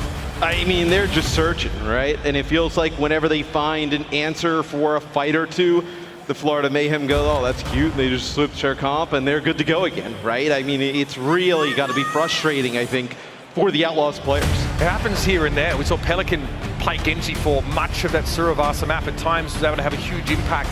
But the game plan for the Outlaws was push past the Sigma shield, ignore him almost, and decimate the backline. And it did work for the most part, but once the support ultimates came online for Florida, they're able to buy enough time to push them back. I mean, it's once they switch to the Bastion, there's no, like, past the Sigma now shield, what? great. Now you're in the middle of our team and we have a Bastion with Wheels mode. This would be the most scripted Owl moment of all time if we get a Fearless sub in here, which we will see Fearless jump back in with a little bit of a run back here. I mean, I'm here for the magic. I'm here for the fairy tale. I'm here for the protagonist who takes his place at the center of his team. The Houston Outlaws now look to Fearless for salvation. But I ask, what's going to be different, right? You can play Doomfist, you can play Winston, Reinhardt. Maybe it's a Reinhardt mirror, but if they play Reinhardt, you kind of probably feel that they, the Florida Mayhem, they believe maybe Sigma is like an answer to that, or, they have the Orisa-based compositions they can go to. It feels like a little bit of a Hail Mary. So the concern is a lack of depth in hero pool for Fearless to sort of respond to how flexible someone's been. Well, now you're not going to see Sigma. You're not going to see Diva, right? Having a really good chance you're not going to see Zarya. I mean, we haven't really seen Zarya all much, but takes that threat off the table. Like, you have like Wrecking Ball potential here. Like, we've seen some teams try and do it. I think you're probably more likely to see Doomfist. I think that's probably the direction this goes. Someone on your screen now. He's done it all. Hey, he had himself a day, right? Yep. Much more than just an emblem of victory to play for here at our 2023 Overwatch League Grand Finals. Esperanza will be our push map, and it is truly last chance saloon for the Houston Outlaws. It would be the most Outlaws thing ever, though, to run it all the way back, but it's gotta be now. You gotta get off to a hot start here. You really gotta make Florida think about what they need to go to and make some really fast adjustments on the fly. And it almost feels like you absolutely need first fight here to go your way for the Outlaws, right? To see the Florida Mayhem get like a team wipe, get 30 meters on the bot, it'd feel tough to overcome. Like you said, man, it feels like a Hail Mary for Fearless to make his appearance here. Jorge. Can you run the dive? You just look at each other in the back and say, if we're gonna go down, let's go down doing the thing, right? Bring Fearless back in, get him on Winston. The Bastion scares the crap out of me. So the way you do this, if you did play that, you need a hack on that Bastion. He needs to die. One more time! The Houston Outlaws have to find victory here. If you hack this Bastion and he does not die, it's also going to be tough. You have Immortality Field in the mix, you have Kinetic Grass, you have the shield. If you commit that hard and you do not win that fight, you are screwed trying to get this Winston out of there. We're about to find out, was the Winston the answer all along? The Bastion is so complicated to try and maneuver around. Fearless already taking significant poke damage, as has Xu. It's the Florida Mayhem that get to take center stage to start. In Merit doesn't need to use Wheels mode and transform until a dive comes in, right? just kind of poke and prod at a distance for now. They're taking their time. Look at how Checkmate dove in there. Someone was hacked, harassed, but where's the lethal damage? The Outlaws need to get Happy involved in this fight. Fearless now under pressure here, hit by the accretion, that health ball starting to dwindle. He jumps away to the rescue. Checkmate though, it's two with the focusing beam! Served up on a silver platter! I mean, Checkmate was trying to take out Shu there, and Fearless just jumped right into the line of fire and said, hey, please, me too. Happy sent crashing against the masonry by that accretion, the Florida Mayhem. It's a strong start. Yeah, I mean, this is what you did not want to see if you're an Outlaws fan, is like, look at Fearless, right? You're taking like some poke damage, but if you want to go in and commit, you got to commit your leap. They're going to just use like wheels mode on that bash, and guess what? You're weak going out. Here comes the Echo flying right in with that focusing beam to finish you off. Checkmate, spy checking here. Doesn't reveal Pelican. Provokes the dive out of Fearless at the very least. It's Happy trying to go to work on his high ground. The Outlaws have barely put a scratch on the Mayhem so far. It's time to commit, and so Fearless does. Punches RuPaul out. And now the Mayhem back away behind that kinetic grasp. Happy doesn't want to let him get away, but what choice do you have? The stick is good, and Merit is in pieces. That is from long distances. You needed something to go your way in the worst way. As Fearless gets that nano up top, you take out RuPaul, really the hugest source of healing there for the Florida Mayhem, and now you got an EMP. Give yourself a chance to tie it up. I can't shake the feeling that the Outlaws are playing this on hard mode. But if anyone can do it, it's them. Pelican spotted early there by RuPaul, had to get out. Not in position to use an EMP for the time being. The Outlaws look to assume the high ground. Checkmate though wants to wrap around a constant threat. Here's the EMP, Chorong is down. The body grenade was good from Shu, it's an easy pickup. He had the rally, and it's gone to waste. Now Fearless, with a primal rage, as someone is a smear on the wall. Do you believe?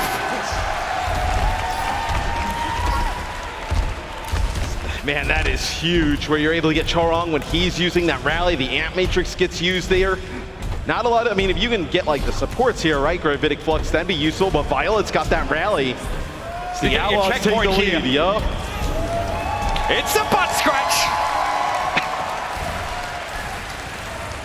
Nano for Fearless on the table again. Shu farming them up awfully quick. Checkmate looking for a 10,000 foot view of the situation. Sees very little. A duplicate on it. Ana perhaps. He'll be staved off by a whip shot. Clears that translocator by Pelican. They weren't in position to capitalize. Fearless is low. Nano for him. He's on the dive already. Looking for Checkmate. Merit hacked for the time being. Fearless is caught in the flux. Can they keep him alive? Unreal! Violet with the rally. We're far from done though. Happy needs a big pulse. He gets the stick though. It's eaten up. Someone with the kinetic grasp. Dematerializes that huge ultimate. And Shu has to do the stall thing. The Outlaws suffer the wrath of the Mayhem ult bank. Yeah, you fully wipe there if you're the Outlaws, right? You get a little bit of a reset because the bot, you know, did not complete the checkpoint for the Florida Mayhem. So you still have that bot is going to have to get all the way back to that barrier and then push over the line. You don't have that Bastion inside yet. So do have a lot of time here for the Outlaws, and that allows them to get that EMP. Even still, the Mayhem playing this awfully safe. They just take the high ground. See from the periphery, it's Pelican trying to hack someone. But the Outlaws want time, right? They want to build up a nano. Someone gets low, they're not going to get baited into going after that. They want to build up nano, they want to build up EMP. Here's the artillery barrage. The Outlaws being made to dance for the time being. Saw a dive away there by Fearless. This is all the time for the Mayhem to push up a bit. And Matrix in hand for RuPaul. This is dangerous in that corner. It's an EMP for Pelican like you alluded to earlier, Matt. Could be a fight winner. Chorong last time was shut down mid-rally by the EMP bio combo, and here it comes again. It's RuPaul this time. Immortality Field was there, but not enough to save the map, and here comes Fearless, swinging for the fence. He sees Merit. He's knocked out of tank configuration. The Outlaws still got some finishing to do, and so they will. Houston are back in possession. And that's totally fine for the Outlaws. Like when they saw the Mayhem playing up in the high ground and just kind of like poking and prodding, you're okay with that. You're building up ultimates. You're letting Shu just farm some healing on a Fearless, build up a nano. The timing from Pelican was perfect, right? You know, the Amp Matrix goes right away. You don't have that for RuPaul and the Florida Mayhem. A pulse for Happy here could go a long way. The threat generator just by someone's presence though was enough to send him on a different track. Nice little bounce there. Checkmate a little bit low. Hacked, harassed down by Pelican. Happy looking for a way in. Looking for the answer. There's the pulse thrown down. Bio and 3 players here. It's dangerous for the Mayhem to stick around. Checkmate duplicates a Winston now. It's a hack on Merit, attempts it. And here comes Fearless again, lit up like a Christmas tree with that nano. And the Immortality Field will be brought down. There's a Primal though from the duplicated Checkmate here that Fearless might have to respect. There's a lot of pressure on Sue right now, but they peel him off their rudder. Yeah, it's just all traded from both sides. It's really now you have this Gravitic Flux. Checkmate! You have a rally. They got him! Gravitic Flux here for 2. They'll live. No lethal damage until the accretion comes in. It's a trade, 1 for 1. Fearless has a moment now to get top back up, and Happy is chomping at the bit to get involved. Someone with a kinetic grasp. RuPaul has an air matrix here. It's awkward for both teams now. A player down. Pelican is brought to heal by Merit elsewhere. What is Fearless doing? All right, maybe a stall. Yeah, I think just trying to, get back to spawn, get regrouped as fast as possible. Interesting, Checkmate going to switch to the Tracer here. I think this is a good move where the Tracer's really good, obviously, Matt mirroring a Tracer v Tracer, where Echo is not great against Tracer in that dive. The Florida Mayhem now will get into the lead. But for how long? Pelican's gone hunting. It's both supports corpse. And it's all too simple. Merit hacked out of that tank configuration here. Fearless found him. The numbers favor the Outlaws here, but they need to turn this into a lead. They lost Violet, and then the hack Checkmate was the target. And Fearless makes him a pancake. But you did have to use your EMP to get control of that bot in the primal range as well. And through the fight, look at the progress Florida made. Right. Another 20 meters. So, I mean, what? You're win another one. You're relying on this nano on the Fearless to really kind of get you past this checkpoint that's going to pop up when these two teams kind of just stall out here in a second. Amp Matrix available. Maybe you can get a hack on this, as it looks like Pelican kind of lurking in the background. Checkmate here, hoping to catch Happy. He's living dangerously. Opting into the Tracer mirror. You'll see Fearless here as the bot's headed back to neutral now. The nano here for Fearless. In he goes. And Matrix thrown up, and Fearless takes no damage from it. It's not a great spot for that ability. And Fearless can just take his time. Merits him with the Bionade, but he's still alive somehow. Somehow they keep him standing. Checkmate also clinging to life, but Violet finishes the job. And now the Outlaws have a player advantage to work with. It's slow going, but it's inexorable. It's erratic for Chorok here as someone is hacked up. Artillery barrage coming in from Merit, but there's no connection. Happy, that stick is good. Oh, it's an Immortality Field to stymie it. But the Outlaws here running with a bit of momentum. It's a minute left in the map. Yeah, but they got to get going pretty fast here, Mitch. I mean, you're going to have a rally here for Violet. You think they get aggressive behind that ultimate? Violet here sees Fearless coming over the top, and it's Shu. Oh, Shu's taken down. Checkmate gets into the cookie jar, and they've lost their honor. Will it be a rally to stay alive? They can't do it. Is this the beginning of the end? You have to die. If you use rally there and everybody falls, that is game over. Your best chance is to come back, get grouped up for another fight. You know the Mayhem pretty much have nothing. You can play around this rally. I think you consider rallying. Do you rally first? Do you EMP first? I think that's probably what you're discussing here, coming back into that next fight. This EMP is everything. Pelican can keep his team alive. If he nails this, they're looking for him. OT. 3 seconds to go and we will be in overtime. Pelican from the backside sees Merit, waiting on Fearless to dive in. Here's the EMP and it comes down pretty much straight away. Immortality found a parent! Pelican's taken down! The pulse from Checkmate is just too good! And now in overtime the Outlaws fall to pieces! It's just happy to stay there! And your masters of mischief now stand as monarchs! Kings for all time! The Florida Mayhem are your 2023 Overwatch League champions!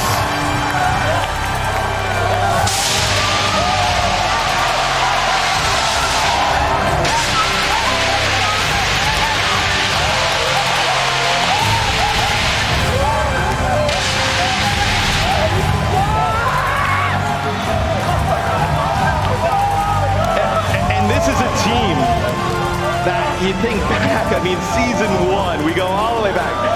They're fan favorites because of the memes, right? They're walking out with palm trees. They're not winning anything. They're 3-33. They're not winning anything. And to see that team come back better year after year after year, just culminate in this moment. I mean, they were the team this weekend that a lot of people thought were the favorites. And a lot of times, we don't see the favorites win, especially in Overwatch. See a lot of crazy things happen.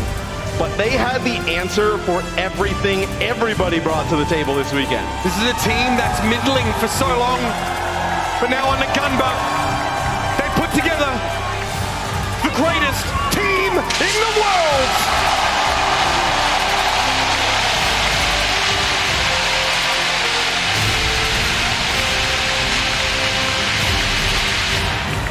A truth now nobody can deny.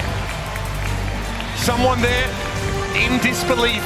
It's a long road. These are long seasons. Yeah. The West has never been more competitive than this year. And you just think about the day that he had, right? 2 awards in the morning, win 2 matches, find himself as a champion. He could end up being the MVP for all we know of the finals. I mean, just a tremendous performance from the Florida Mayhem. And the Houston Outlaws, a really tough way to end your season and your year. But I mean, just tremendous legendary players on their side. They just didn't have the flexibility needed to deal with what the Mayhem had. Gunba is a legacy of building incredible rosters elsewhere. He comes to the Mayhem with the same job. They invest in someone. They know he's a future champion. Merit they see as a perfect prospect to bring along. Chorong really made a name for himself on the Toronto Defiant. He couldn't say no. And now this team hoists the trophy. It's a weight off of his shoulders, but a heavier one in his hands. As the glory and the honor and the Overwatch League trophy sit in someone's grasp. I mean, he has had the crowd by his fingers this year, man. I mean, it is so, he is just such a fan favorite player. I mean, and also, like, a player that you look at Overwatch 2 is a completely new game, right? Going from 6-on-6 to 5-on-5. I mean, he embodies what the new era of tanks are. Before we go on to say this as the night comes, look to the sun, look to the dawn of a new day. This, from myself and Matthew Morello, isn't goodbye, it's a see you soon. It's Mitch Leslie and Matt Morello signing off. Everyone, give a round of applause for your 2023 Overwatch World Champions, the Florida Mayhem!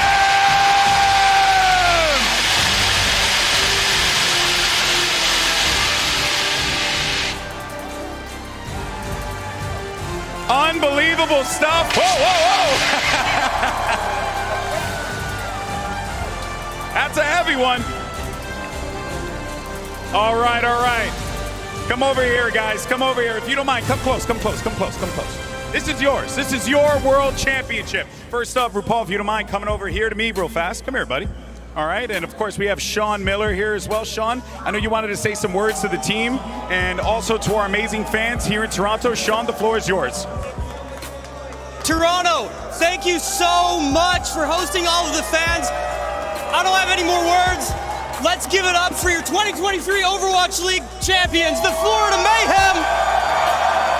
Unbelievable stuff. Where's Coach Gunba? Coach, come over here. Come over here, Coach. Come on, guys. Come on. RuPaul, first, I want to get you real quick, my friend. What an incredible achievement this is, not only dominating in the Grand Finals, but really just dominating in this entire competition. When you guys set foot in Toronto, did you feel like this was basically just a few rounds away? I think going into this, we were really confident. All year, we've practiced so many hours, so hard every day, and we have an amazing coaching staff, an amazing organization, and we're always pushing ourselves every day. So when we came here this week, we knew we were going to win. They knew. Paul, my brother, congratulations. You are a world champion. Well deserved, my friend. Go back with your team. Can't get Coach Gunba over here, please. Guys, give it up for the mastermind of this whole team, Coach Gunba. Coach, my friend, first and foremost, I interviewed you yesterday. And oh, watch out behind you. You don't want to knock out your brand new trophy. Come over here. We'll get a better shot right in front of the trophy. Look at that. All right. So you told me that when you set foot here, you're usually nervous, you're worried, you're not concerned, but you looked me in the windows of my soul and you told me you're going to be a world champion. So how does it feel to basically make the spoiler come true? I mean, as predicted, I knew we'd win, especially once Atlanta was eliminated. They were the biggest challenge to us, I feel. Other teams didn't have as much practice, so we knew we'd won once Atlanta was eliminated.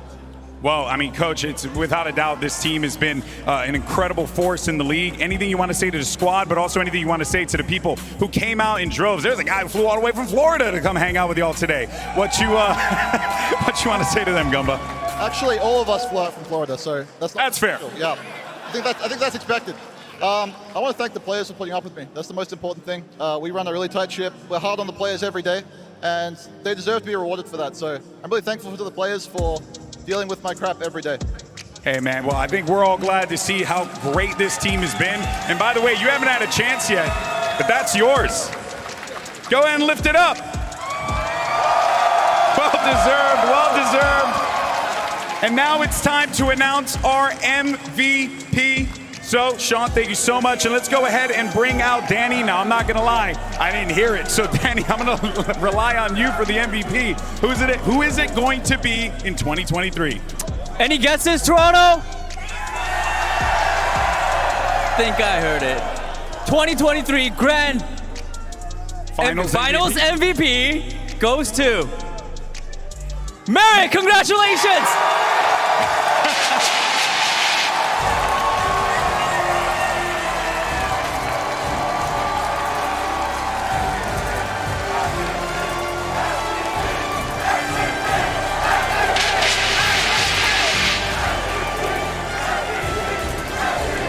Merritt, you were lights out today, and that is why you're holding that trophy. Now, I know this trophy is pretty heavy. I was holding there for 5 minutes. It is pretty heavy, so I'm going to make this quick.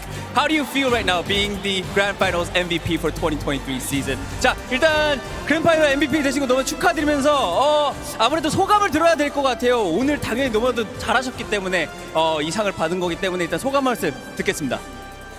일단 기분이 너무 좋고요. 제가 잘했다기보다는 그냥 저희 팀원들이 다 잘해가지고 이렇게 이겼을 수 있었던 것 같습니다. I mean, it really feels great to be the Grand Finals MVP, but I feel like it's not me that really played well, but I think it is our teammates that really supported me, supported the whole team to get the win. One final question. I mean, you are the Grand Finals MVP, so I want you to say it. Merritt, are you the best DPS player that we have in the Overwatch League? 자, 마지막 질문입니다. 알아들으셨죠? It's a simple yes or no question. I want you to say it loud and proudly, okay? 자, 크게 자신감 있게 네 아니면 아니오로 대답을 하시면 됩니다. 자, 해주세요. 3, 2, 1. Yes! Ladies and gentlemen, give it up for your Grand Finals MVP, Merritt! And give it up one more time for your world champions, the Florida Mayhem!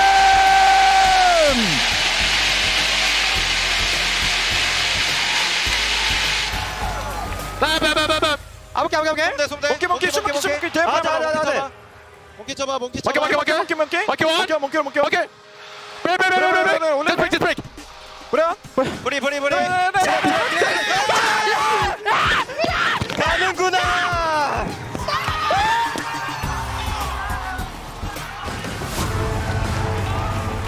That is uncensored joy, and that's how it should be. Ladies and gentlemen, your Overwatch League 2023 champions are the Florida Mayhem. In the first time in this franchise history, they get to host this trophy up in the air. And what a season it's been for this squad. They have been dominant, they have been creative, they have been explosive, and now they are our champions. Years in the making, they are our unquestionable Overwatch League champions. They did it the right way by playing all kinds of compositions. There's no question like, oh, what if we had a different meta? What if we had desired something else? The Florida Mayhem, they did it on Reinhardt, they did it on Sigma, and someone can play the Winston too. The Florida Mayhem are unquestionably the best team here in the Overwatch League. I think we saw a compositional outmatch here, but it wasn't just because Houston doesn't understand the meta. It was someone I think is such a crucial element of this, that Florida is able to counter swap every single time, always staying ahead of the game. I think this is an omen for the future of Overwatch 2 and these highly flexible players who really embrace the spirit of the game, ready to play whatever their team needs. They are the lightning rods that really activate these teams, take them to the highest level, and finally in a highly diverse meta, players like that are rewarded. It's awesome to see players like someone, our season MVP, Merit, our Grand Finals MVP, and the rest of the Florida Mayhem squad hoisting this trophy. It is well deserved. And they came such a long way, Johnny. At the beginning of the season, we looked at that squad and the way they played, and we thought, man, they're just so aggressive. Every team can exploit that. Like they need to scale it back. And they managed to rock up with so many different styles, so many different compositions throughout the years, just kept adapting and adapting and adapting. And these are the rising stars, finally fulfilling their destiny and someone winning the MVP award. But this was a team effort. It wasn't just about someone with this flexibility. This was about Choron, one of the most prized talents in Contenders, being promoted to the Overwatch League Grand Finals last year, coming over to the Florida Mayhem and winning the title. It's about RuPaul and his Baptiste in the backline, together with Choron. Merit obviously on the Houston Outlaws last year, he flourished, but this year he was the Grand Finals MVP. And checkmate, it started with the Chad mate, it ended with his May, his versatility in all these different compositions. Truly a team effort from this Florida Mayhem squad, and they get to hoist the trophy. Yeah, and they've been as excited as can be, celebrating on stage right now. Pictures are being taken. What was the mood down there? I mean, I'm sure you guys can guess it. They're just ecstatic. They're way too happy. And the thing I love about, Florida Mayhem, when they were winning, everyone was just very supportive. They were like, oh, you did great, you did great. You know, it's not about, I did great. It's about how the whole team was great. Sometimes it's that hunger to win that brings you even closer together. I think what's so incredible about this championship roster for the Florida Mayhem is that every single one of them was hungry. There wasn't a player in that starting five who you could say, oh, we're all gonna rely on you. You know, you need to carry us. You're the veteran, you're the expert. No, they had to come together. It wasn't one, it was together. It was the one team, not the one player. And so for me, I think this is a well-deserved championship. I don't think we could have had a better result here in this grand final to cap off an incredible playoff full of shocking twists and turns. And of course, with Florida Mayhem winning it all, the stat that everyone's been waiting eagerly to quote as well, that all 4 bottom teams from the inaugural season have finally won a championship trophy. The Shanghai Dragons, 0-40, they claimed theirs in 2021. The Florida Mayhem, now finally, the second worst team in 2018 to here, winning a championship trophy in 2023. Dallas Fuel, remember those guys? They claimed it last year. And San Francisco Shock, of course, back-to-back champions in 2019 and 2020. What a turnaround, what a twist! I know. Who would have thought? The prophecy fulfilled at last. You were calling it heading into the playoffs. That's what you wanted to see. And here we are at last. Florida Mayhem did it. And I couldn't be happier that these are the players we get to call champions this very year. But let's take a look at this incredible grand final. Let's take a look at the absolute dominance they showcased on this very stage. Let's roll some highlights of how the Florida Mayhem got that victory. You know, it started off strong for Houston. It looked like on that first control map, maybe they had some answers. Maybe they had activated enough to be able to make this series competitive. But Florida, they retained their composure. They brought it back on that first control map. And from there, it felt like compositionally, Mayhem just continued to adapt, continued to push the pace. Felt like Houston had to play a perfect game to win this. And ultimately, that was just too high of a hurdle to get over. And they tried so many different things. This was a Houston Outlaws team that threw everything against the wall. Obviously coming out and playing the Sigma composition, because truly, Bernard was their best option when it came to beating this Reinhardt composition. Swapping over to the Orisa here on Blizzard World, the Houston Outlaws recognized that maybe Boston Uprising had it figured out all along. Maybe the composition that Boston Uprising utilized to beat London Spitfire, playing this Reinhardt composition, would be it. But this is where so much flexibility comes in. This is where the Florida Mayhem, they not only rock the Reinhardt composition, they can swap over to the Sigma. And as we headed over to Flashpoint, we saw that Houston Outlaws, they just couldn't figure it out. And for the Mayhem, they had every answer in the notebook. I mean, there were moments, though, I think, where Houston's ideas were remarkably close to working. They made these fights work. They made these maps incredibly close. I think, for me, that is where this talk about strategy has to end, and we have to start talking about individual performances from players like Merit. Time and time again, when Houston had just eked out some tiny edge through a desperate fight, it was Merit slamming the door shut on them with a ridiculous Grand Finals MVP performance. And finally, Fearless came in for the Houston Outlaws here on map 4. surely as a last hope, maybe he could become the protagonist reverse sweeping the Florida Mayhem. But this was a Houston Outlaws roster, at this point, out of ideas. Maybe the Winston composition, maybe diving with Sombra Tracer would be it. But it was not to be. It was Florida Mayhem throughout. I don't think we can criticize the coaching decisions from the Outlaws. Honestly, I think you said it well. They threw everything at the wall. They had to keep trying new ideas, keep pushing, trying to find the crack in Florida Mayhem's armor, but there just was nothing to exploit on that squad. You can't say it any other way than congratulations, Florida Mayhem. You deserve it. Absolutely. Well, and that means that the Florida Mayhem are the team to take home $1 million. They got the bag this season. And we have to congratulate the Houston Outlaws, of course, for a very well-deserved second place. Those two teams, they've been playing it so close all season long. It was a back and forth between. Those were the two teams, the first two teams to take down the giant, the juggernaut of the regular season, the Atlanta Reign. And now those are the two teams which find themselves in that grand final. And it was with players, of course, like Merit, really rising up towards the end of the season here. Like Jake mentioned, it wasn't all about the team play, but Merit with his Grand Finals MVP performance truly just took over the game really at times. And it allowed for the Mayhem to play more passively, to take their time playing this Reinhardt composition. And the Sojourn just finding pick after pick. If you're playing 5 versus 4, it's not even a contest. So Merit also as well. I'm gonna say, I mean, Jake, we gotta spill the beans. Every time throughout the whole season, Merit played and had some pop-off moments, which he had a lot. Jake in the green room would always be like, Taemin! That's his Korean name. I think that's sort of the thing that I guess players say or something. And he would always do that. And I mean, Merit had so many of those moments, and even in the grand finals on this match, he definitely deserved this award. Merit, he's a quiet player, and so, he comes in the interview, he says something lovely and humble, like, of course he does, that, it's my team, it's these wonderful guys around me, and he really believes it. He's a humble guy, but for me, what I love so much about Merit is that he's the perfect player for a system like this. The peaks of skill, unmatched, I think, right now on the hit scan roll. I think he is the best. But I think more than that, it's the way he can fit into the system that Gunba, McGravy, the staff of the Florida Mayhem created this season and refined and refined and refined. When I worked with Merit, I never once had to tell him something twice. I mean, it's an incredibly complicated game. It's very normal to need to iterate and iterate. But to have this kind of mechanical skill matched by the intelligence, the read of the game that Merit has, I mean, he's looking like one of the best players we've ever seen in the league right now. He said it. He said he's the best damage player in the world. He said it. You had to push him so hard. Too humble. No, I have no idea what you're talking about. No. He was ready. He was ready. Somebody needs to, because he deserves that kind of praise. 100%. And as quick as the Mayhem was with getting that trophy, as quick were our fan arts coming in, like this one from Reddy, showcasing that Mayhem victory. So once again, of course, thanks to everyone who's been sending in their fan art throughout the year.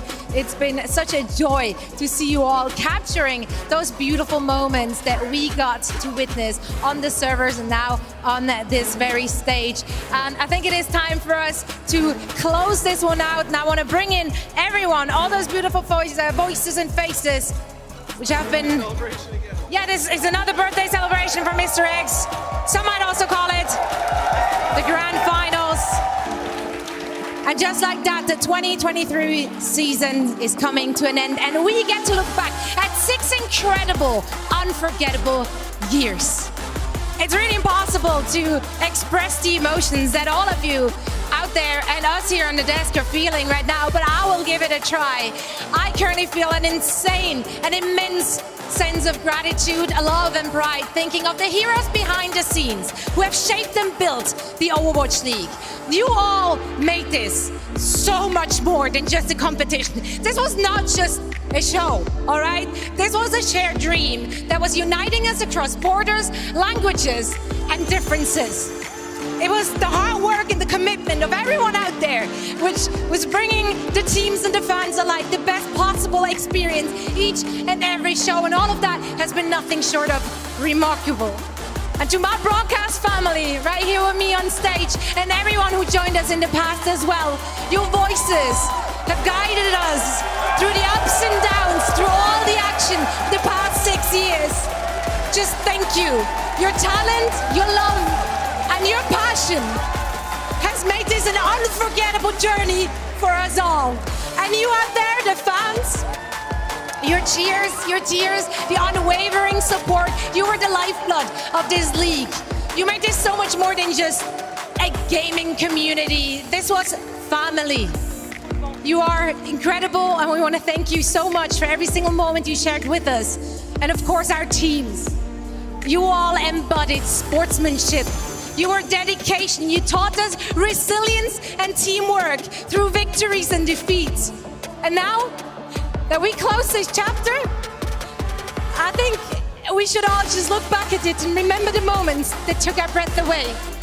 We have to remember the friendships we got to form and the lessons that we learned. So from all of us, thank you from the bottom of our hearts for being a part of this incredible journey. It's been an honor, a privilege, and a joy to share this experience with all of you. Thank you so much.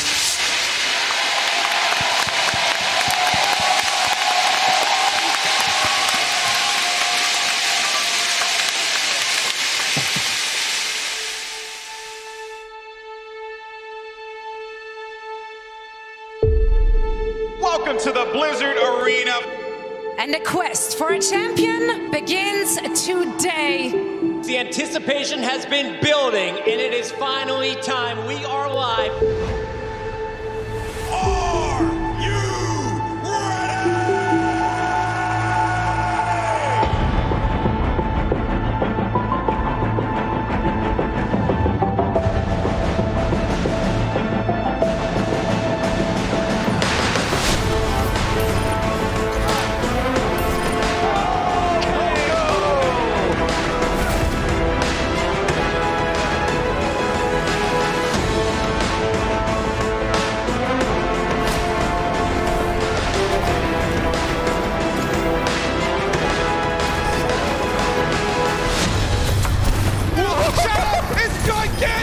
Is a really... Can you get over the roof there? Oh my. Oh my, what a play, what a grab! Another jump here on the high ground. Super goes forward, but gets stuck up. The EMP comes in, and ding, he rains down hell from above. Here comes Pine. Gets one, gets two. Looking for a bit more, gets another one. Tuno's down again. That heralds disaster generally for the Fusion, and Carpe wasn't far behind. Prophet, he's killed 4 players now on his own. Vancouver locks him in the sound barrier. The bomb coming from China. Oh my God! He does it again! Fledder now moving onto the Widowmaker, taking the clutch into his own hands. The headshot and the headshot and the headshot.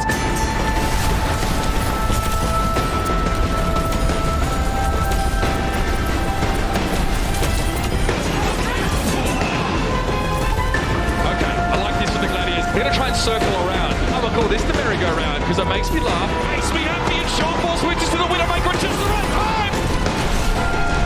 Oh! The Raven!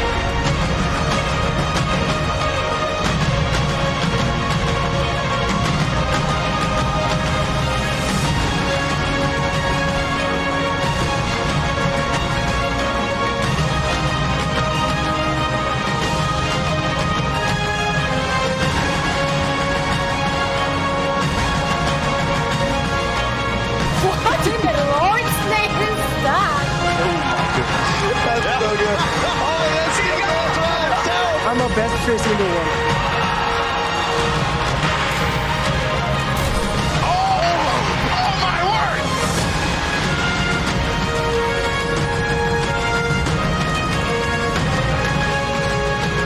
I mean, you could have told me that you spoke English, honestly. The fans never thought they'd see this day. It took 43 matches. Feels like a really emotional moment here.